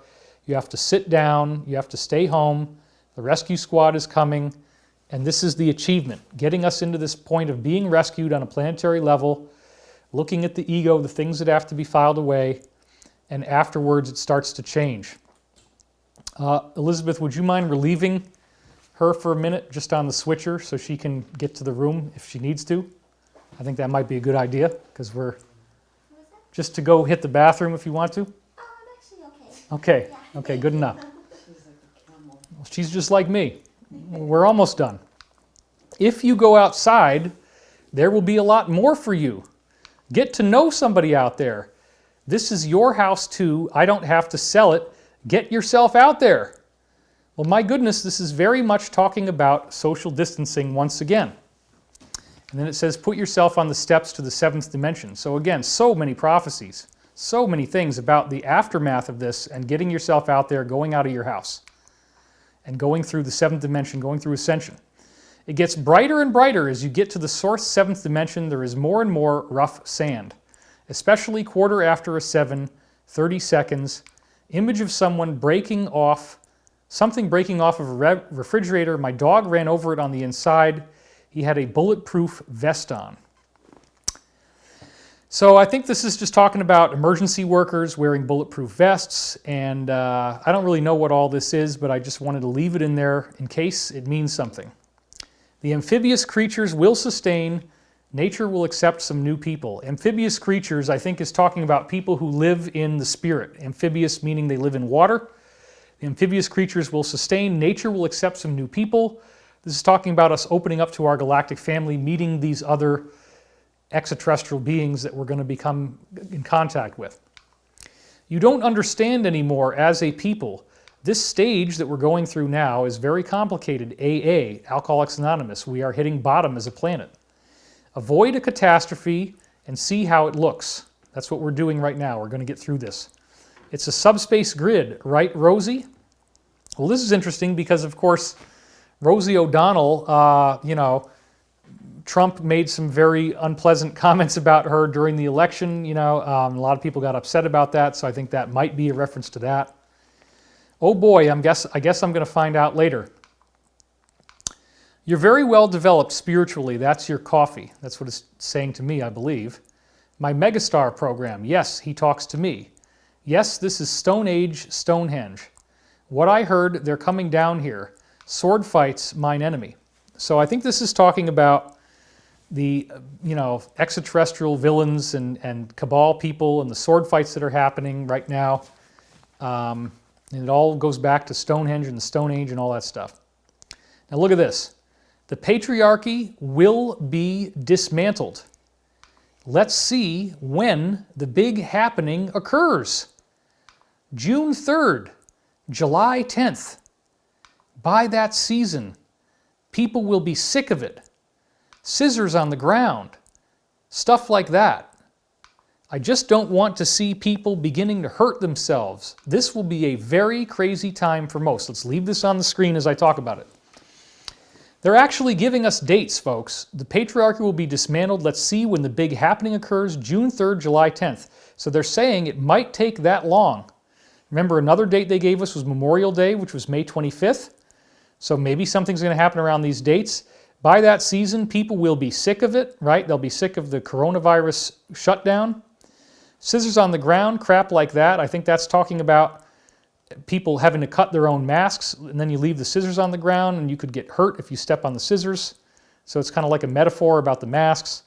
I just don't want to see people beginning to hurt themselves. This will be a very crazy time for most people. But look at the beginning again. The patriarchy will be dismantled, and the big happening will be somewhere around June 3rd or July 10th. By that season, people will be sick of it. I mean, hello. We may have just gotten a prophecy of when this is actually going to happen, and if that's true, then we're going to have to wait a while. We're going to have to go through April and May, maybe into June, maybe even into July, before we're actually going to see the patriarchy get dismantled. But in the interim period, the beings are saying, please don't hurt yourself. It is going to be a crazy time for most people. I mean, there's so much data about this virus. It's amazing.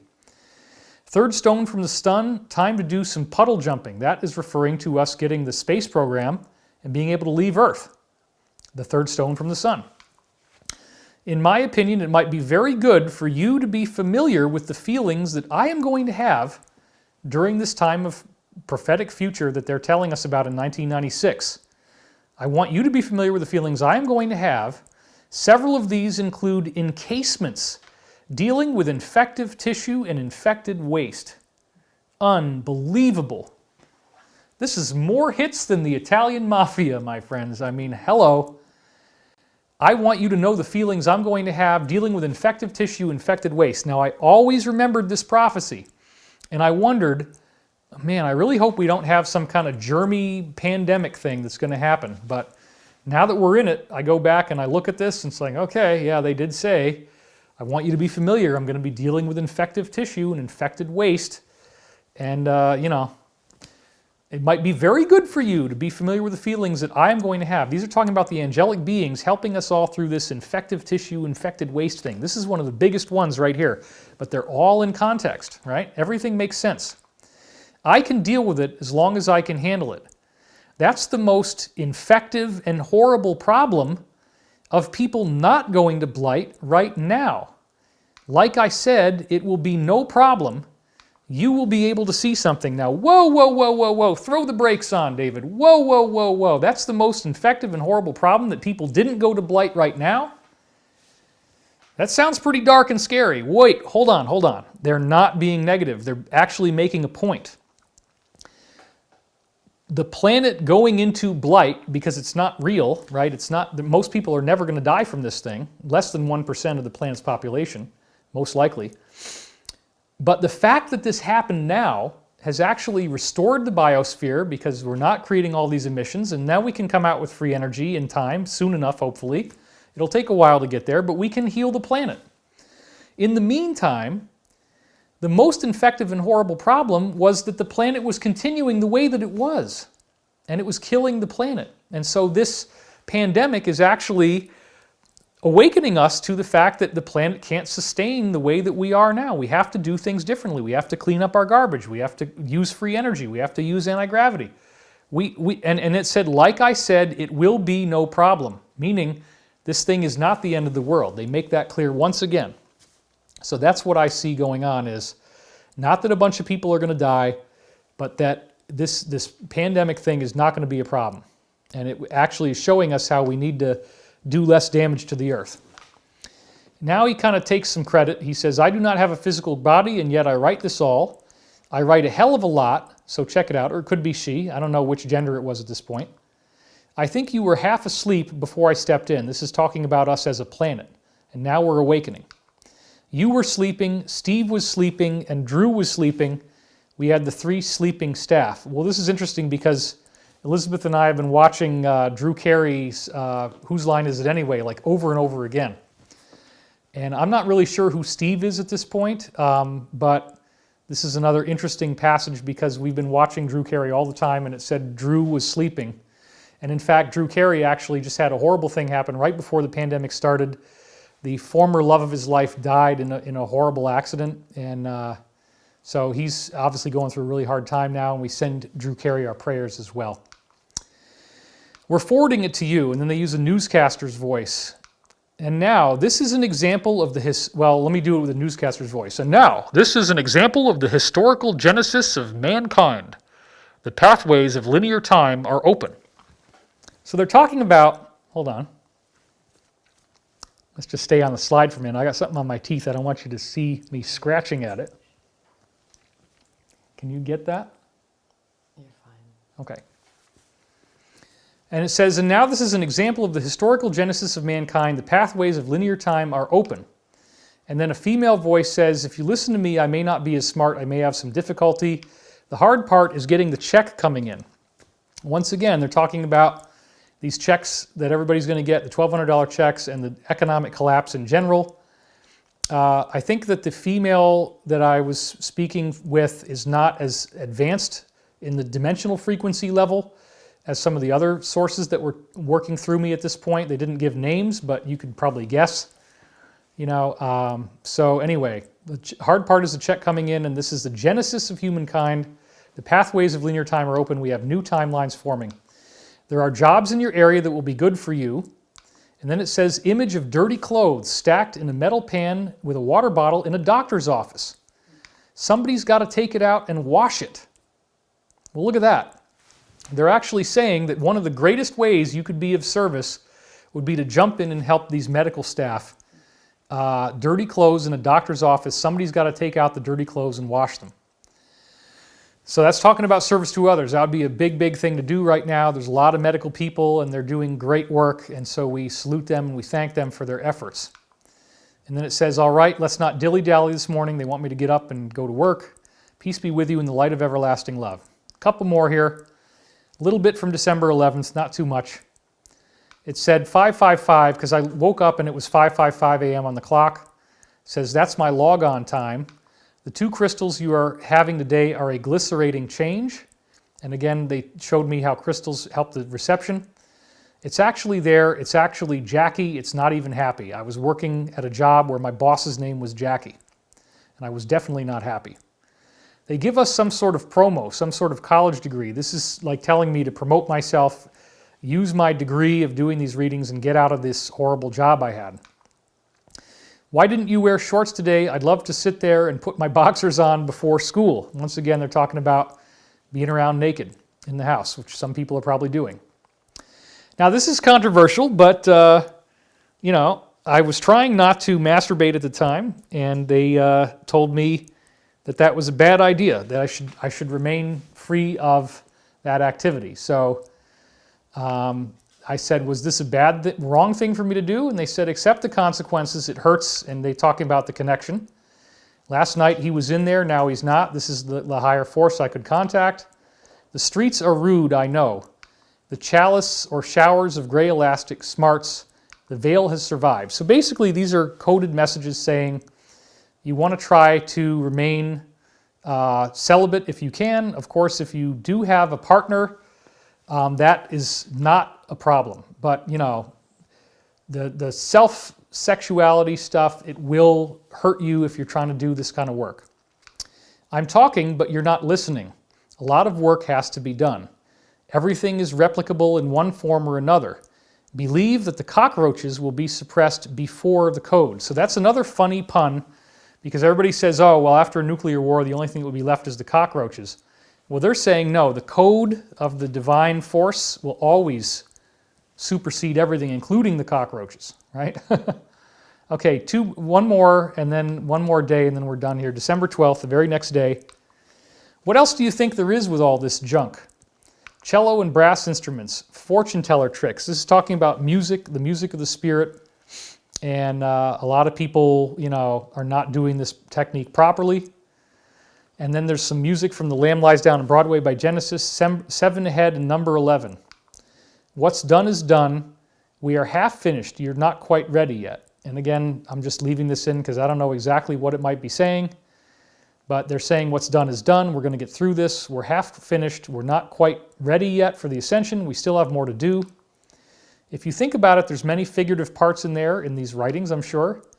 Don't let anything go wrong with the insurance company. That's very important. This seems to be talking about the crash again. It's tough this morning. There's a lot of noise, you knucklehead. They're knocking on me for, not being in the greatest reception. Every household needs to have guys like you to figure things out. This again could be talking about the shut-in and working together as a family. Whatever happened to your mom? For those who aren't watching these lessons, it's still very exciting.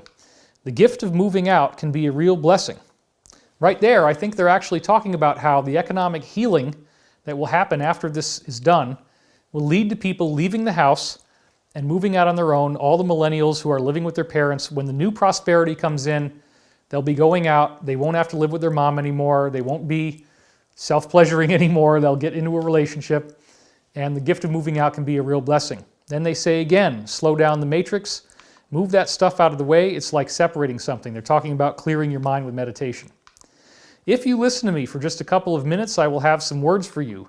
Remember when you said you needed my help? This is talking about the Christ consciousness, I believe, and it's talking about humanity. Remember when you said you needed my help? Well, here I am. We have many things to discuss.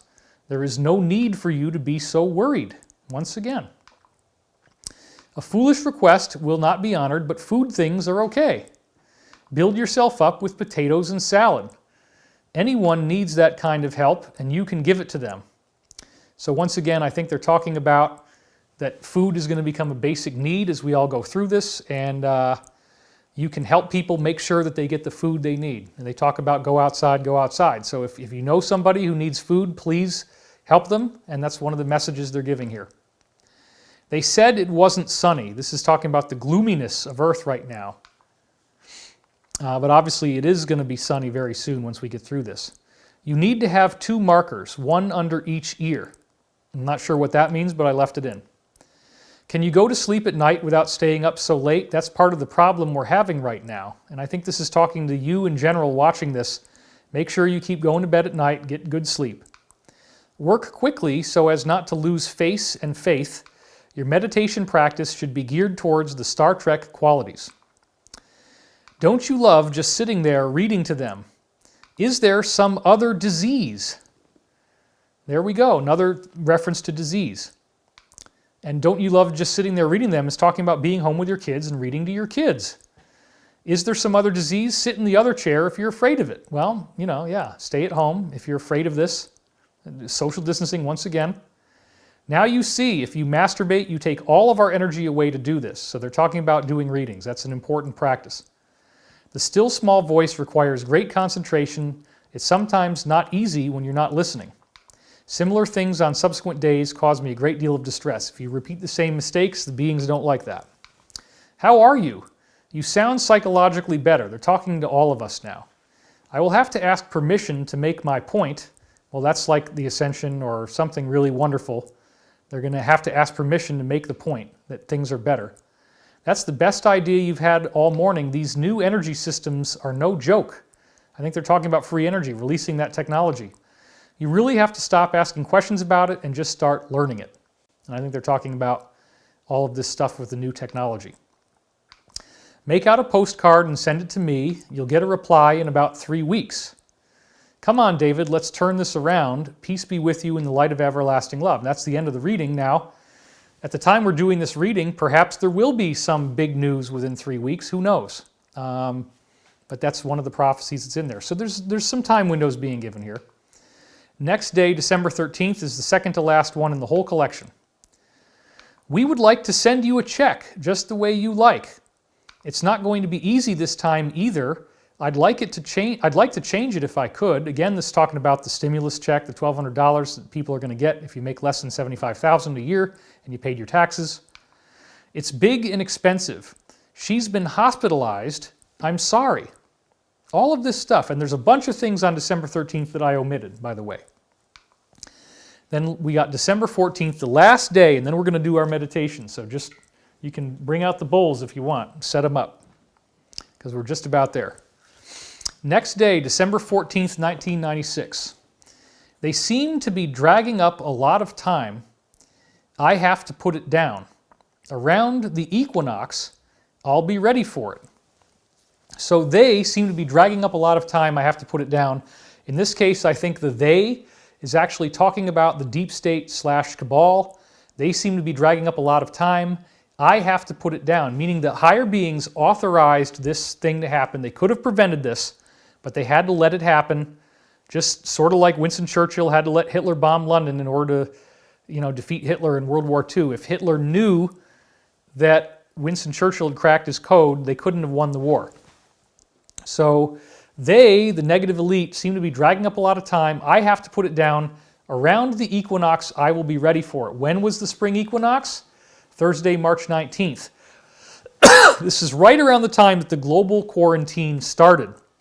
So this is when they gave it an exact prophecy of when the thing started, when they had to help us get through this planetary awakening event, shut the world down for a while, and we all learn about the cabal and we get the global televised sit-down. So again, they seem to be dragging up a lot of time. I have to put it down around the equinox. I'll be ready for it. And then once again, let's put your vision inside a check. Here they're talking about everybody getting the check. Part of this whole process of the planetary awakening is that you get the restitution payments and there's new wonderful prosperity once we get through this. Then it said, you took my lips when I was reeling. I've always remembered that line, and it seems like it's talking about all of us on Earth, and that the Earth was reeling in confusion and drunkenness, and the Creator lost its lips. It lost the ability to speak to us clearly. We didn't hear the messages clearly. Before this afternoon is over, I hope that you will find a breath of fresh air, of course, air without coronavirus in it, right? Again, another direct reference, air, breathing. Frustrated egotism will not continue. That's a prophecy about the end of the patriarchy. Alchemy, I can see that from the first one. A trail of serendipity leads right here. The demiurge will soon be back. All activity has to stop. This again is talking about the shutdown. And the demiurge is referencing the cabal. It's getting to be a progressively worse situation than the last time. So the last time was 9/11, and now this has become progressively worse. The economy is worse. All activity has had to stop. And a trail of serendipity leading right here. This is actually all the synchronicities in these readings, I believe is what it's saying. Our country, I think they're talking about America because I'm an American, is burnished to death, sublayered only once by people who are dedicated to change it. Now burnishing actually means polishing by friction, making smooth and bright, flattening and enlarging. So burnishing is like polishing everything. Everything's got to be so polished. And the people who are dedicated to changing it are not very many. Then we have the image of a black guy standing outside my job. I asked him if he could watch the bus for me, and he says, it's okay, the bus is coming. The bus is a reference to the Ascension Prophecies, actually. And we talk about that in the book as well. So that life insurance policy you're talking about, we could have used the dentist. So another reference to insurance, life insurance, that this is how they're going to get us through this by this collective awakening. We cancel at 10 o'clock. We walked away from Magic Johnson. Wow. Image of a car crash and something splattering all over. Then the image of a guy from the Bloomington Fire Department saying we need someone to take care of it. Well, what just happened to Kobe Bryant? He had a horrible death in a helicopter crash right before this whole thing started on the day of the Grammys, and it was very suspicious looking, as I've said before. And now look, let's go back to it now that I've said that. We walked away from Magic Johnson, image of a car crash, and the splattering event. It's horrible. But here again, on January 27th, Kobe Bryant died, and some of these cabal cartoons, like Chamberlain Heights, seem to have predicted this in advance.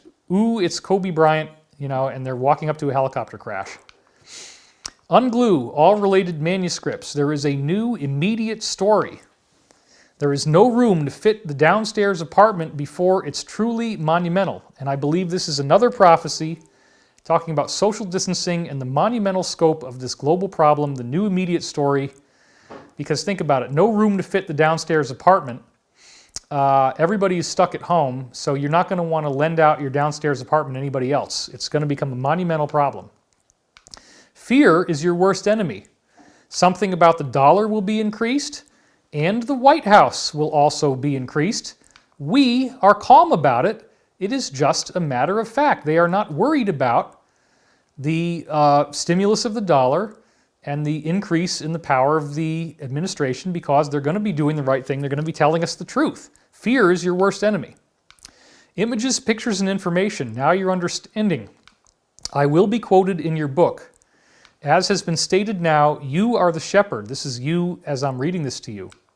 Living vicariously through other people's lives, it's time to turn your own life into an adventure.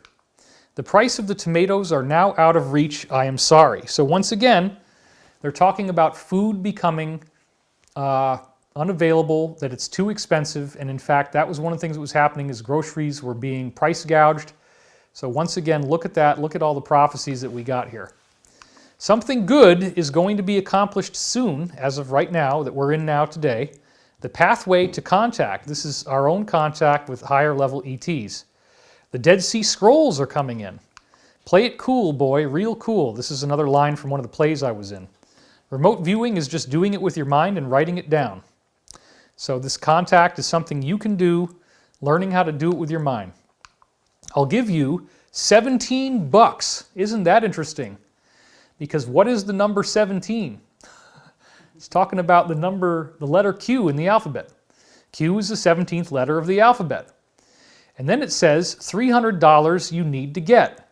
Well, this tripped me out because that's $33 less than the price of our Great Awakening class.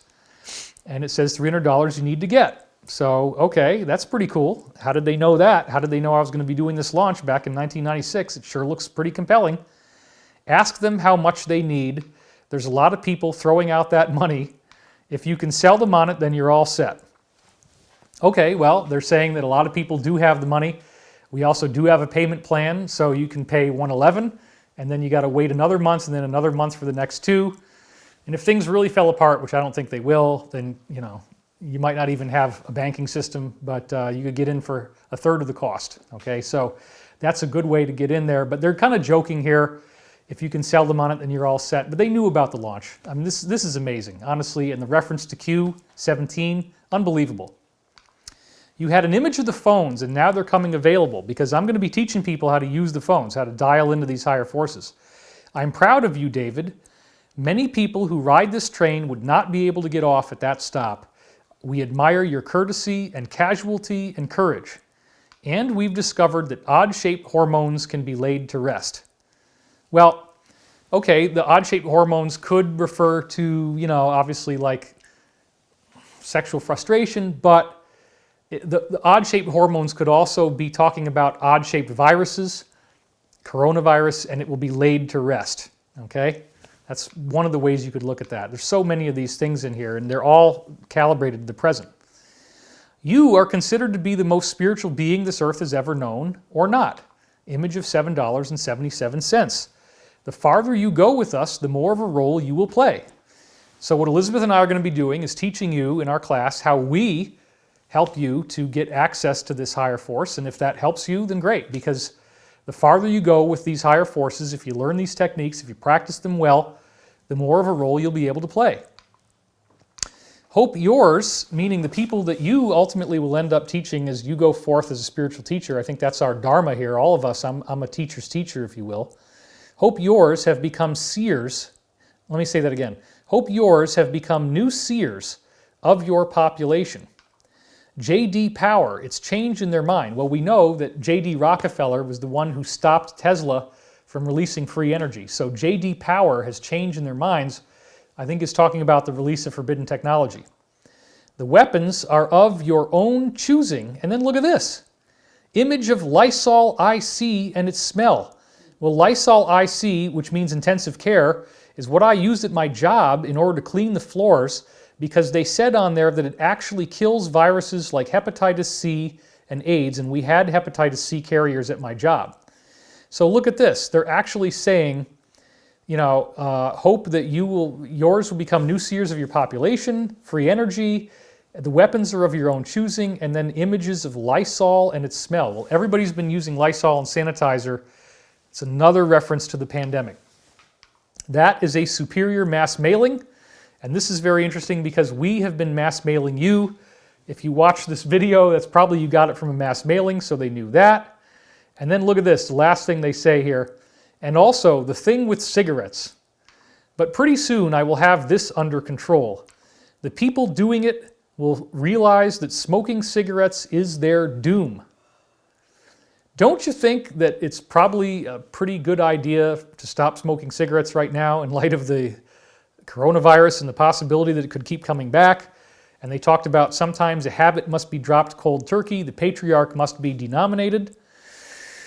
Yeah, so the higher beings don't want you to be smoking commercial cigarettes. That is not tobacco in there. It is a paper that is caramel colored. They stain it with caramel color. It has 200 chemicals in it, and they spray it all out and make a paper, and they shred it up. It's not even tobacco. It's a horrible chemical cocktail, which is the purpose is, according to the insiders I had, to keep you working until age 55 and then to retire you from life as quickly as possible so you're not a burden on the healthcare system. That's literally how they designed it. And so, you know, it's really nasty. I don't recommend, if you have to smoke at all, please use natural tobacco. Don't ever smoke corporate cigarettes. They are extremely toxic and dangerous. So this is an evolving investigation, folks. And I just again want to alert you to the fact that right now you can pre-order the book Contact with the Divine, Awakening in the Dream. Actually, Contact with the Divine is the subheading.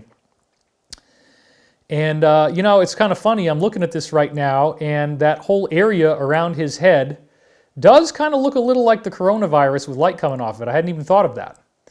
That's like another prophecy of how we dialed this thing in. We knew something was coming. We didn't know it consciously, but on some level we did, because that whole area around above his nose does kind of look like the coronavirus.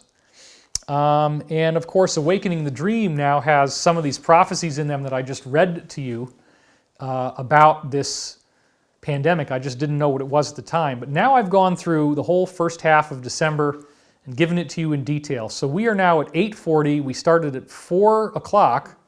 So that's 4 hours and 40 minutes. But I do not want to waste this opportunity to do a global meditation with you. So please, let's get that going. And we will go for the wide angle here. Did you say something? Kelly, how many people do we have? 16,500. Wow, we're still at 16,500 listening live. That's wonderful. That's perfect for a meditation. Actually, I can, let's see. I want to give you the best coverage. So now we got, let's see. Actually, you got 2 camera angles, and you could cut to her in the close shot there. So you actually have 3. All right. I'd like you to take both feet and put them flat on the floor. And take a nice deep breath. And just let it go.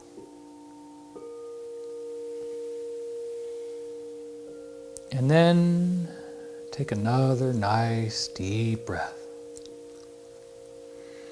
Inhale clean, fresh, healthy air.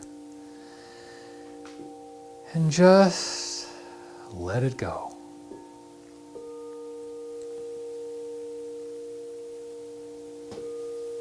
And you may want to let yourself become more and more relaxed.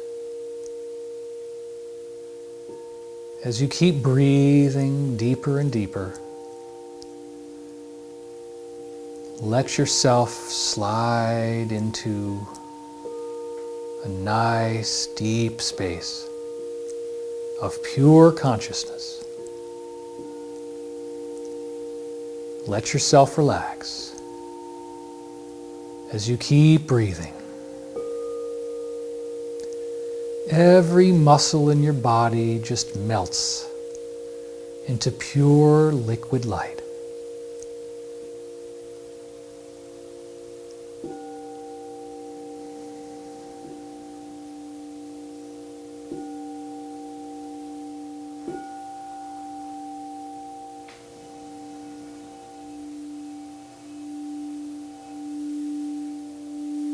finding the circuitry to connect you to the higher forces.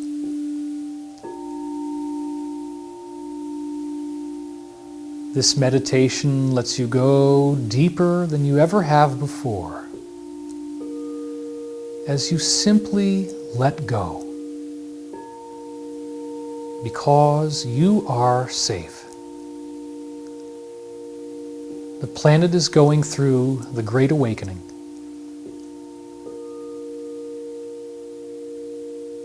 And as you keep relaxing and breathing ever more deeply, feeling more and more relaxed in every part of your body, I invite you to consider that maybe, just maybe, the prophecies that you just were read over the last few hours are not misinterpretations. They're not grasping at straws. But as you become even more deeply relaxed, you may be ready to see that the prophecies were given to us to enhance trust and confidence in this Great Awakening, to provide a roadmap, including dates like May 25th, June 3rd, and July 10th,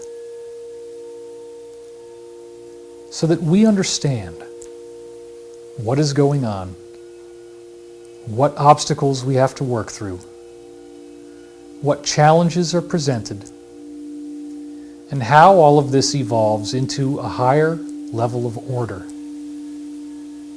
Positive, loving, pulling together as a planet, breathing in faith and trust in this divine, scripted, guided process.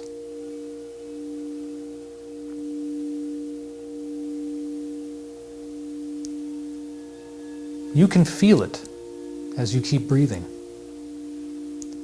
You can feel the relaxation. You can feel the love. You can feel the trust. You can feel the awakening of the planet. The first global event where everyone is doing the same thing at the same time, staying at home with their families,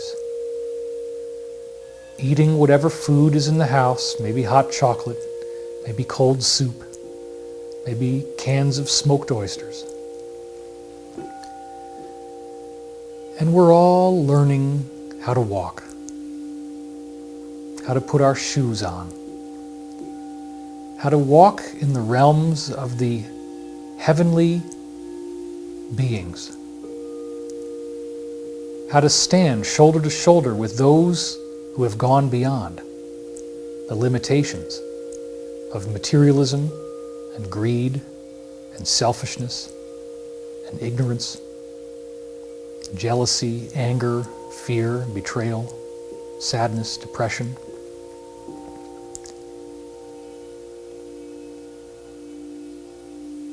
Trust and knowing ultimately become one and the same.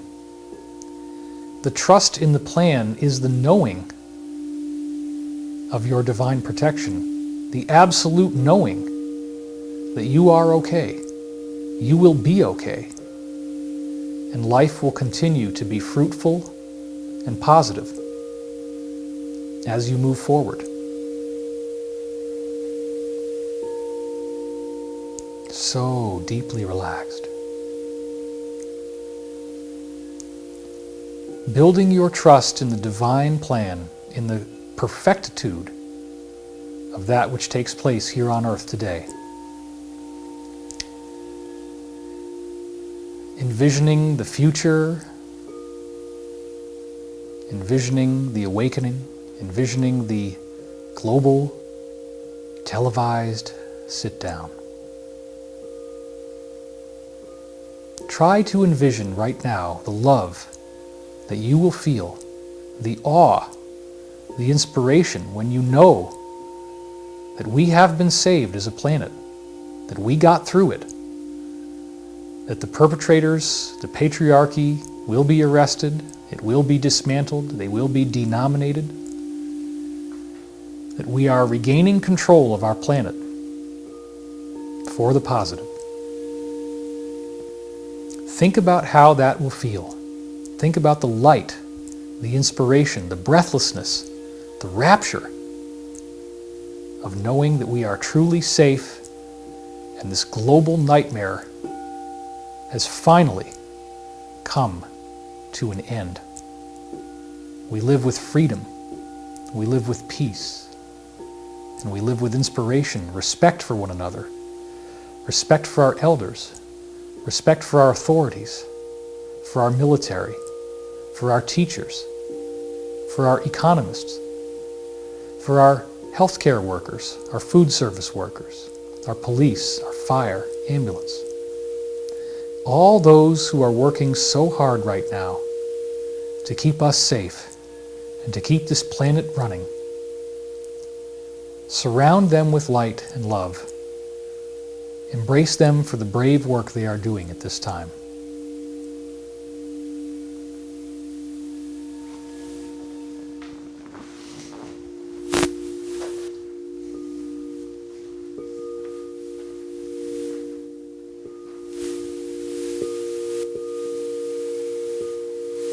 Imagine a beautiful white light emanating from the divine, raining down upon you like a beautiful waterfall of white light with all the colors of the rainbow.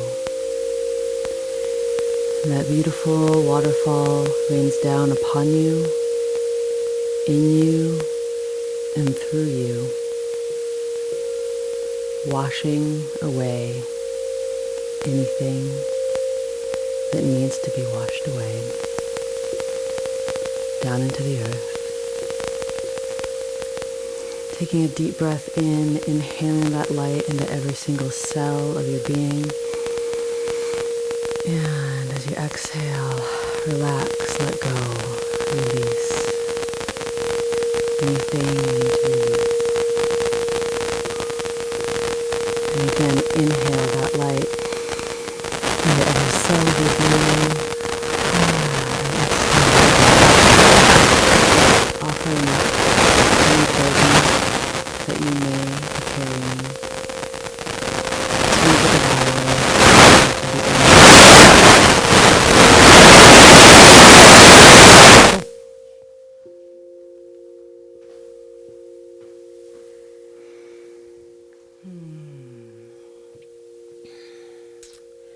And if you choose, you can ask that light to write your body, mind, and affairs and see everything as perfect. Seeing your body as perfect. Smiling to any place in your body that needs the light of compassion. Seeing it as perfect. And your mind, relaxing the mind, calming the mind, establishing peace, faith, and trust in a higher power. And if you will, ask that light to write your affairs, every affair in your sphere being aligned and harmonized with the highest and best good for all. Deep breath in and exhale, relax, letting go of anything that needs to be let go of. And now, if you will, asking that divine light and the light of the angels to bless any loved one, and seeing the light of the divine surrounding them and nourishing them and blessing them, protecting them, and empowering them with that beautiful, beautiful light. And now extending that blessing to all of the animals and the elements and all beings on this planet. Seeing the light of the divine pouring down into this planet, in through you and through all beings, connecting this planet in a grid of light, breathing in that light and breathing out, letting go of anything you need to let go of to be a clear and strong pillar of light on this planet. And seeing yourself wrapped in the armor of the divine. The light of the divine is my protection. The light of the divine is my protection. And seeing these beautiful raiments of golden, angelic armor in your spirit body, shielding your physical body, your emotional body, and your physical body, your mental body. Seeing that shielding becoming more and more empowered with this divine light, literally breathing it in, and on the exhale, galvanizing, strengthening. And again, allowing anything that you need to let go of to be simply set down at this time.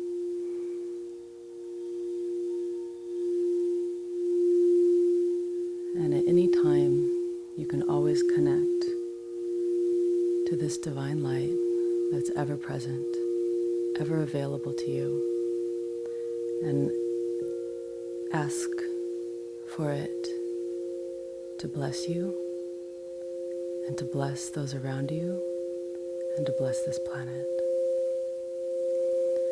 Seeing this earth cradled in the arms of the angels, the ascended ones, and the divine, remembering that we have many spirit allies that are part of our family, that are here with us, and seeing our connection to them and to the inner earth beings, and remembering to be a blessing.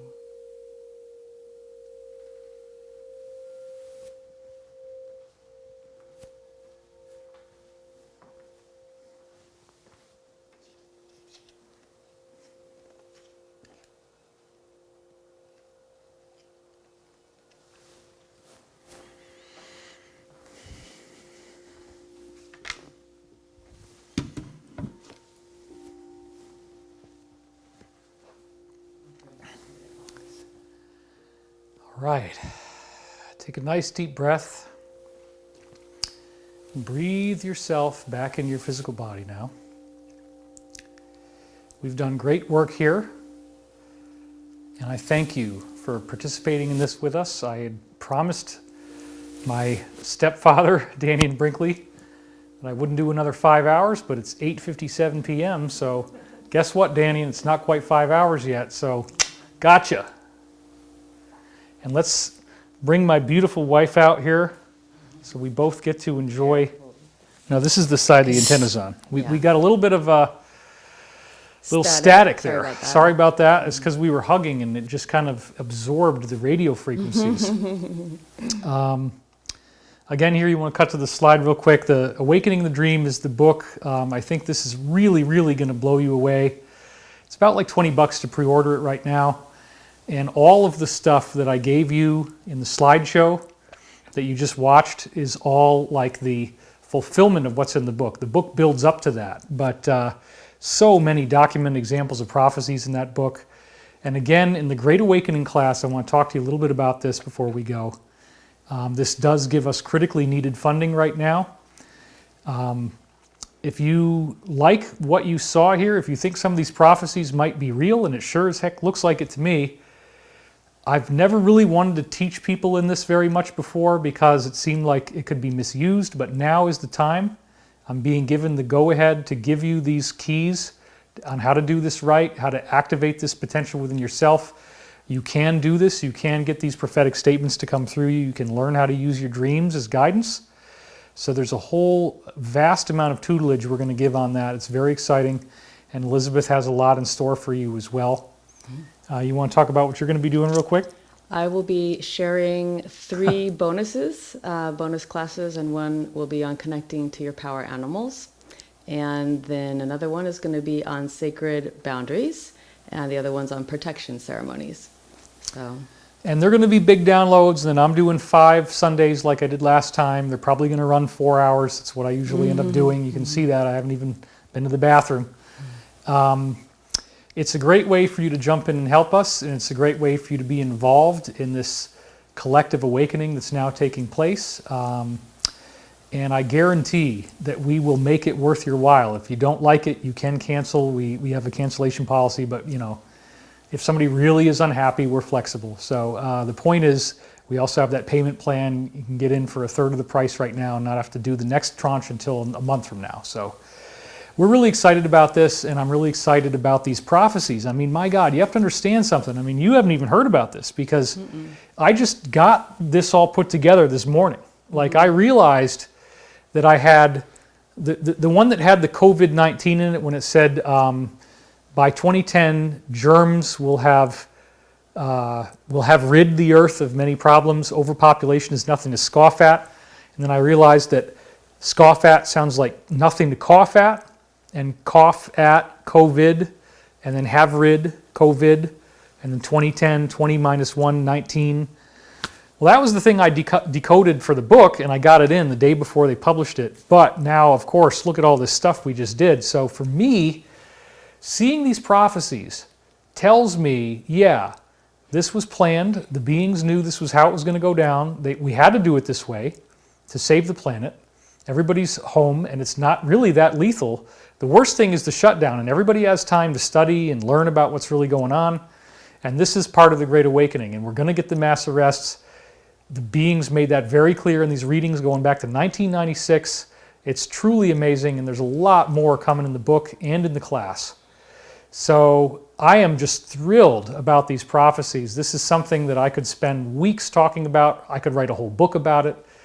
And you saw the raw data. There's so much reference to what's going on right now. It is literally mind-blowing. I mean, I don't know how a skeptic could try to debunk this. I'm sure they will. But if you're honest with yourself and if you're honest about what we saw, there's way too many references for this to be anything other than prophecy, in my opinion. Maybe you don't think that way, but you know, I think a lot of people will. So anyway, we got a great reception here. Thank you guys for hanging in there with me for so long. And this is our last broadcast before we do our launch. We are going to have a video with Elizabeth coming out soon, hopefully this weekend, and you should really enjoy that. It was her debut talk at Dimensions of Disclosure. No, it was the second one. Well, the debut talk at, well, it was your debut talk at Dimensions of Disclosure. You hadn't done a talk by yourself at that event. It was your second real talk with me in front of a big audience where you were by yourself. It was the second year of Dimensions of Disclosure. Oh, you had spoken at the previous one. Right. Right, okay, that's true. Anyway, so that's what it is. But we put some music in there during her meditation. We composed it here at the house. It's beautiful. It's very trippy. And we also made a nice little opening sequence. So I think you're really going to like that. And that's going to be free, and it should be out this weekend. And also you can sign up, put your email in. There's a link at the bottom below here on the video that will give you the further information about like the video that you can watch that's free just to sign up for the class. So anyway, that's all the time we have for. I was kind of amazed when I looked at the book cover and realized, like, my gosh, it kind of looks like the coronavirus on the top of his head there. And this is all part of, I think, part of the synchronicity, you know, because we actually modified Andrew Jones's original artwork for the book cover, and the original artwork looks less like the coronavirus than that does. You can kind of see it's this round mass and it's got spikes on it. It's like, wow, isn't that interesting? So there's some really crazy stuff going on here. But again, we're going to get to the point as a society where everybody has the ability to see the future. Everybody's telepathic, and this is not creepy or crazy anymore. And we will do our best to help you get there if you want to with our class. And we're going to continue to give you updates as needed as this global situation unfolds. And I'm very confident that in the near future we have some amazingly positive stuff heading your way.